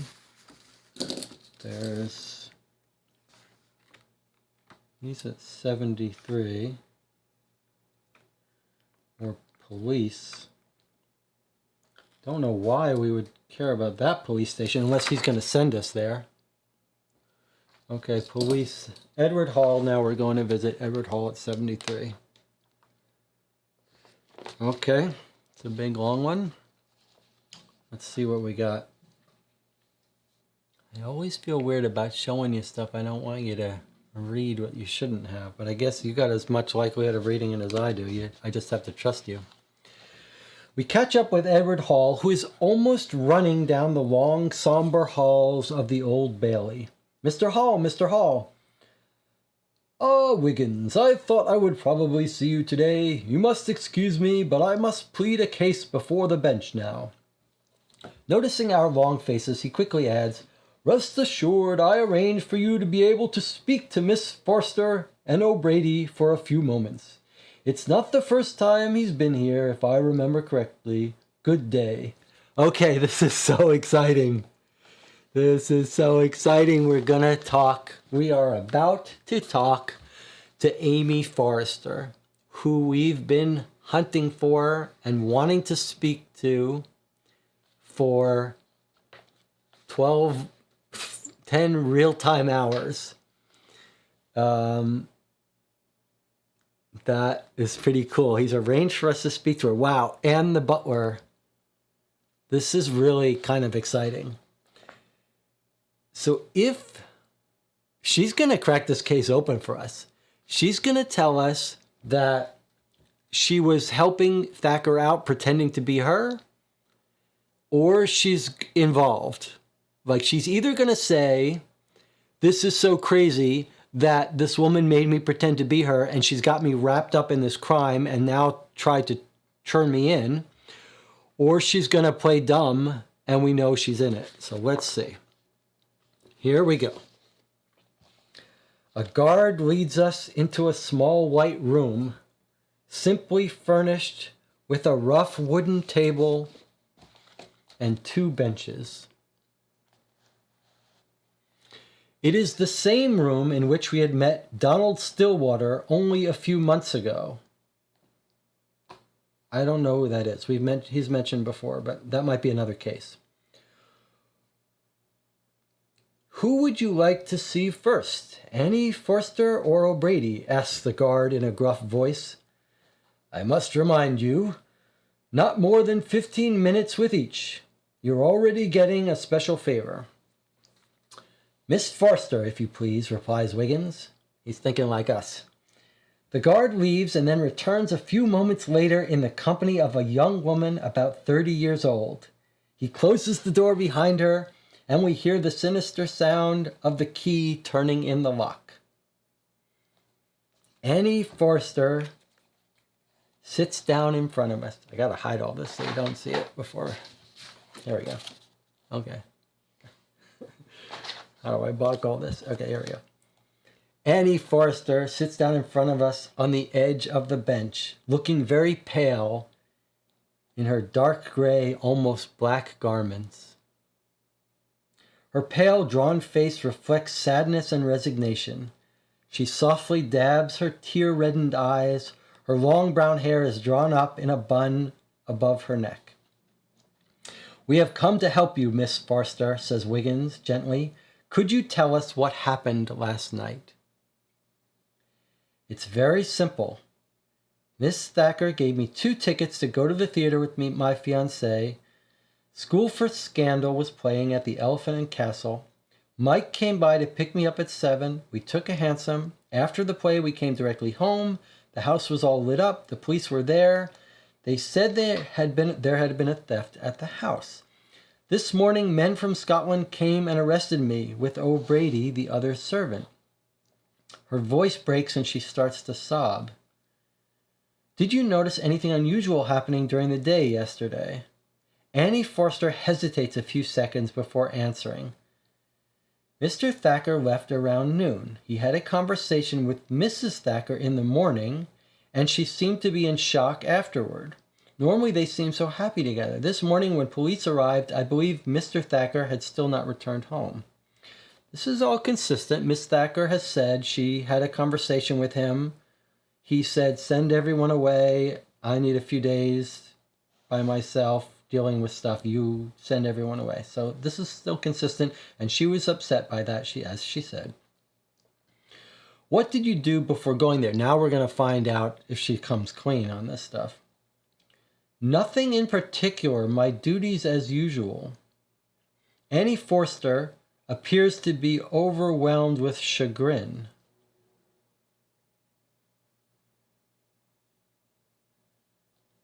"Don't worry," says Wiggins gently. "We'll succeed in proving your innocence." "I did nothing wrong," sobs the young woman. "I beg you to believe me. I did nothing wrong." The door clicks open. "Miss Forster, time's up," says the guard, who then adds, turning towards us, "Remain seated. I'll bring in O'Brady." Well, I don't know. Boy, she did not shed any light. Except she did not come clean about pretending to be Miss Thacker, if that's indeed what happened. Well, let me point out something. Either she was pretending to be Miss Thacker and did this whole ruse and didn't mention it, or she made this weird delivery at 4 p.m. in some secret place and come back and didn't mention that. So she is lying. She is lying to us. She is hiding information. It seems like she might be an unwilling participant, like she might be covering up for Miss Thacker, pretending to be doing some good. Maybe Miss Thacker convinced her she was doing good, but she's deceiving us. She's also an actor, yes. Did we hear the name of the play before? Yes, we did. School for Scandal. We did hear that several times. I wonder if that's relevant for us to care about. Okay, let's talk to O'Brady. It's actually even though she didn't give us any good information, it's very telling that she's deceiving us, like that she's hiding some information. Yeah. Okay. Let's continue with O'Brady. Now, O'Brady, remember, was following her, or following whoever left, and following people. Our theory was that maybe he is working for the spy agencies, the English spy agencies. So let's see if he comes through and tells us some information here. Nigel O'Brady is a man of about 40 with slightly graying hair who seems affected with an air of contemptuous superiority. "I have nothing to say to you," he declares to us. He doesn't even bother to sit down and remains standing by the table. "You have had some trouble with the law, I believe," says Wiggins. "Yes, and that's why I have nothing to say to you." "Do you know what you're being accused of?" "No." "At what time did you leave your station yesterday?" "When Mrs. Thacker gave me the afternoon off." "Does she often give you the afternoon off?" "Madame is free to do what she wishes." "And what did you do with your free afternoon?" "I went for a walk." "Where?" towards Hyde Park, and then I went by the Bar of Gold. That's the alibi he claimed somewhere else. So we have to investigate that place. We know where that place is. We can check on him. What time did you return home? O'Brady does not answer. Wiggins repeats his question, but the servant seems to have made up his mind not to say another word. Simpson goes to the door and to call the guard, as it is clear we will learn nothing more from O'Brady. Okay. Well, I mean, that was pretty exciting. Even though it didn't give us a great deal of information. 38 EC, let's replace that with the proper color.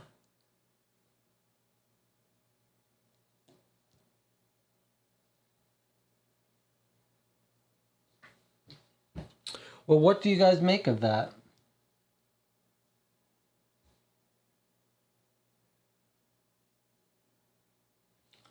$38 EC, okay, we already did that. What's a 39 EC?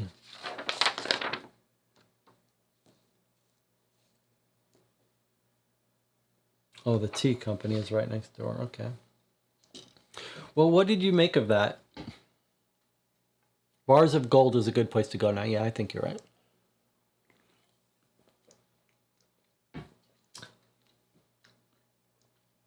I mean, it's still consistent with him being a spy, right? Like, if he's a spy working for the government, he's just told to shut up and not say anything. All right, let's go to the alibi and check out his alibi. The fact that he has a criminal record does not preclude him from being in the employee of the spy agency. It's quite the contrary. Bar of Gold is 33 Southeast.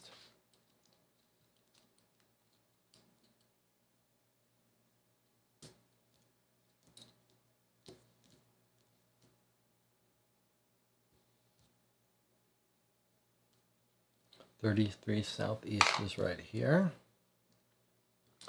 So let's just mark that way.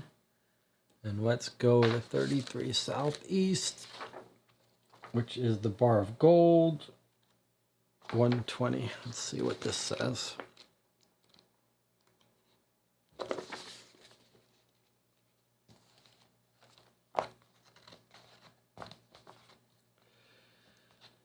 The heavy wooden door closes behind us with a sinister sound. To our left, in the obscurity, we distinguish a staircase leading to the basement, but we decide it is wiser to go into the saloon instead. As soon as we enter, the conversation ceases and all eyes converge on us. A few men with the look of the gallows about them are hunched over the counter. Other silhouettes begin to appear around the tables. The atmosphere is somber and somewhat anxious, and the stale odor of flat beer permeating the air only adds to our discomfort.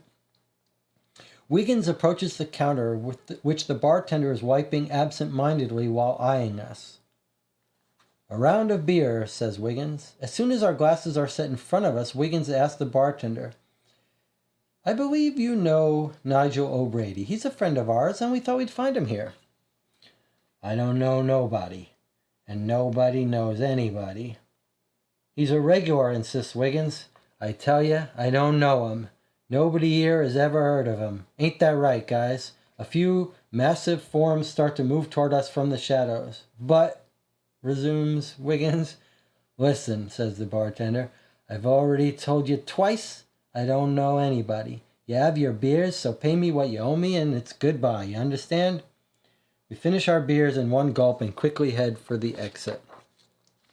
We know this is the dangerous part of town in the southeast, so everything here is consistent. Like, that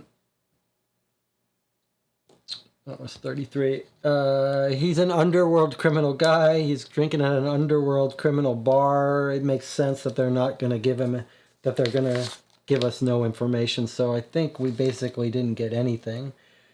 However,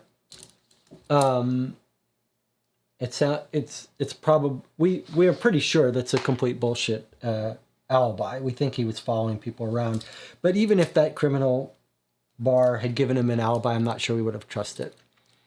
Jonathan says, let's check out the trunk.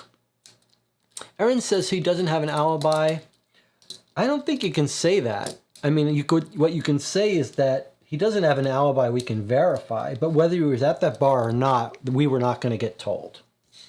So we have no information if he was really there, but the carriage seems to have him not there.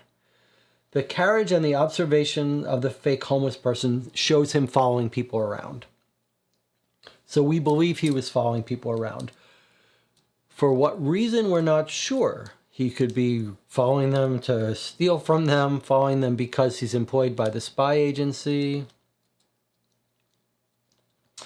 Jonathan did suggest at one point, which I think makes sense, it might be nice to go back to that coach record eventually and see if we catch the butler, O'Grady, going to Mycroft's office.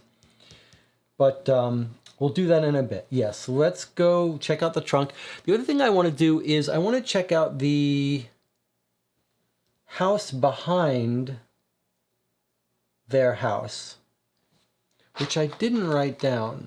But remember, the garden opens onto this house that we didn't check out, which was 83 WC. I think we checked out the other houses around there, and I don't think we made a note of this. Let me see if it's on here. Yeah, it is on here. So I think we should check by there to see if anyone saw anything. All right, let's check out Annie's Trunk Company and see if they can give us information about Annie. So that was Jardine and Matheson at 15 EC. Okay, so 15 EC, which is up here somewhere. Here. Here's our 15 EC. We're going to mark with green. So here's the shop where her trunk was made. Nowadays it's all Amazon, but back in those days, you went and bought your trunk in person. Okay, 15 EC is clue 5.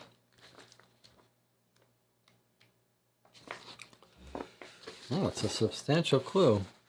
All right.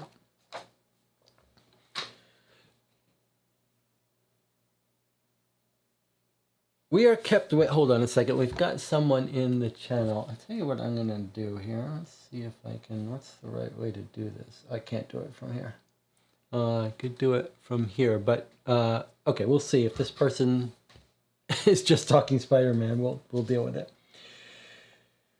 We are kept waiting only a few moments, during which time we enjoy the brightly colored posters hanging on the walls of the office of Jardine and Matheson and Company. A charming red-haired woman with green eyes finishes helping the customer ahead of us before turning to us.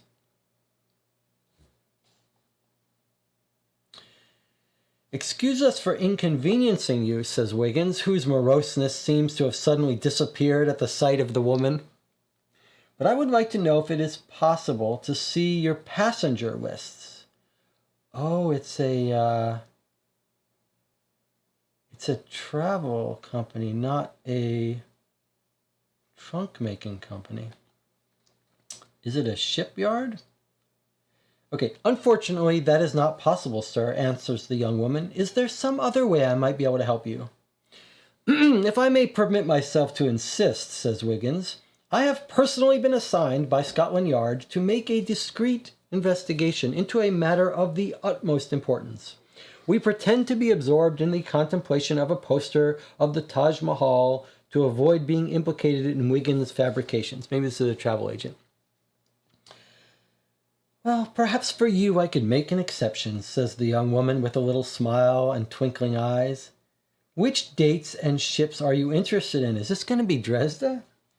Actually, I don't know what the date would have been, says Wiggins. I'm searching for a young woman arriving in England from Adelaide.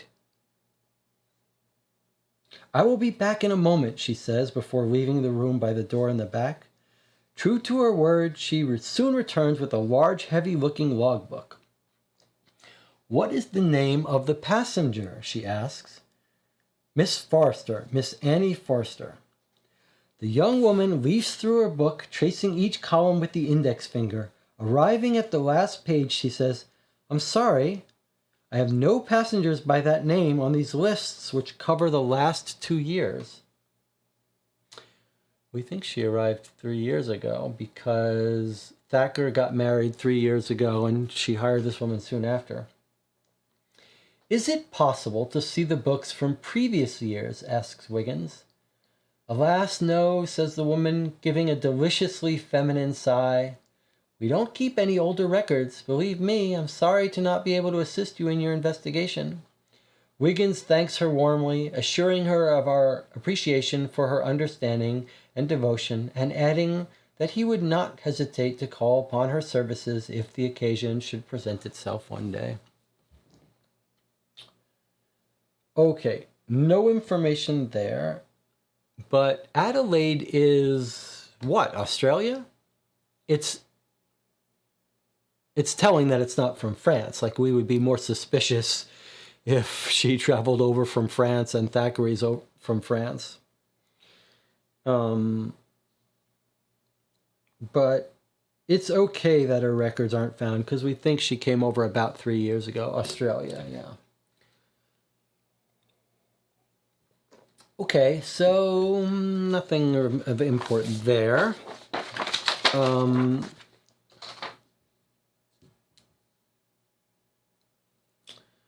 Shall we check the building behind the house? Let's do that now. Let's get that out of the way. That's sort of an oversight that we didn't go there before. So that was 83WC. 83WC. Which I've just written down is nearby, behind garden. 83WC is 126. Okay, let's see what we got here. I don't expect them to have seen anything because I think it's all completely fake that someone broke in from the garden. Okay, here we go. You are lucky to find me here at home, says Franklin Kearney, who seems happy to see us again. I'm usually at the Sporting Gazette at this hour. The Sporting Gazette? Whoa. Is that a betting newspaper that we might find information about our guy in the horse races? Let's remember that. To what do I owe the pleasure of this visit? It says, Quentin Hogg advised us to seek you out. Okay, hold on a second. What's going on here? Do we know any of this? Is that right? That's not, like, we didn't get told about this. Have we stumbled on a building that we shouldn't have stumbled on by ourselves? 83 WC 126. Quentin Hogg, is he one of our allies? Yes. Journalist at the Police Gazette. Okay. So, yeah, we're all lost. So we just picked this building next door to our house, next door to the Thacker house, and it started telling us that suggested we had reason to visit that person. He said, Quentin Hogg told you to visit me. So I think maybe it didn't expect us to pick this house nearby. But Quentin Hogg is one of our informants. So what we're going to do is we're just going to visit Quentin Hogg. And we're going to find out about this house the right way. That's okay. We can forgive. So far, this game has been very tightly done. Let's go to the Police Gazette to get some news about the criminal stuff going on. And then maybe he's going to point us there. So EC 35.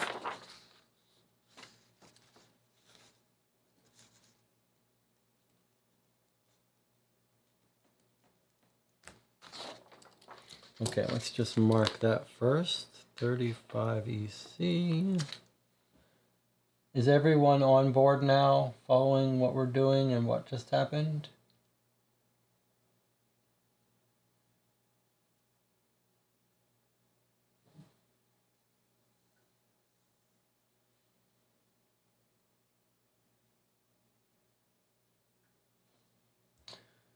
35 EC.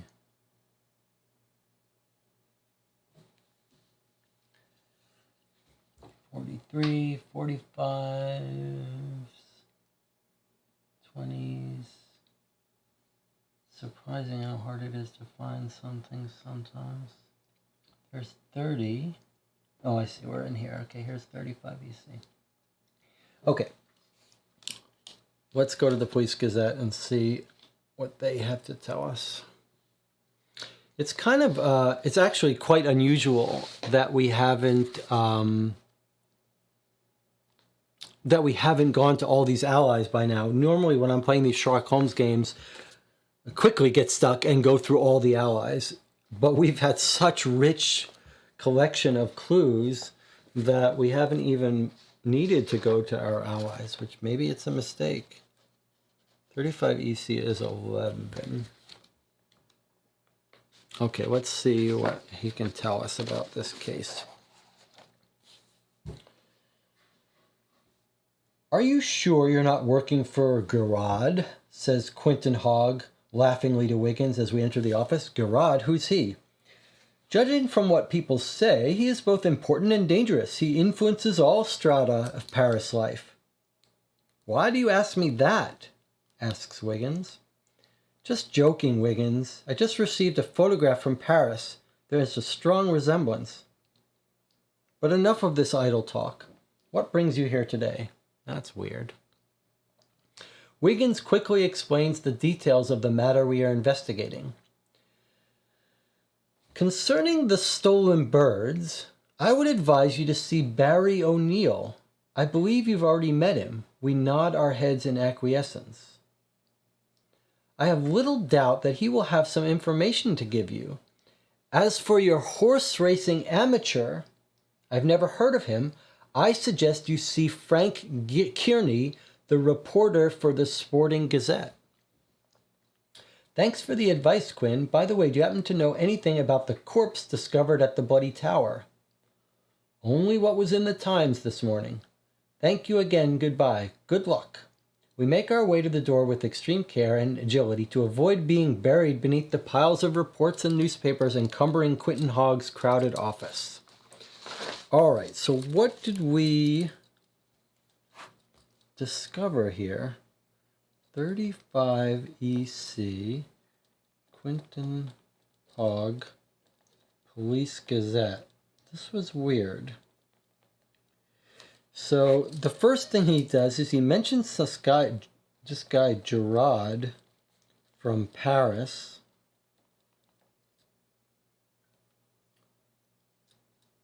Resemblance to us and underworld. He's involved in the underworld. That doesn't seem relevant for us, but since we're dealing with Paris, I'll write it down. Okay, so he says, talk to Barry O'Neill. Now, he says, I believe you've met him before. Is Barry O'Neill another of our people here? No. Okay, don't know who that is. Maybe it'll tell us when we visit him. Barry O'Neill doesn't say in what regard. It doesn't say how he works. Just say go to meet him. And then he says Frank Kearney at Sporting Gazette. Okay, and he thinks that's going to be for racetrack information. That's great. So I guess what it intends us to do is first try to go to the Sporting Gazette. Somehow we're going to end up back at this guy's house who happens to live right next door. But let's start by finding the Sporting Gazette. All right. Newspapers. And did I mark down 35 EC? Yes, okay. All right, newspapers, Police Gazette, Sporting Times. Sporting Times? He says Sporting Gazette, but it must be the same thing. 47 EC. Let's see what we got here. EC doesn't exist. This might be a time where we have to go to our old directory if they changed companies, changed names in the 1890s. Sporting Times is 47 EC. Police Gazette. All right, let's go to the old directory and see if we see it here. Under the Sporting Gazette or under newspapers. Let's see. Newspapers.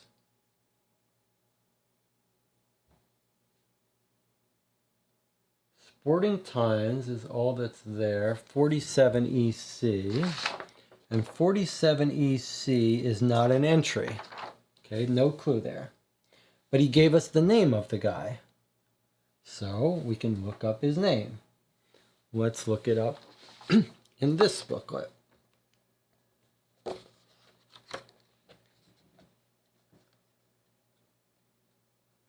Aaron says, Porky Shinwell can tell us more about the butler. Yes, it's surprising that we haven't gone to Porky Shinwell, the underworld guy, yet. Okay, Kearney. Kearney is Franklin Kearney, 83 WC. Yes, okay, so that leads us finally back to where we went when we started this rigmarole. So he's at 83 WC. Okay, now we go to 83 WC. And we can swap that out with green.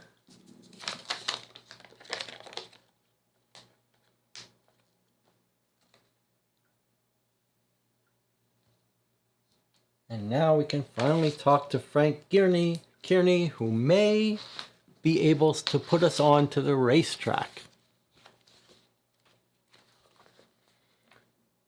Okay, back to 126.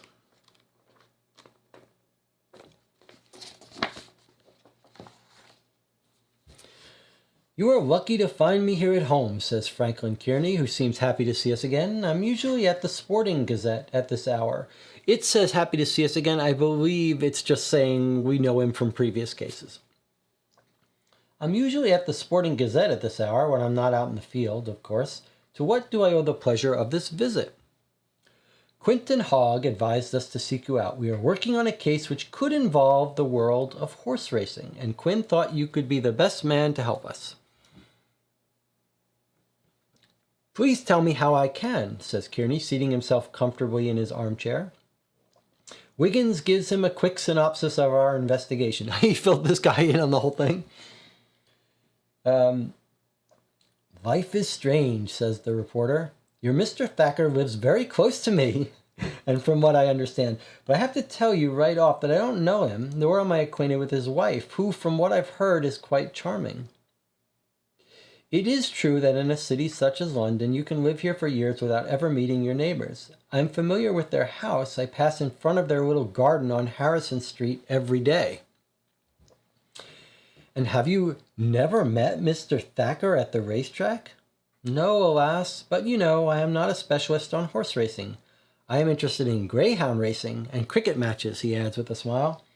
We cannot hide our disappointment in this lead, which had seemed so promising at first and had turned out to give us no clues.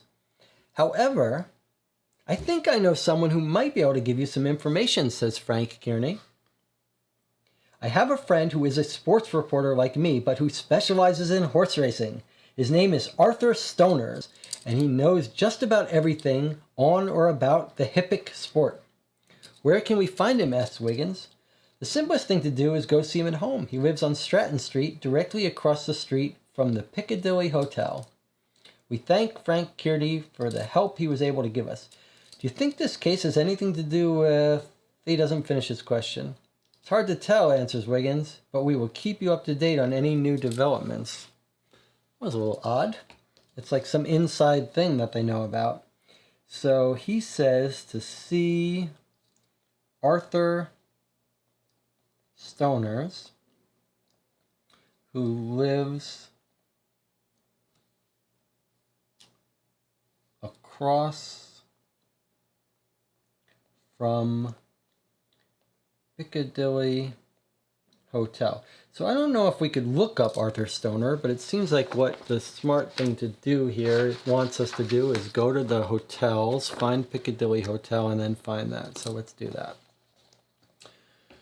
So Piccadilly Hotel is 26 Northwest. So let's find 26 Northwest. 26 Northwest. I haven't been to many places in the Northwest. 21, 31, 25.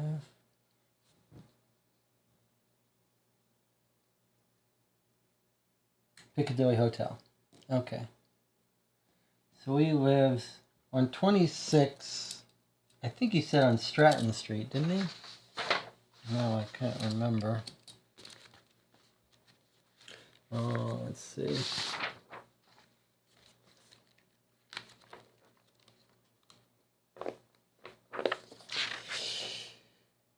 And on Stratton Street, directly across. Okay, so there's the Piccadilly Hotel, and there's Stratton Street is 65. So I guess we're just going to go right to Stratton Street 65, and we don't need this anymore, we don't think. So 65 Northwest.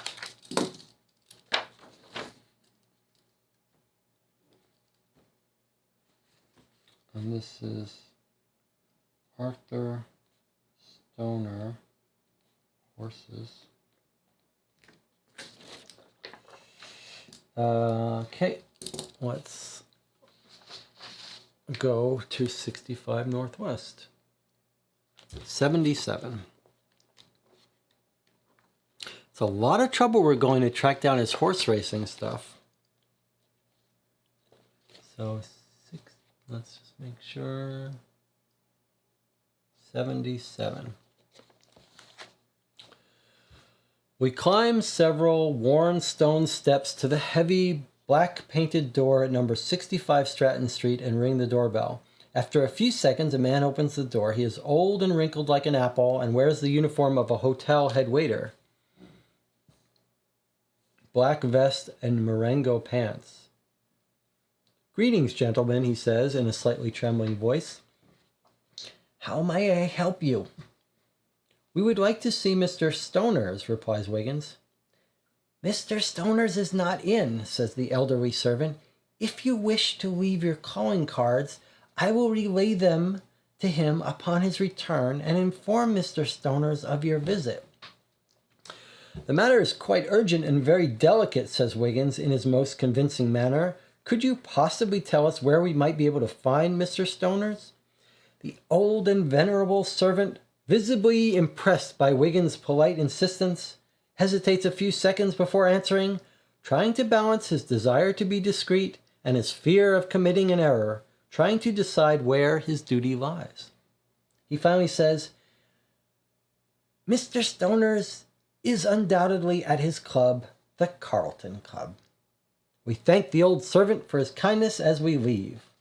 Okay, so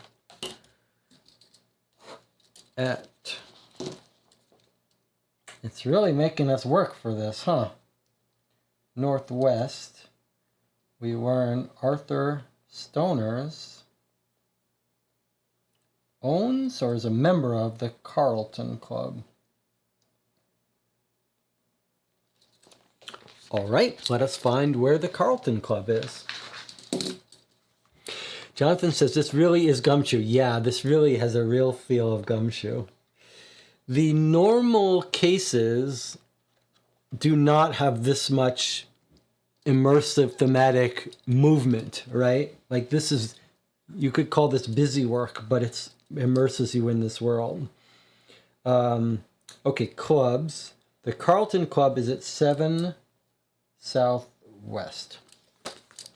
But it does feel like Gumshoe, which made you do a lot of work to get information. 7 Southwest, Carlton Club. I don't know how you feel about it, but I absolutely adore it. Like, for me, talking to that old guy. I mean, love it. It does absolutely add to the experience for me. Okay, so 7 Southwest, which I just marked. Wait, that's Carlton. Sorry, let me make sure what I've done here. Carlton House, that's where, no, what just happened? Oh, Carlton Club. I guess we were already, oh, Carlton House is a separate place that we've got on our list to go to. Okay, Carlton Club, 7 Southwest. Okay. Why did we want to go to the Carlton House? Let me just see what I've got on my notes here. Alfred Sipton.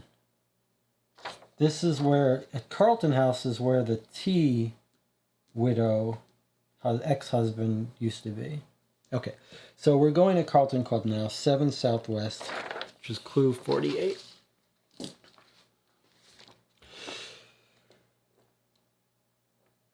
Okay. It looks like we've got a bit of a nice paragraph here, a payoff for all of our efforts. We finally tracked him down. Let's see if he's going to be mad at his servant. The bartender behind the counter points to a man sitting by himself at a small table reading a copy of the Times. As we approach him, he raises his eyes to look at us and then slowly folds his paper. Mr. Stoners? Yes? We are here on the recommendation of Frank Kearney, says Wiggins. He told us you were well acquainted with the world of horse racing, and we would like to know if you have ever met Mr. Henry Thacker. Yes, indeed, I know him. Why do you ask? Wiggins briefly explains the reasons for our visit, observing the measure of discretion necessary in such affairs. Henry Thacker is an ardent advocate of horse racing, and he bets quite regularly. How often? Very regularly. I think it's a waste of time to bet unless you scrupulously follow the careers of each horse, and from what I've observed, Thacker does study the horses quite carefully. Does he make large bets? Have you ever witnessed him losing a lot of money? This is important if we think he's up to no good. My answer to both questions is no. You see, I believe Henry is not very interested in the pecuniary aspects of horse racing, the money. What fascinates him are, to use Henry's phrase, the possible mathematical parameters. Can you elaborate a little on this theory? Asks Wiggins. I certainly would not be able to explain it as well as Henry himself could. However, let's say that before every race, he would cover entire pages with equations and formula, in which he would enter the age and the past performance of each horse, as well as the current conditions of the track, the weight of the jockey, the distance of the race, and whatever other factors might be involved. Did Mr. Thacker often win with this system? Yes, or at least more often than the majority of players. Have you known Mr. Thacker for a long time? I've known him for at least 2 to 3 years. I met him at the Simpson Cigar Divan, where he plays chess, always with the same partner. All of this work, we've tracked down these leads. We finally hit a rich mine here. Okay. Always with the same partner, the guy who showed up at 8 a.m. Okay. Do you often go to Simpson's? No, very rarely. I prefer the Carlton Club. One last question, if you permit, says Wiggins. Outside of the world of horse racing, did you socialize with Mr. Thacker? Did you know of his wife, for example? No, not at all. We have never spoken about anything else besides horse racing. We thank Arthur Stoners for having patiently answered our questions, and we return to the streets of London. All right, so that was pretty cool. All right, at the Carlton Club, which was 7 Southwest, we learned that Henry Thacker is very mathematical about horse racing, and he might be investigating horses, so we could try going to the horse stable after all and seeing if he's been there, whatever. But more importantly, we know he's not in debt for horses. He doesn't really care about money, and doesn't owe money. That's good to know. Okay, and then, but he plays chess at Simpson's cigar divan. Divan must be a word, an old word for like a cigar smoking shop or place. Someone wants to look up divan, D-I-V-A-N, a cigar divan. Same partner. Oh, we are going to get a lead to the person he met with. The tall man with gray eyes. That is exciting. Very exciting. Okay, let us find this cigar place.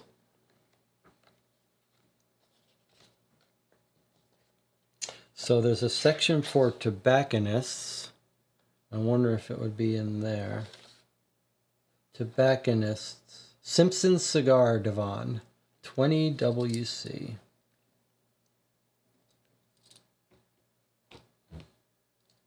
Right there. Okay, let's mark it. I'm assuming we're all agreed that we should go there right now.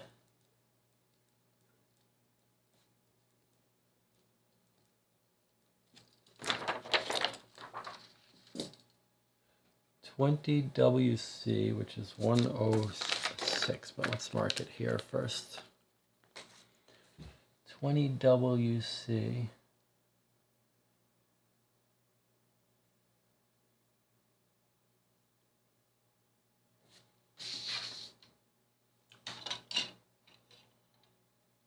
Where's 20 WC? There's 20 WC, okay.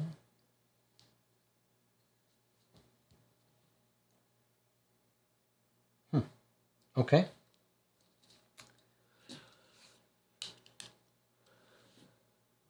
Everyone on board with going to the cigar place and seeing if we can find out who his partner was?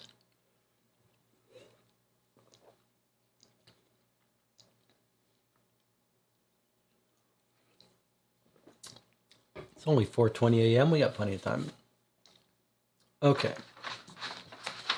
Let's go. 20 WC 106.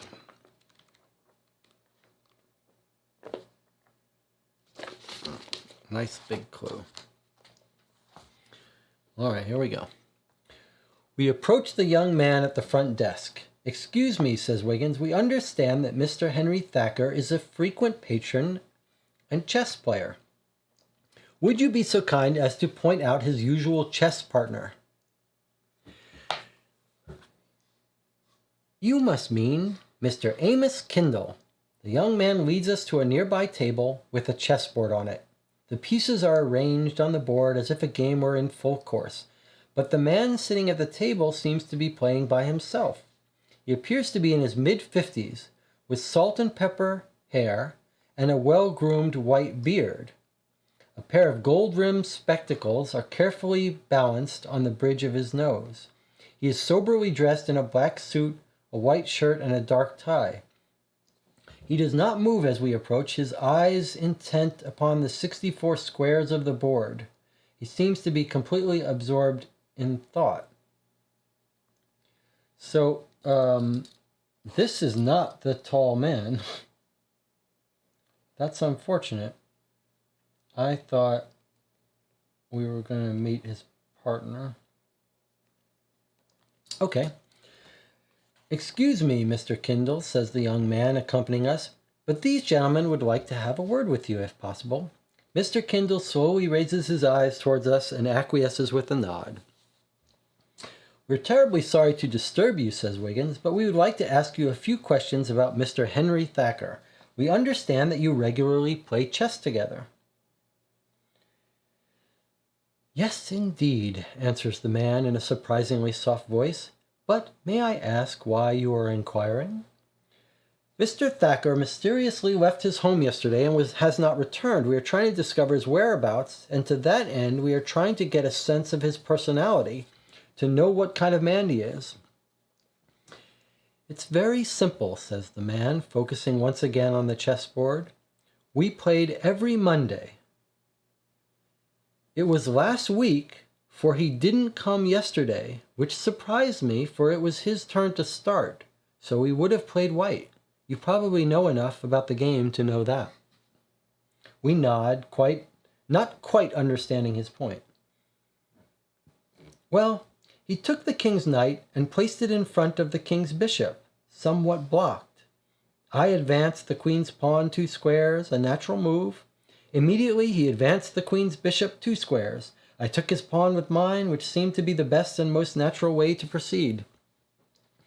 While he is talking, Amos Kindle moves pieces about the board to demonstrate the moves.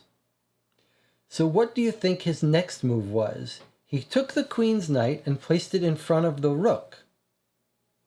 Excuse me, Mr. Kindle, says Wiggins, but we don't quite understand your point. Neither do I. I don't quite understand it myself. I have the feeling that that particular move was a mistake. But in fact, he won the game. How, why, I do not know. But it will take at least half a century to understand the implications of that opening. I think this is going to be a famous chess opening. If you worked it out. Where is Zachary Brown, our chess person? Because they're describing a full chess opening series, and it would be...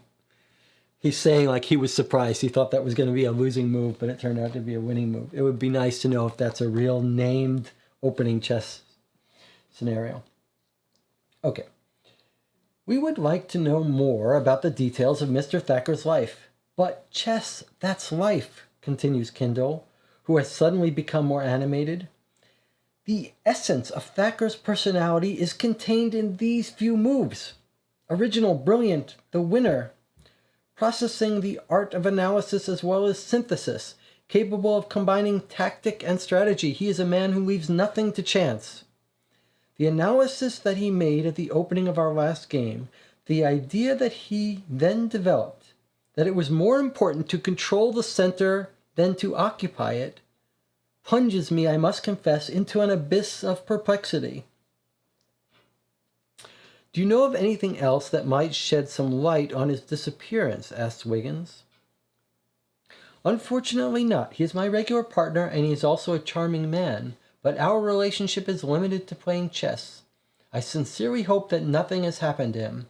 We thank Mr. Kindle and depart, leaving him to reposition the pieces on the board and plunge back into his solitary meditation.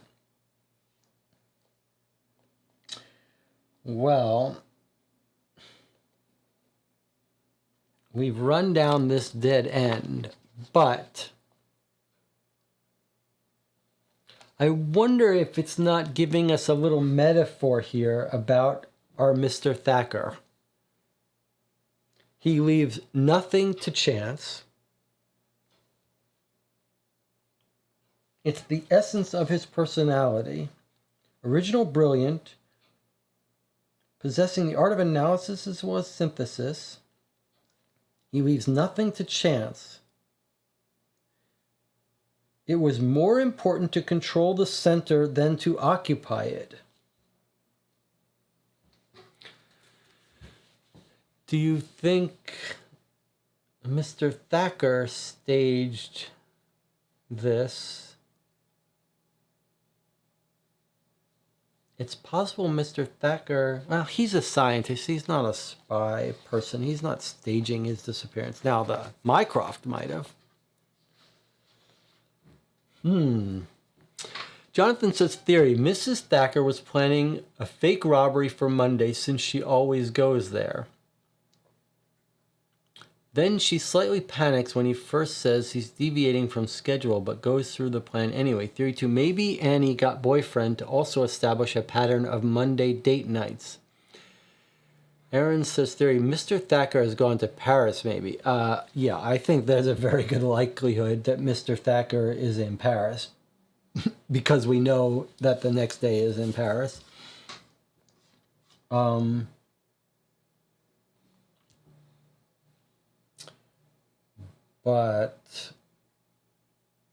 I don't know what this is doing here. But theory, Mrs. Thacker was planning a fake robbery for Monday, the day when all this happened.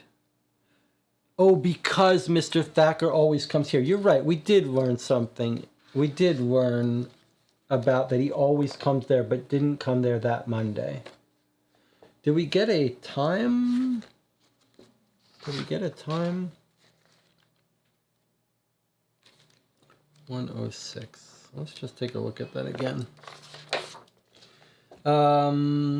His regular partner is Amos Kindle.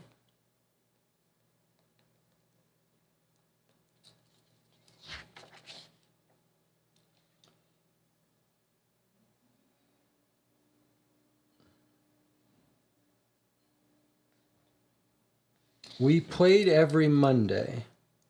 It was last week. He didn't come yesterday. So he didn't come on this day. It was his turn to start.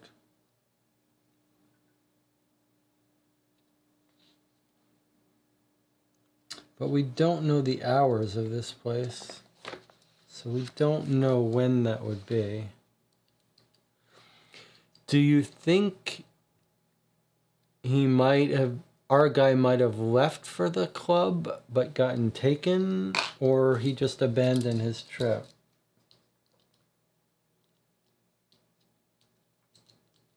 I don't know. What is 33 WC? Why is that marked here? 33 Southeast.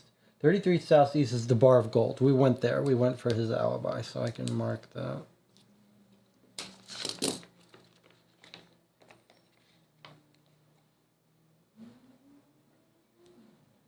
That was the butler's non-alibi.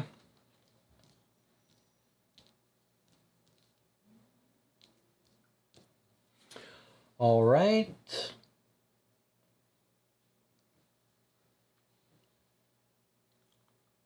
Aaron says, how about reading the newspaper to see if anything connects?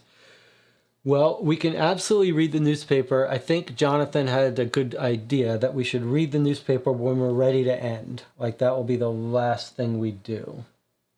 So the question is, are we ready to spend our next hour or half hour reading the newspaper? Is that time?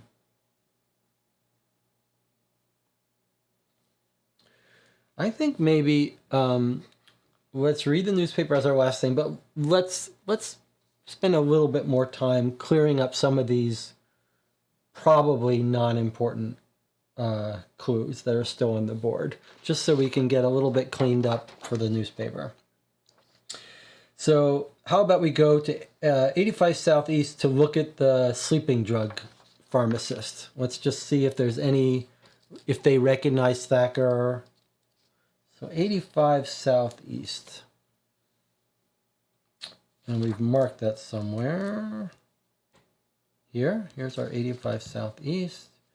So we're going to go there. 85 Southeast is 25. Let's see if the pharmacist that makes the sleeping drugs have anything to say. I think most of these will be pretty short. We enter the Leith and Ross apothecary and watch as the chemist, dressed in a white coat, waits on a young and charming customer. He tries to explain to her, with some difficulty, the dosages corresponding to the numerous flacons filled with different colored potions sitting on the counter. We wait patiently while the chemist finishes helping the young woman. When she has left, we approach the man, who is about 50 and greets us in a friendly manner. "How can I help you, gentlemen?" he asks. "We would like to know if you sell sleeping powders." "Yes, of course. Sleeping powders are one of our most popular products." "And what is the composition?" asks Wiggins. "Oh, it's quite simple. Each packet contains 0.15 grams of opium, and this opium is mixed with a substance which forms a vehicle for the medicament." full opium sleeping powder. Can you tell us if Mrs. Thacker, Miss Emily Thacker, is one of your customers? Your question poses a slight dilemma for me. However, I believe I would not be revealing a big secret in telling you Miss Thacker is indeed one of our clients. Does she buy sleeping powders from you? Yes, Dr. Agar prescribes them for her regularly. Thank you. You have been very helpful. Goodbye. Good day, gentlemen. Okay, so we did get some information there, actually, which I did not expect. We got her doctor's name. He's like, I can't give you out confidential information, but yes, she's a customer. She buys opium, and here's her doctor. So 85 Southeast. He just coughed it up. All right, let's find this doctor.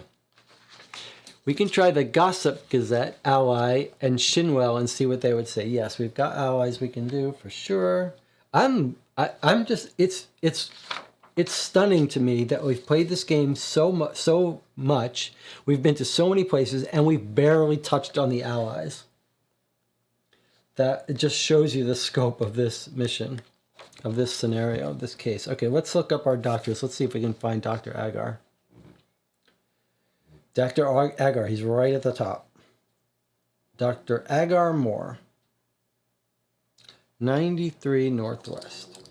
93 Northwest. Okay, let's see if we've got him here. 93 Northwest. We have an entry for him. Dr. Agar, it's entry 2. Let's put ourselves on the map. 93 Northwest. This is the district where the doctors and the upper class people live. 91, 92, 93. Makes sense, they live near Regent's Park, and this is the bad area where the asylum is. Military prison. This is the bad neighborhoods. Okay.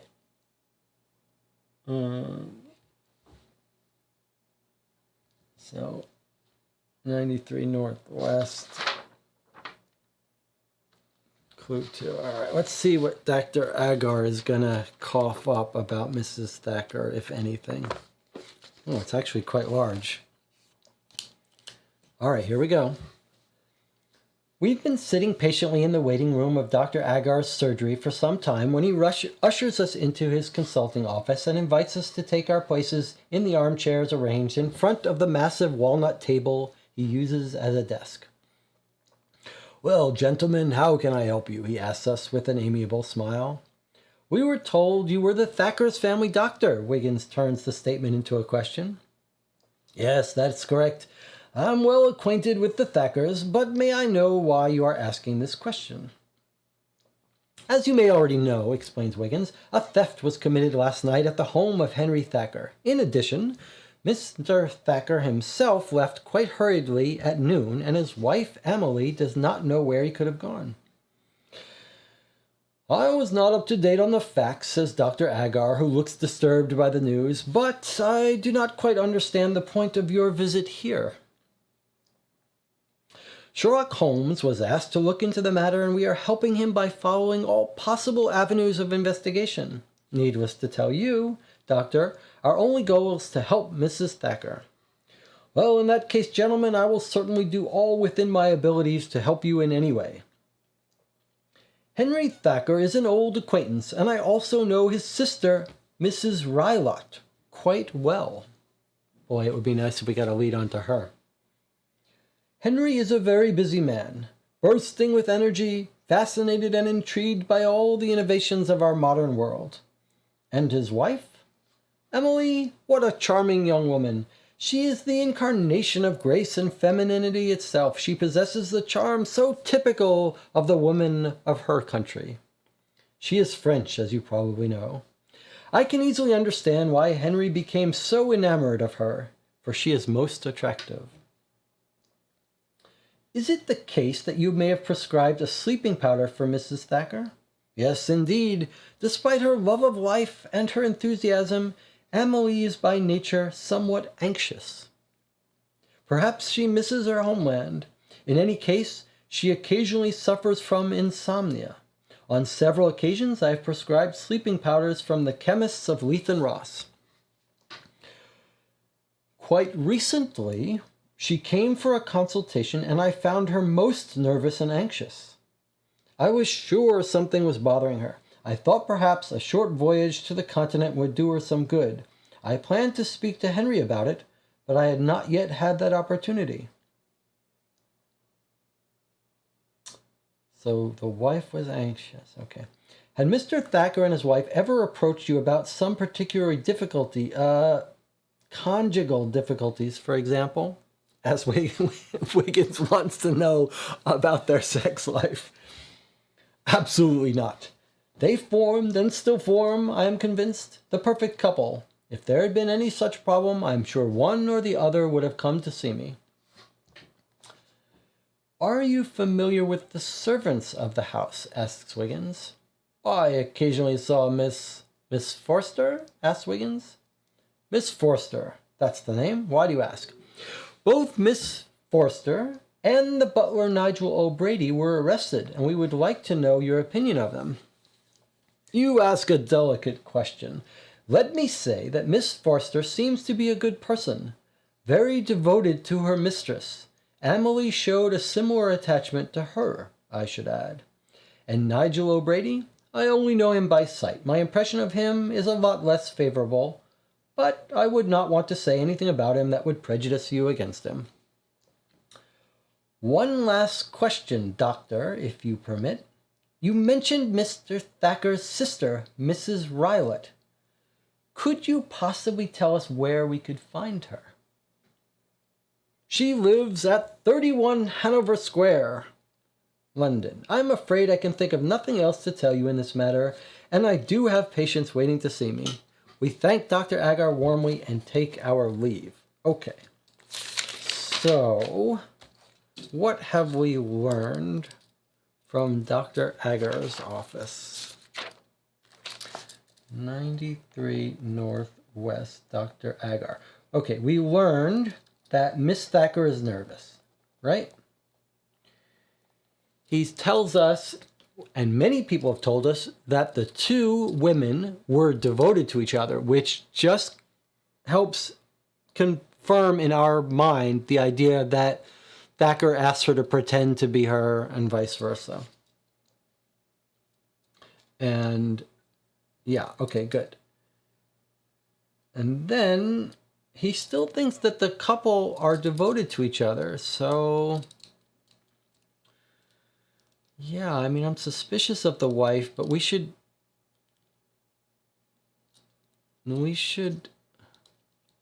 keep an open mind about the idea that the wife and the husband are working for the government to set someone up, like maybe the butler's following them and they're leaving a false trail. I don't know, whatever. But most importantly from this visit, we got Mrs. Rylott. We got her address. 31 Hanover Square. Okay.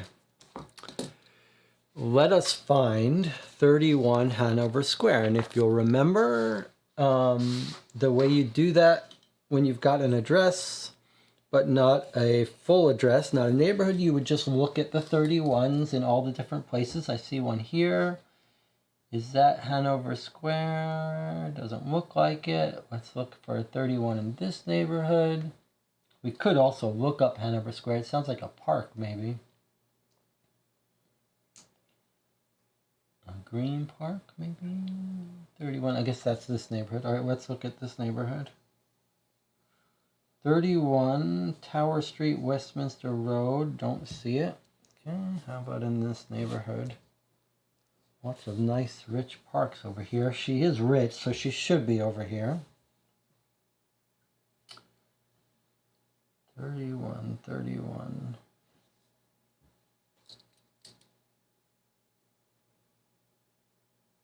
31. I don't see Hanover Square, but Vincent Square. They're all green parks. Okay, well, there's 31. That doesn't look like it. How about here? Surely she lives here. Portman Square, Grosvenor Square, Berkeley Square. Where's our 31? Surely she's here somewhere.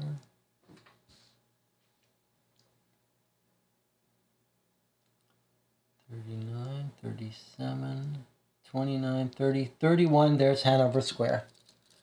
Sorry, I should have shown you guys this.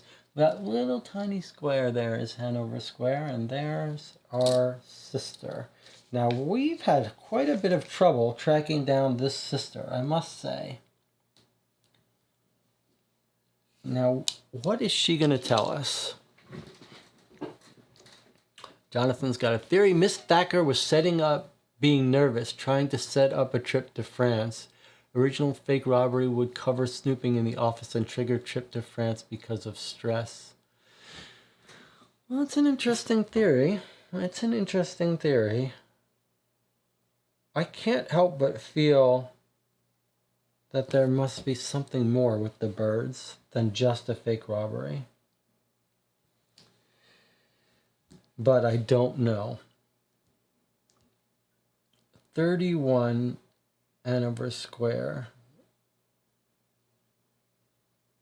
31 Northwest, okay. So 31 Northwest, we're going to circle. We know this is Rylot. Sister. So we finally found the sister. Now, what do you think the sister is going to say? Henry could be hiding out with her. She might know about Henry. She might know. We had one mention of the sister by Lestrade. I think he was like, he said that she helped confirm what happened. Like there was something about the sister that gave him some confidence about who did it, which I don't really understand, but maybe we're going to find out here. Let's find out.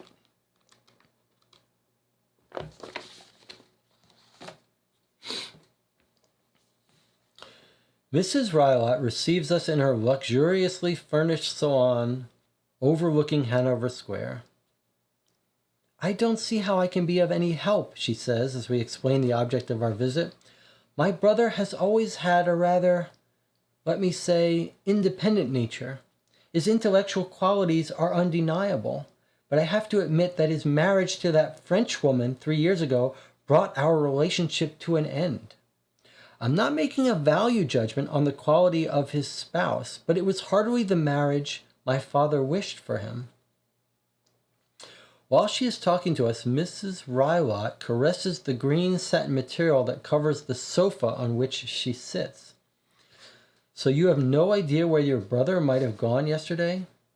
No. As I said, we no longer maintain any relations. We thank Mrs. Rylot for having received us and admire the superb painting hanging on the left wall of the drawing room on our way out. Do you think that was a real Turner? Wiggins asked us when we were outside. It sure looked like it, answers Simpson. That's certainly worth a few guineas. So he's got a Turner, famous painter, Turner. I don't know why the Baker Street Irregulars would recognize a Turner painting. Wow, it took a lot of effort to find that sister, and all she said was she didn't really approve of the marriage. I wonder why. I mean, we're suspicious of the wife, but no one else seems to be. Okay.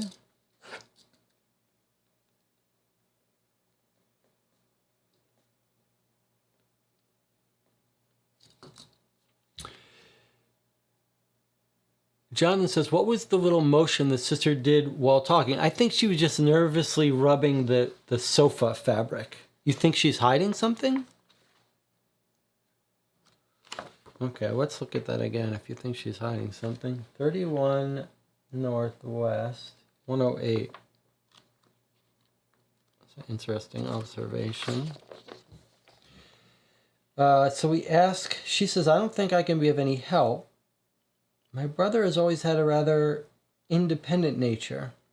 I have to admit that his marriage to that French woman 3 years ago brought our relationship to an end. I'm not making a value judgment on the quality of his spouse, but it was hardly the marriage my father wished for him. While she is talking to us, Mr. Rylott caresses the green satin material that covers the sofa on which she sits.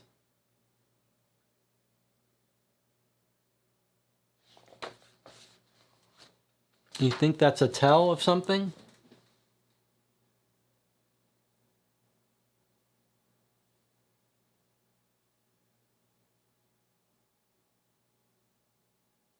I mean, she hasn't given us any information except, I don't know why she would be. She's just nervous about the brother, the wife. She doesn't want to say something bad. Erin says somebody was from Australia, or came from Australia, if I remember correctly. Was she the sister? I cannot see a link, though. The Australian was Annie Forster,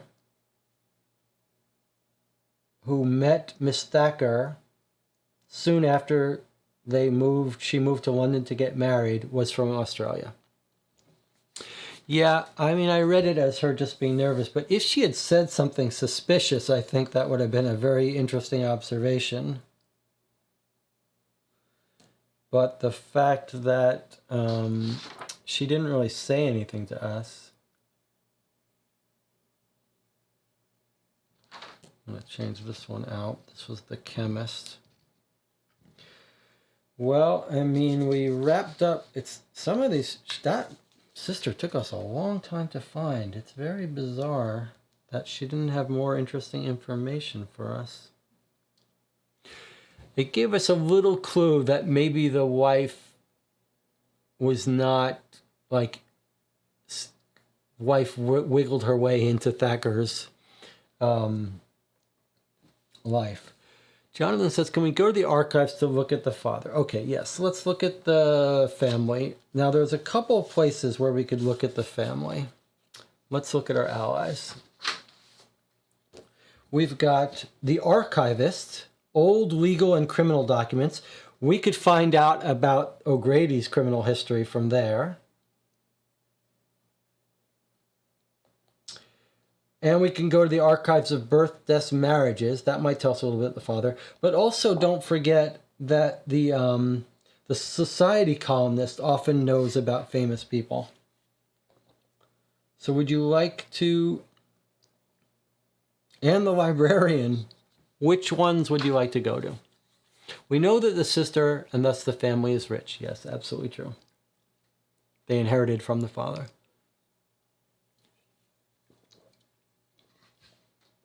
All right, where would you like to go? Let me know.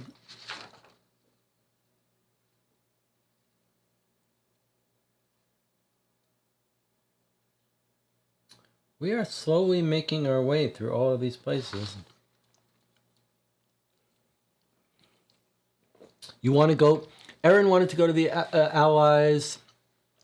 Jonathan seems to want to go to the archives and the Allies, so maybe we do this. Erin says, what about Mrs. Thacker? If the father wouldn't approve, is it because of her family or being foreign? Yeah, that's an interesting question, because I assume that it's just because she's a younger woman and the father is suspicious of her wanting their money. But the father was also involved in government stuff. And maybe the father suspected her allegiance was in doubt. And that's interesting.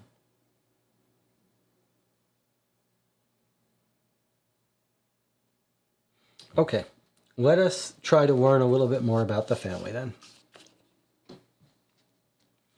Let's see what we got. The society columnist might know about the famous people, the Office of Records.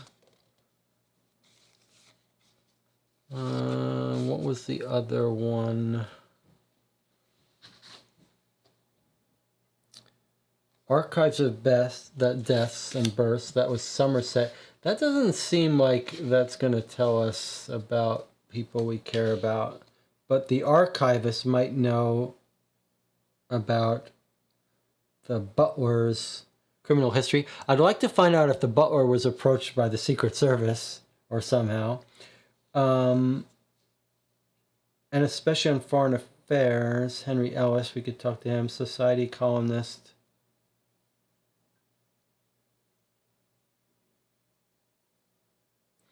All right, let's start with these two. Encyclopedic research. I guess we could go to that too. All right, let's try the society columnist first. SW2.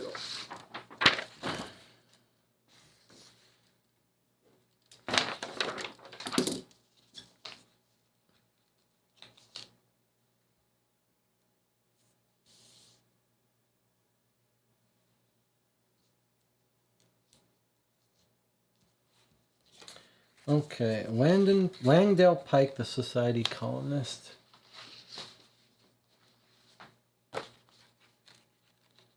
Is it 15?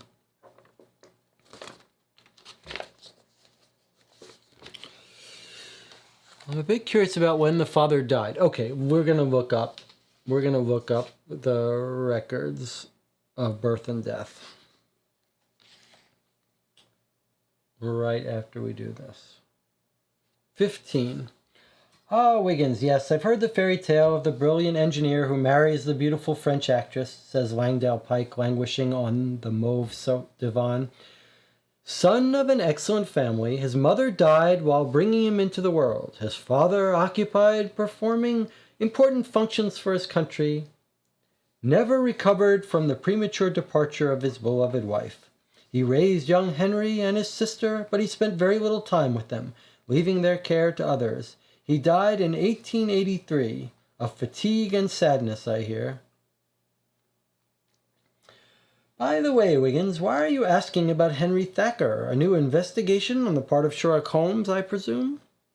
Yes, a theft took place last night at his home, and he has disappeared. That's why we would like to hear everything you know about him. Henry Thacker is a man of great intelligence. As I mentioned, he is also a brilliant engineer.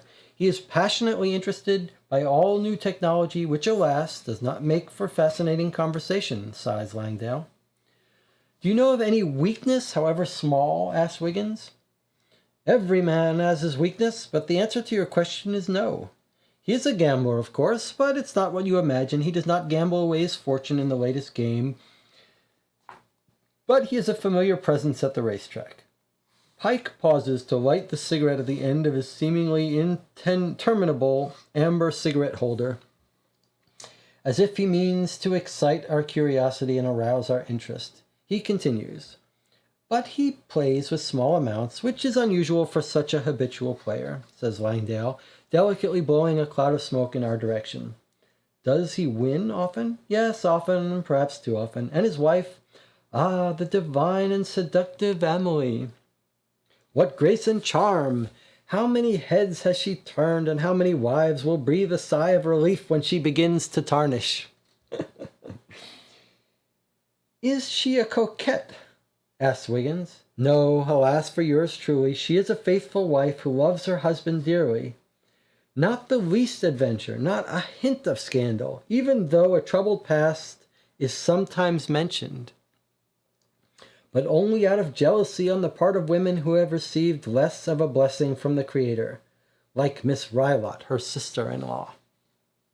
Langdale pauses to draw voluptuously from his cigarette. You see, he continues, Henry Thacker met her while residing in Paris. He fell madly in love, and apparently he continues to feel the same way about her. What kind of life has she led since she moved to London? A life I personally find lacking in interest, sighs Langdale.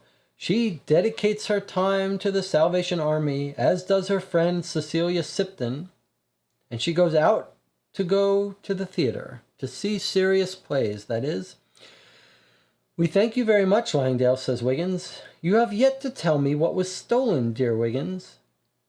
Porcelain birds. Even thieves have no taste these days, sighs Langdale Pike with an air of resignation. Okay. A little hint of scandal in her past. And it is odd that she's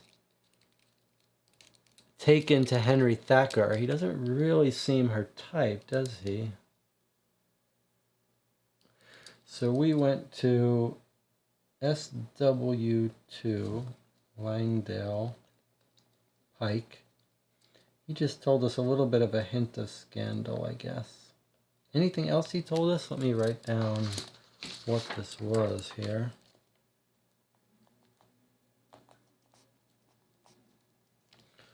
Okay. Let's put this in the places we've been.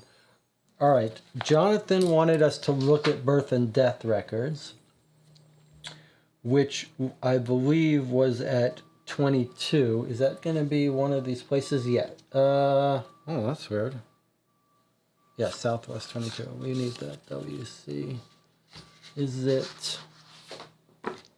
There's an archive about the dates of the dead. Yes, I believe that's here. I just want to figure out why we thought it was there. Like, how did we stumble? I know. Oh, 8. No. Like, how did we...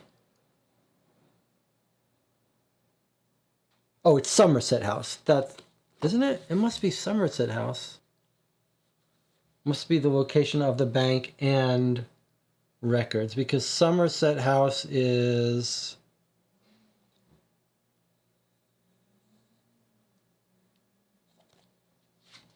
WC17.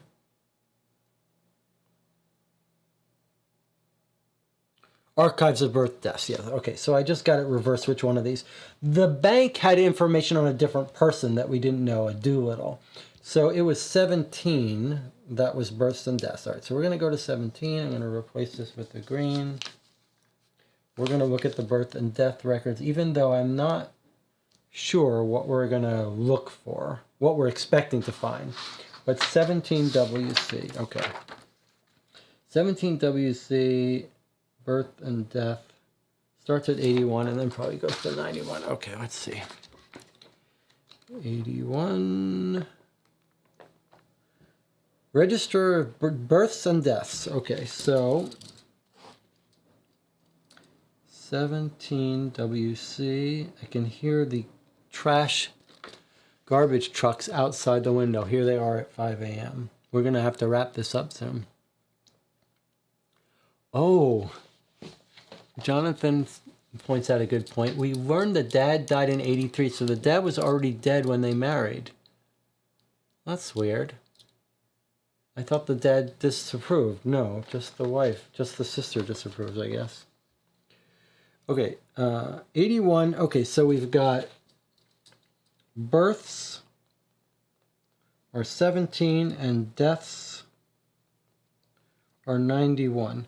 So we're going to look at both of these, right? Even though, oh, sister said he would not have approved if he was alive. Makes sense. Okay. All right, I guess we're going to look at these. Let's look at deaths first. Let's see if we have reason. Okay.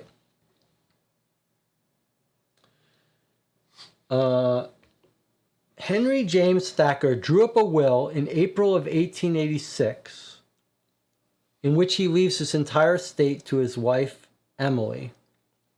So when they got married, basically, he drew up a will leaving her everything.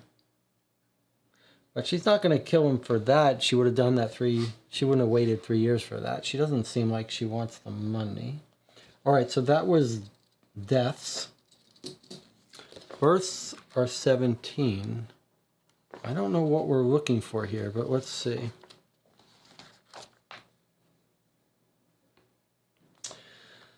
This is all I find, says Wiggins as he joins us with a piece of paper in his hand. Henry James Thacker, born the 12th of September, 1850, in London, the son of Richard Brinsley Thacker and Joan Smith, his wife, one sister named Rose. Mother died while giving birth. Father died in 1883. Nigel O'Brady, born the 7th of May, 1850 in Liverpool. Oh, it's his birth record. Son of Howard O'Brady and Molly Flanders, his wife. A brother, Patrick. Father died in 1871. Mother remarried to Leo Matthew Maguire, who died in 1881. Mary Ann Flanagan, the cook, born the 3rd of January, 1887, in Chester, orphaned by birth. Mike Richard Collier, born the 9th of November, 1857, in York, son of Charles David Collier and of Janet Price's wife, both died in 1874. Does not seem to have any family. That's it. And Annie Forster, nothing on her, nor any more than Miss Thacker, of course, because they're both foreign. One from Australia, one from France. Well, I think we should just write down clue 17, death records, or birth, I guess. Anything interesting information? We got a bunch of O'Brady's family. I wonder if it's worth tracking any of them down. O'Brady.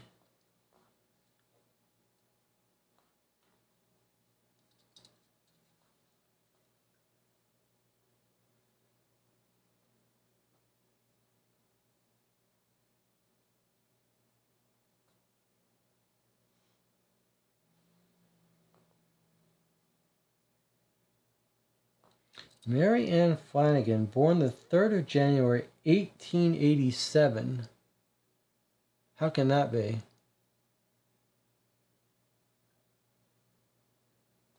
(1887), that doesn't make sense. It's 1889 now. She'd be 2 years old.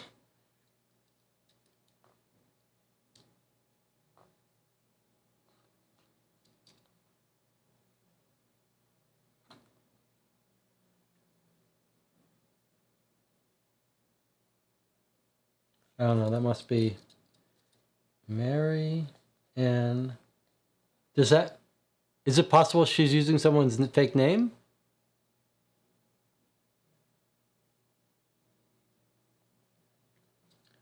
Born 1887? That must be a typo, right?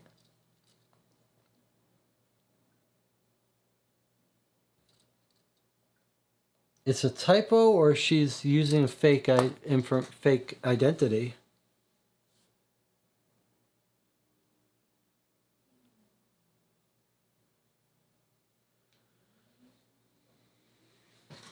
Jonathan says,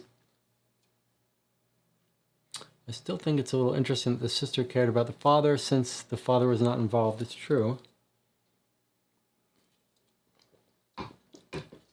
I'll just write down O'Brady's family names. It gives us their age. 1850, so he's 40-something years old. That's fine.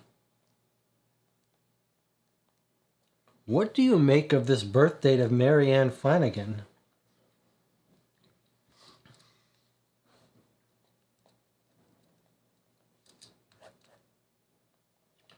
So O'Brady remarried Leo Matthew Maguire, who died in 1881. But maybe we could find her remarried. Father died, mother remarried someone who also died.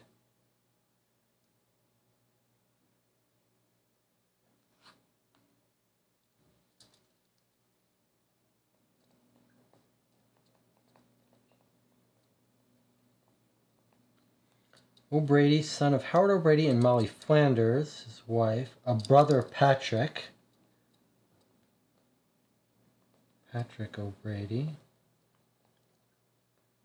Father died, mother remarried, who also died.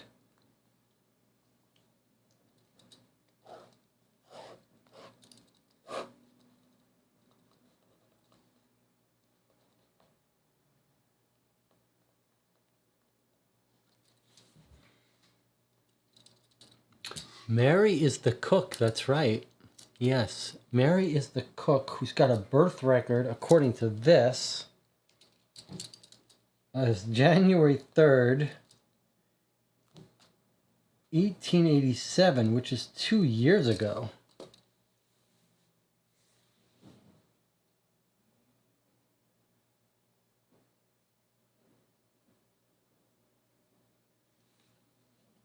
It's got to be a typo or something really fishy is going on with her.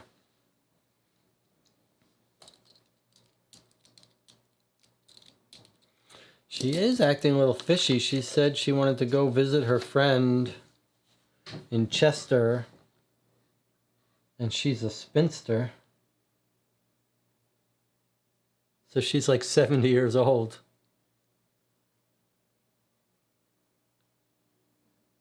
Yeah, I think maybe, yeah, I don't know. Okay, that's the birth and death records.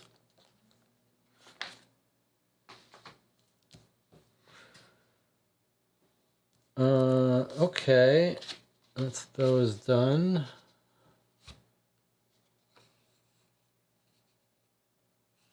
WC 14, did we go to WC?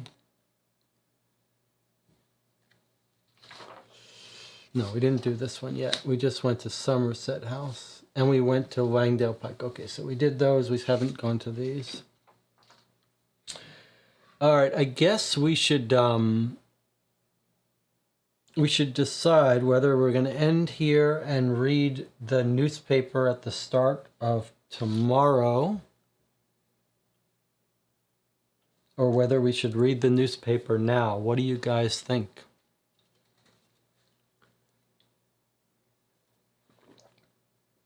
How long does it take to read the newspaper? Usually like an hour almost. Aaron wants to go see Porky the Underworld guy. All right. I guess we're leaning towards maybe doing the Paris newspaper tomorrow. How many allies do we still have to visit? Okay, well, we've got the librarian, the London Times reporter, Porky, the Underworld guy that Aaron wants to visit. And then we've got foreign records, Sherlock Holmes himself, criminology expert, the Telegraph, which I don't think is a real place in this one. So we may have 4 or 5, maybe 5. All right, let's go to the underground person. He normally has good stuff to do. He normally tells us good stuff. He's got his nose to the ground, his ear to the ground. EC 52. Porky. Let's mark it.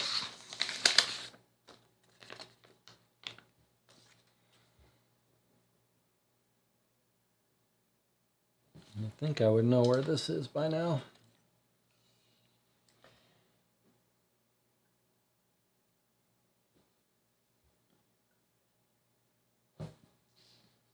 There he is. It's all the way up in this corner. Okay, EC 52.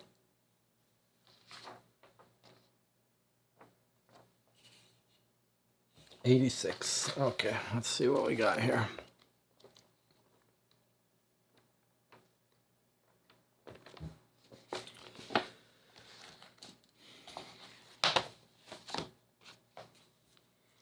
All right, here he is.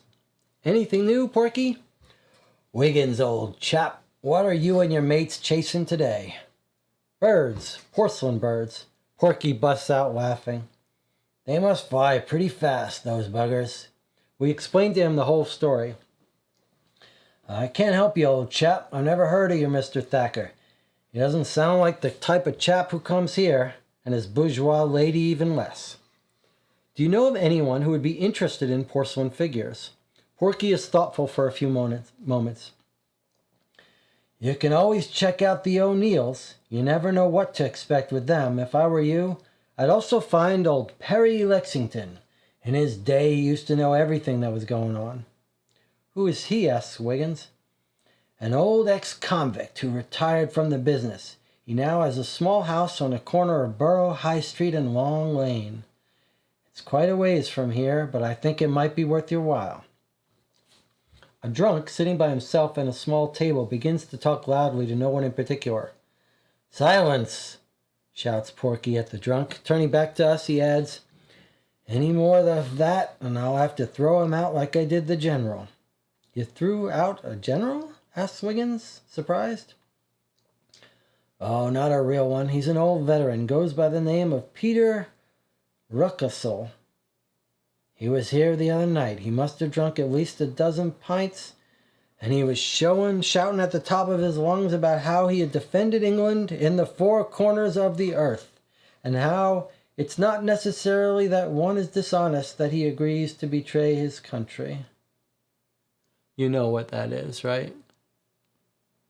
You can see what we just read about. I finally had to toss him out. Business is not always easy, old chap. Do you know where he lives? Asked Wiggins, who wishes to leave no stone unturned in his investigations. No idea. You know these old soldiers don't really cause much trouble except to talk endlessly of their years of army life. Apart from that, Porky, has anything else happened lately? Any rumors of... I see what you're trying to say, answers Porky, lowering his voice. No, everything is calm. I have to admit, though, that in this kind of weather, people aren't thirsty enough. The drunk at the back of the pub begins his shouting again. Excuse me, mates, says Porky. Looks like duty is calling me. Aaron says that thief might give us some leads on whether it's just a decoy or not. But you're right, the time must be really late in the States. Okay, I want you to read this. I want you to hear this again. You threw out a general? Not a real one. He's an old veteran. Goes by the name of Peter Ruckastle. He was here the other night. He must have drunk at least a dozen pints, and he was shouting at the top of his lungs about how he had defended England in the four corners of the earth, and how it is not necessarily that one is dishonest that he agrees to betray his country. I don't understand that last part. I think he's saying he shot that guy in London Tower.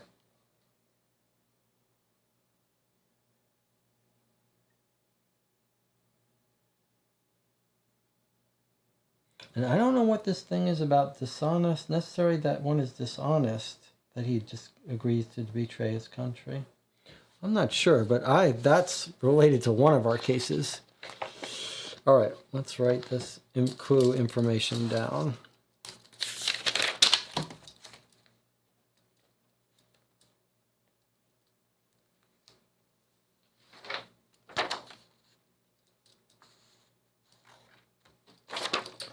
All right, he says, he gives us two people. He says he wants us to talk to, he says he mentions the O'Neills that might be dealing in stolen stuff. But he says find Perry Lexington.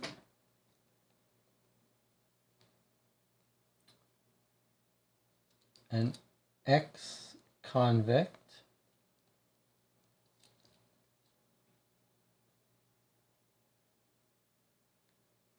Has a small house on corner of Borough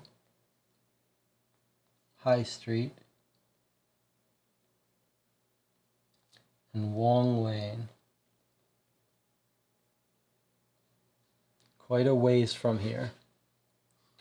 Okay, and then he's got Peter Ruckastle.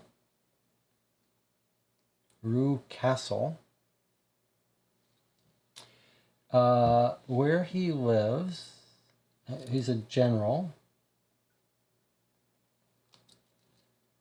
Not a real one, an old veteran.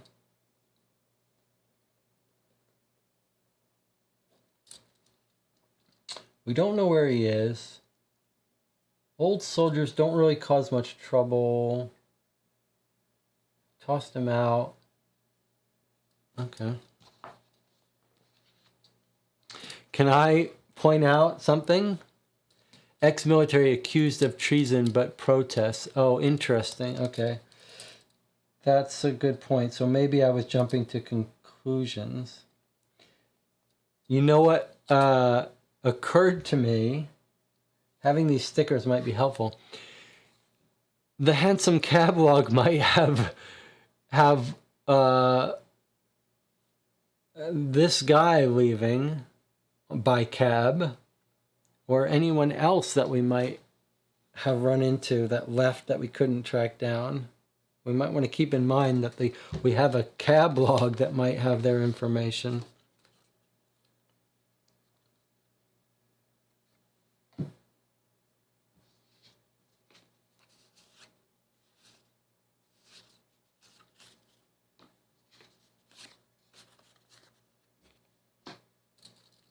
So we need to find the O'Neills, Perry Lexington, Peter Rucastle, which we don't know where to find him.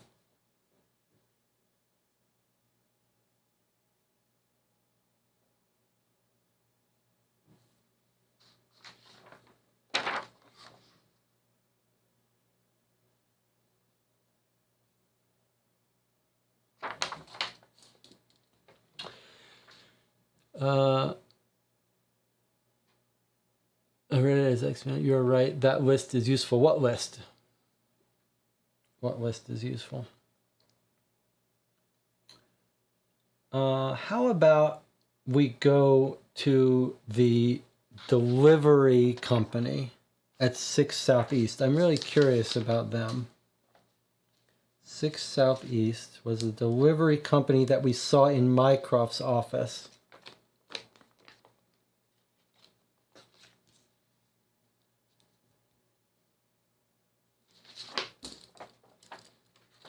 Six Southeast brings us to clue 21. I think we're going to call it a night pretty soon. Oh, the hansom cab, yes. 21. Pardon me, says Wiggins to the clerk, but it seems you have misplaced the package you were supposed to deliver to me this morning. Wiggins, you little clever little liar. The man straightens himself up immediately and declares in an irritable tone of voice, "If I permit myself to doubt you, sir, such a thing has never happened." "I insist," says Wiggins, "that you verify the transaction on your register, if you please." The man takes a large book covered in green fabric and opens it to today's date. "What address?" asks the man curtly. "Minister of War," replies Wiggins just as curtly. The man rapidly glances over the page. "Here we are. One package picked up at Selfridge's and delivered to the minister." "How many packages have you received?" One package," falters Wiggins. "That's it. I have demonstrated I am correct, sir. We were to deliver a package and we delivered it," declares the man, an air of triumph on his face. "In that case, it must be an error on the part of one of my associates," says Wiggins. "I will immediately verify this." "If you had started with your own office in the first place, it would have been better for all concerned. We leave the premises showing all the signs of the most extreme confusion." Okay, so we actually, this is a promising lead. This is a promising lead. So 6 Southeast delivery Cummins. The delivery to the Minister of War was from Selfridge. I believe Selfridge is a book seller.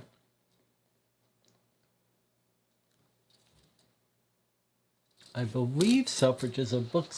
just look this up for a second.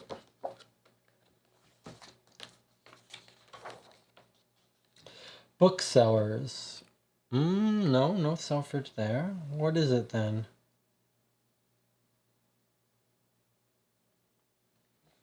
What is Selfridge's if it isn't a bookseller? Let me look it up alphabetically.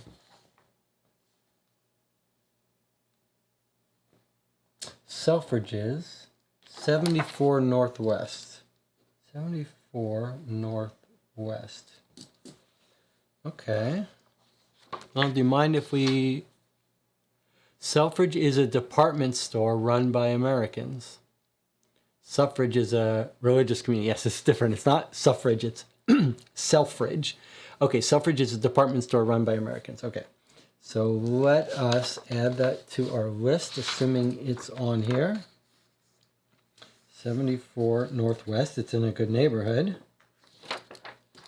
74 Northwest is in 39. I think as soon as we find a good place to stop, we should. Maybe this will be our last rundown of this lead.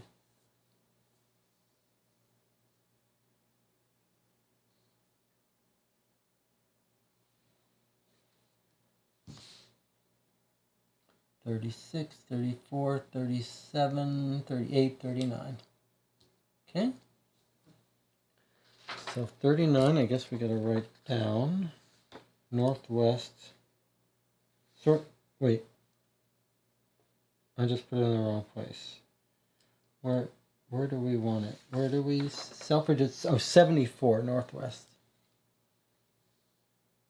Where did I get confused? 74... Oh, yeah, Selfridge. I just put it on sticker 39, which is wrong. It's sticker 74. The clue is 39. Okay, let's see what we got.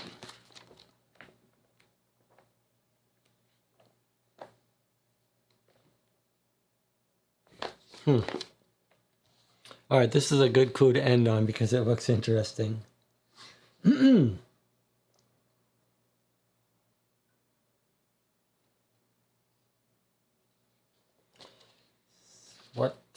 What's going on here? Selfridge is at 74 Northwest. 74 Northwest tells to go to 39. Huh. Okay. This is interesting. This is interesting. And I'm going to read it to you for a second. I just want to make 1000% sure that Selfridges is really at 74W before we read it and make sense of it. And then we're going to stop here. So I'm going to look up markets. It's not in markets. How about...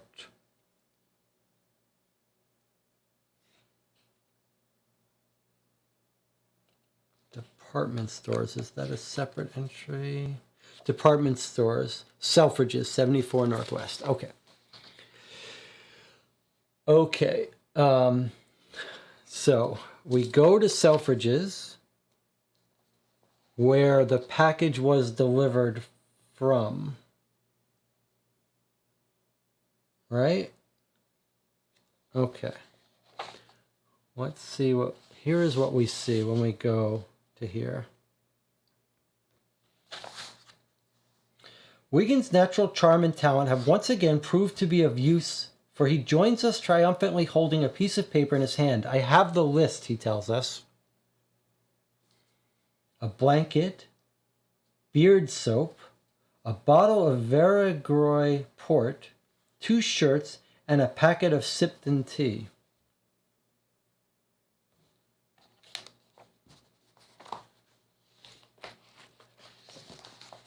So, I think this is telling us that Thacker is at the Ministry of War getting ready, got pulled in from the field or something. So, from Selfridge, like we've seen this before. I believe the Viragroy port is what they have at their house. Blanket, beard soap. Do we know if he has a beard?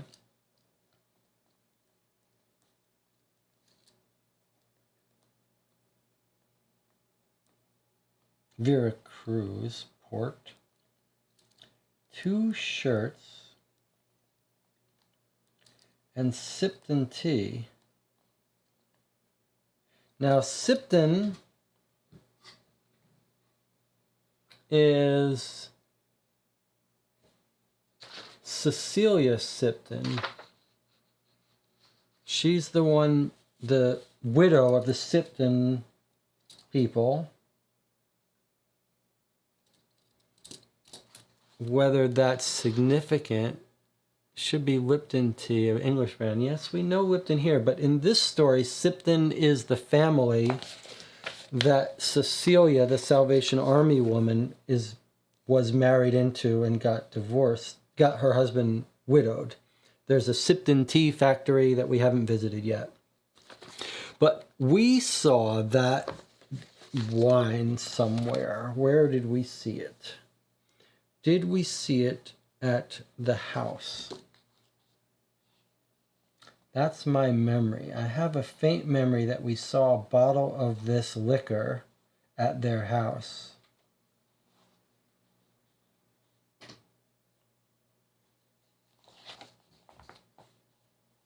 I'll bet if we go to a liquor store, maybe we can find that they had it delivered or something regularly. It may not have been at their house that I saw it. It could have been at his university office.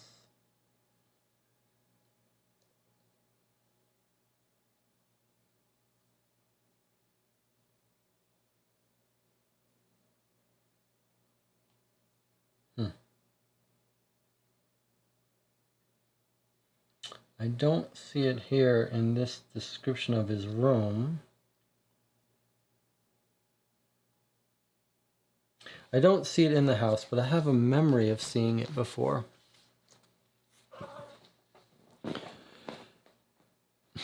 Okay, the cat has announced that it wants attention. All right, so here's what we'll do.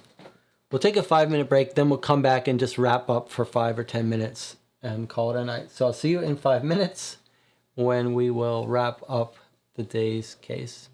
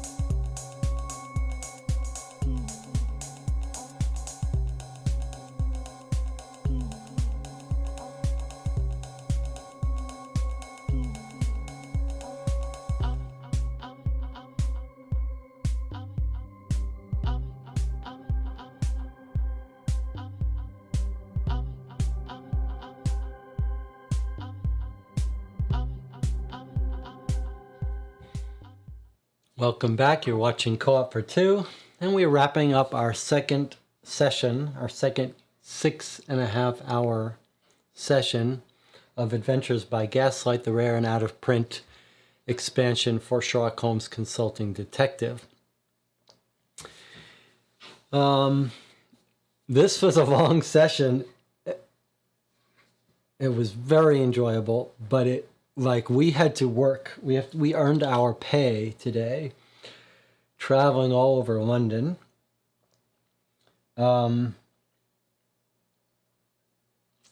It feels like I feel like we could take care of London tomorrow. Like, let's look at our sheet here.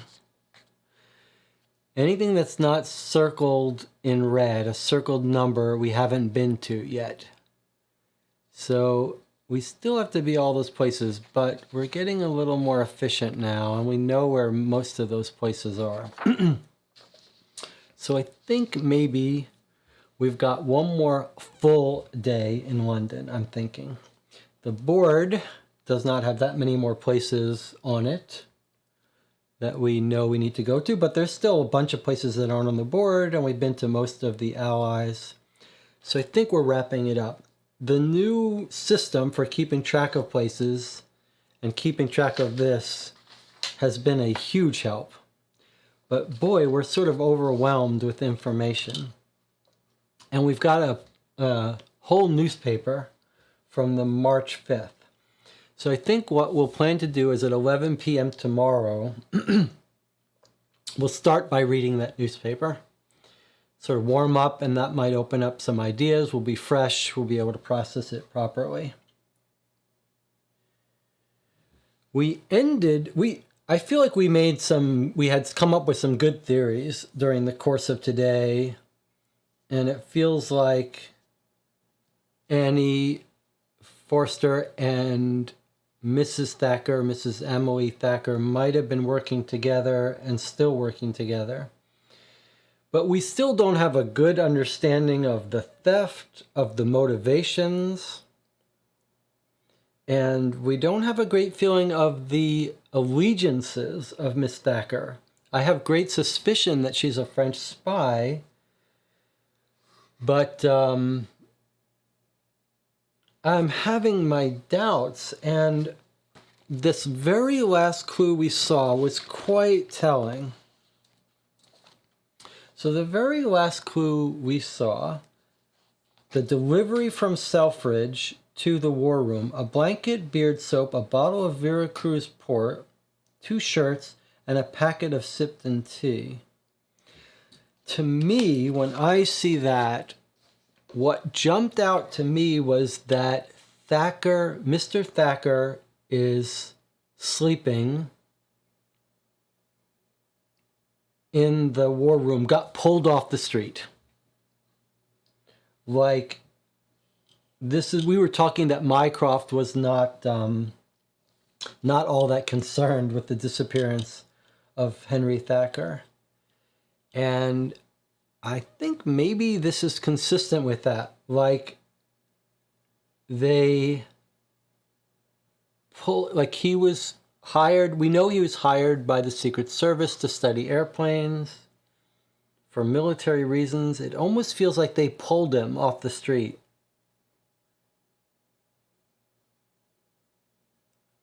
Either to expose the wife as a spy or possibly even in conjunction with the wife.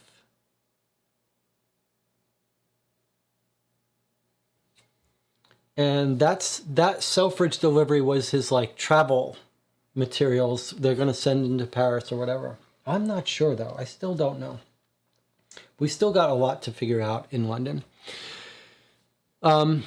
Jonathan and Aaron came by for the second half, but he says, tomorrow I'll be online in time. That's fantastic. We are going to really need your help tomorrow. I think the three of us are going to have to really put our heads together to come up with a working theory for London, especially if we hope to leave London tomorrow. It is a fascinating, deep, rich case. I mean, we have been all over London.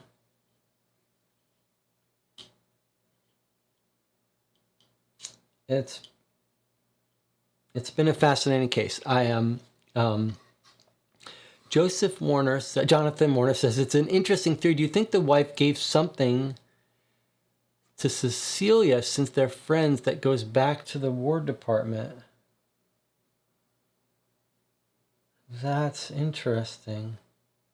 We definitely have to find Cecilia and find out what's going on.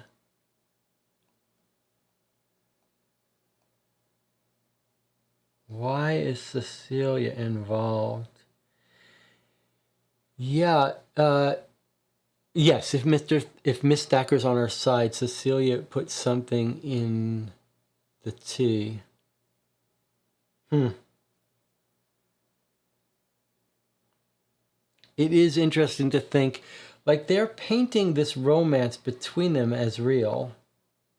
But I was very suspicious of Thacker. I still am, Miss Thacker. But is it possible that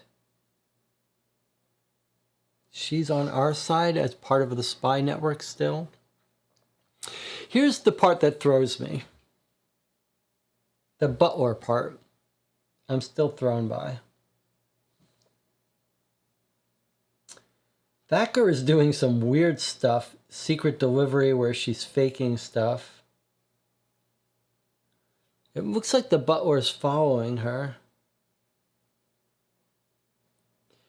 But she is the one who insisted on hiring the butler. It makes more sense that the butler is working for the spy agencies, in which case Thacker is not on our side.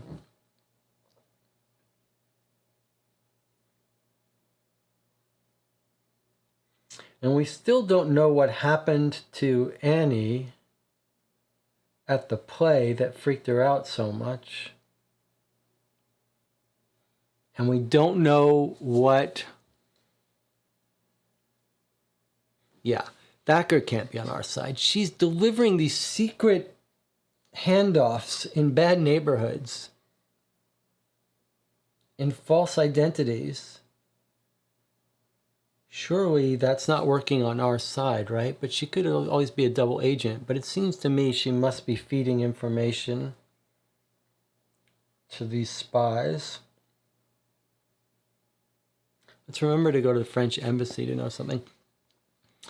Celia put something in the tea. That's an interesting theory. We're going to follow up on Cecilia. I do think we have to find where that wine was mentioned, because I think it's a sign that it's Henry Thacker. I think that's the wine he drinks, I think. I'm not sure, though. I'd like to verify that, though.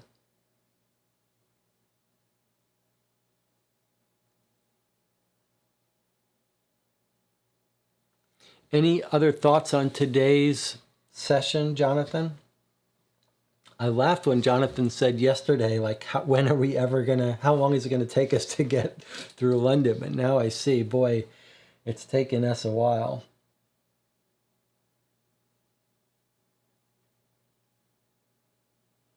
The only thing that troubles me about finishing tomorrow, like we're going to have time to finish almost everything tomorrow, but we're surely going to run into locations on the clue sheet that we don't understand how to get to. And we have the whole newspaper.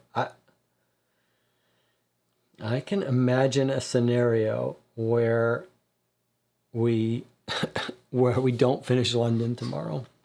I'm just warning you.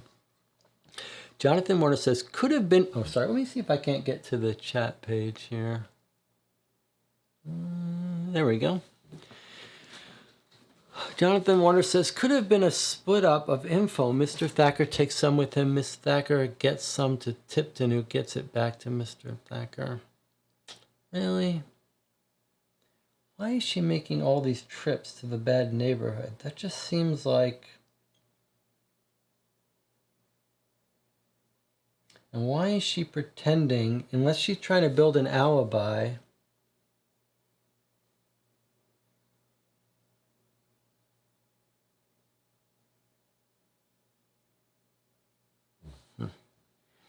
Yeah, I don't know.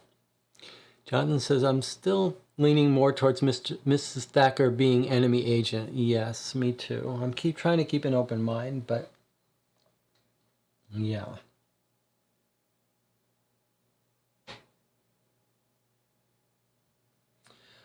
One thing that's a little odd in terms of this theory is Thacker did not start out as a high-ranking military, researcher.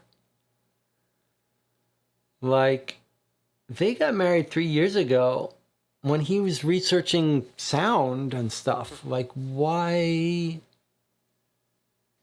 would you plant a spy with him so early in their marriage before you find out any information, before you know he's researching military stuff? That is odd.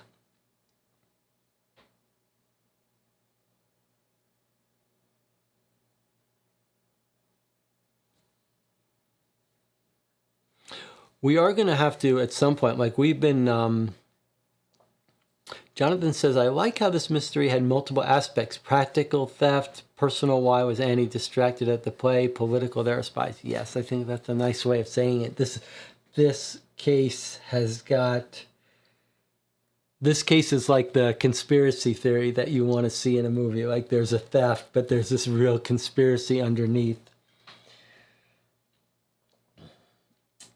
Right now, we're working on a very tactical basis. We're sort of why was this person deceiving us about this? What were they doing here? But we do need to come up with a bigger picture set of theories about why the house was ransacked.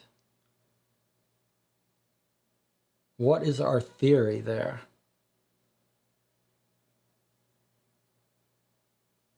Why is she pretending it's birds, or why is it birds?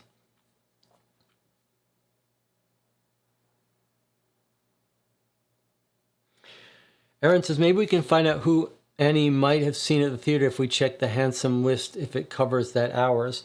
Well, you're reminding me something that I pointed out at some point, right? That we didn't follow through up yet. So here's the handsome list. Now, what I quite brilliantly pointed out was that in addition to looking at the sources, where are people traveling from, what we should point out, this gets directly to your point, they went to the play,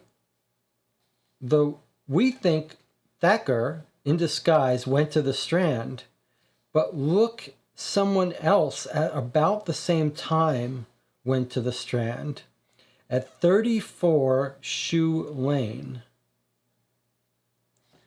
So someone almost looks like they traveled from somewhere else to meet her, Where is Shoe Lane?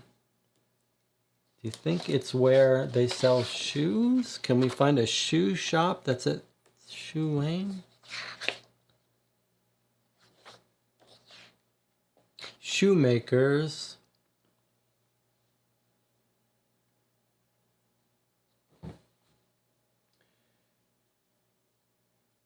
We might have to hunt around for this, but I think it's probably worth doing at some point.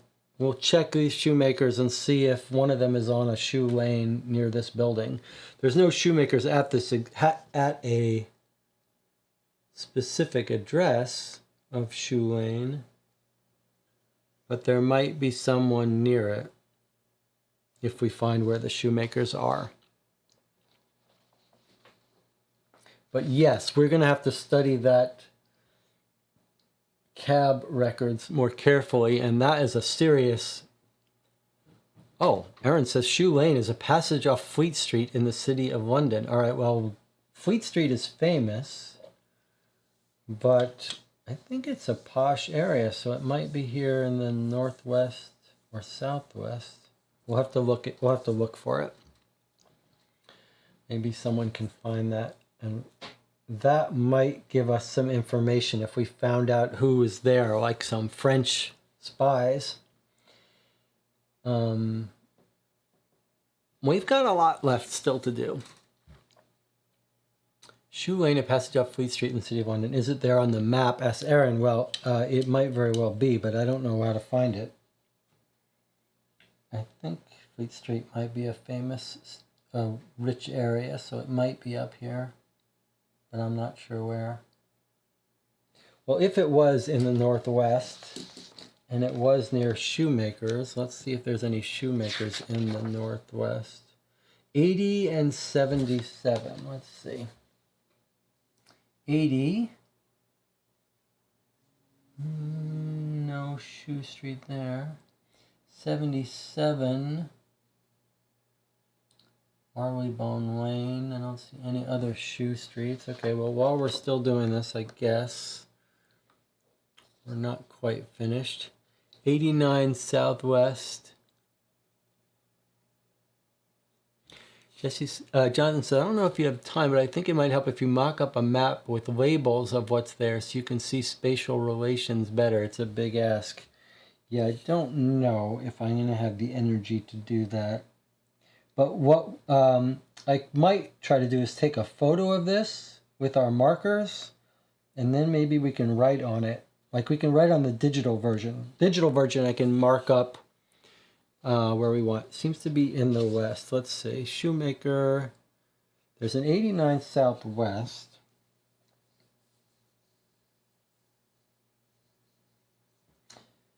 Here's 89. That's Queen's Walk. That's not named Shoemaker Lane. How about 77 WC? 77 WC is here. I don't see a Shoemaker Lane. The last place to look would be 83 Southeast. No Shoemaker Lane there. That doesn't mean that it's not somewhere. It just means it's not right next to... North of the Thames, says Aaron. Okay, let's look a little more. You guys got the energy to keep going? So do I.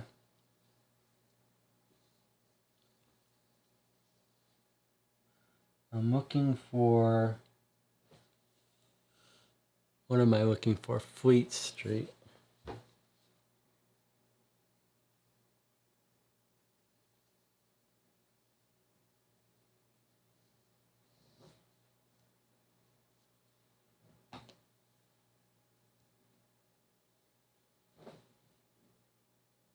Okay, there's Fleet Street. Here's Fleet Street. Okay, let's look for Shoemaker Lane then.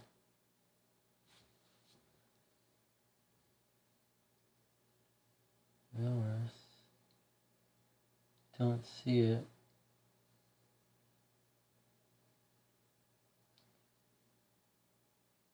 Generally Lane. Shoe Lane. Fleet Street, there's Shoe Lane. Okay. There's 34 Shoe Lane right there. Okay, so 34 Shoe Lane, someone took a cab and would have met her there, possibly. Now, the question is it going to be an available location, 34 WC? Nope. Nope. It's a red herring. Wait, yeah. How is there a 35 WC? That doesn't exist either.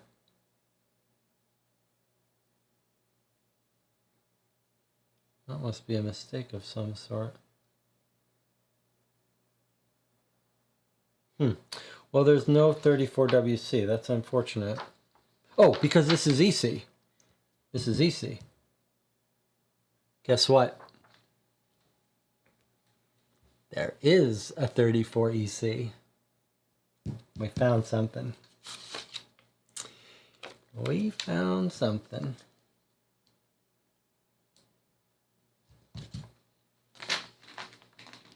We found the person who met Thackeray secretly, who picked up the basket she brought. Okay, let's pencil it in here. 34 EC is a mystery meter. Very interesting. Good teamwork. Yes. It is right next to 35. So what was 35 EC? The Police Gazette.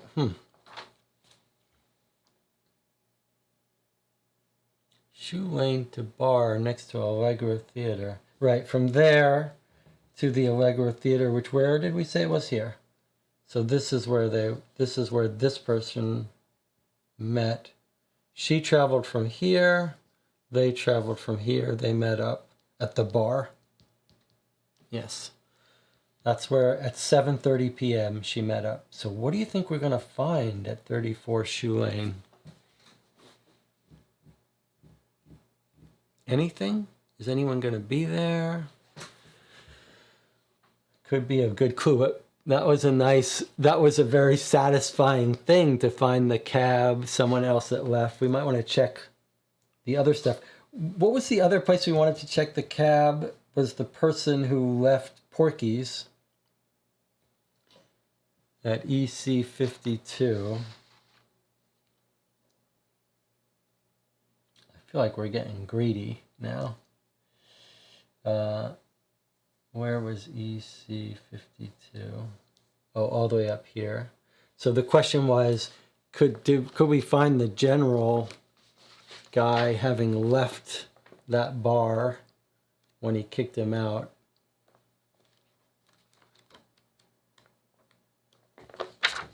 Did we know what time he kicked him out? The cab log is definitely the MVP clue of the game, absolutely. EC 52, we don't know when he kicked him out, but presumably at night. So, let's see, where would that be? Hall Street, Goswell Road, St. John. It's a 50s up there. But we don't know what time.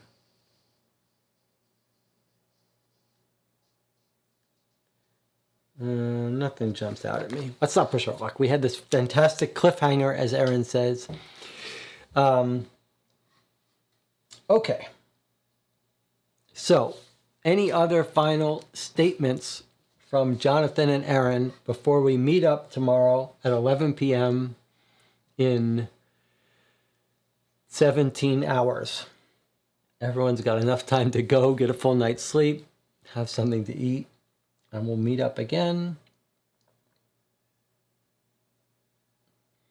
And we'll see if we can't finish London, but I reserve the right not to rush out of London if we don't fully understand everything we need to understand.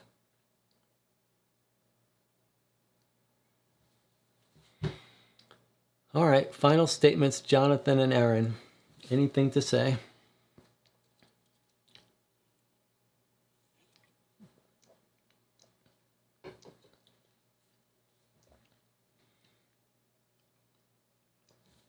Do you guys want me to scan in well, you may have taken a screenshot of page 33.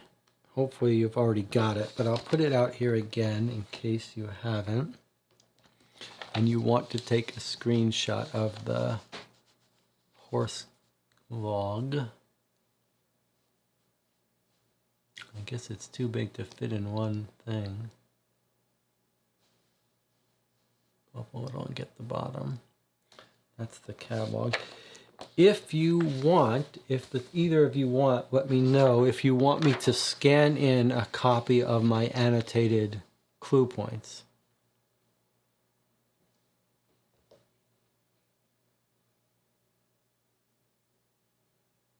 You're going to have a hard time reading some of that, but, well, there it is for you to screenshot, but I could also scan it if you want. Okay, Jonathan says, statement for game and experience, it's too much to take in. I mean, I think it's living up, it's exceeding my expectations in terms of, yes, it's too much to take in. But it feels like a world, like it feels like we're in this world. And it's a weird feeling, like we are running around London, meeting and talking to so many people, and I feel like Wiggins and his group is confused and mystified by what the mystery is, and so are we. Like, we have not been able to put together the pieces yet. We are making progress. We are discovering things. We are figuring out clues and making sense of them, but as promised by everyone who's played it, we can't get the pieces to fit yet. But it also feels like we're not supposed to yet. Like, we've got much more to see. And we've got a whole more newspaper to see.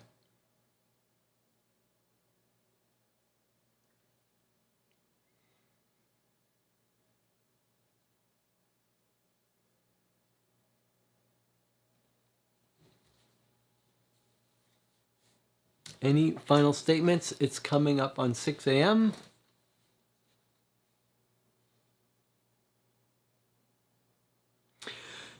So when we travel to Paris, whether that's well, we won't be in Paris tomorrow, but we might finish with London tomorrow and then travel to Paris on the next day. There are no allies in Paris. And the list of clues for Paris is quite a bit smaller. So Paris will definitely be a shorter experience, and we'll only have one newspaper, etc. So London is the core of our adventure.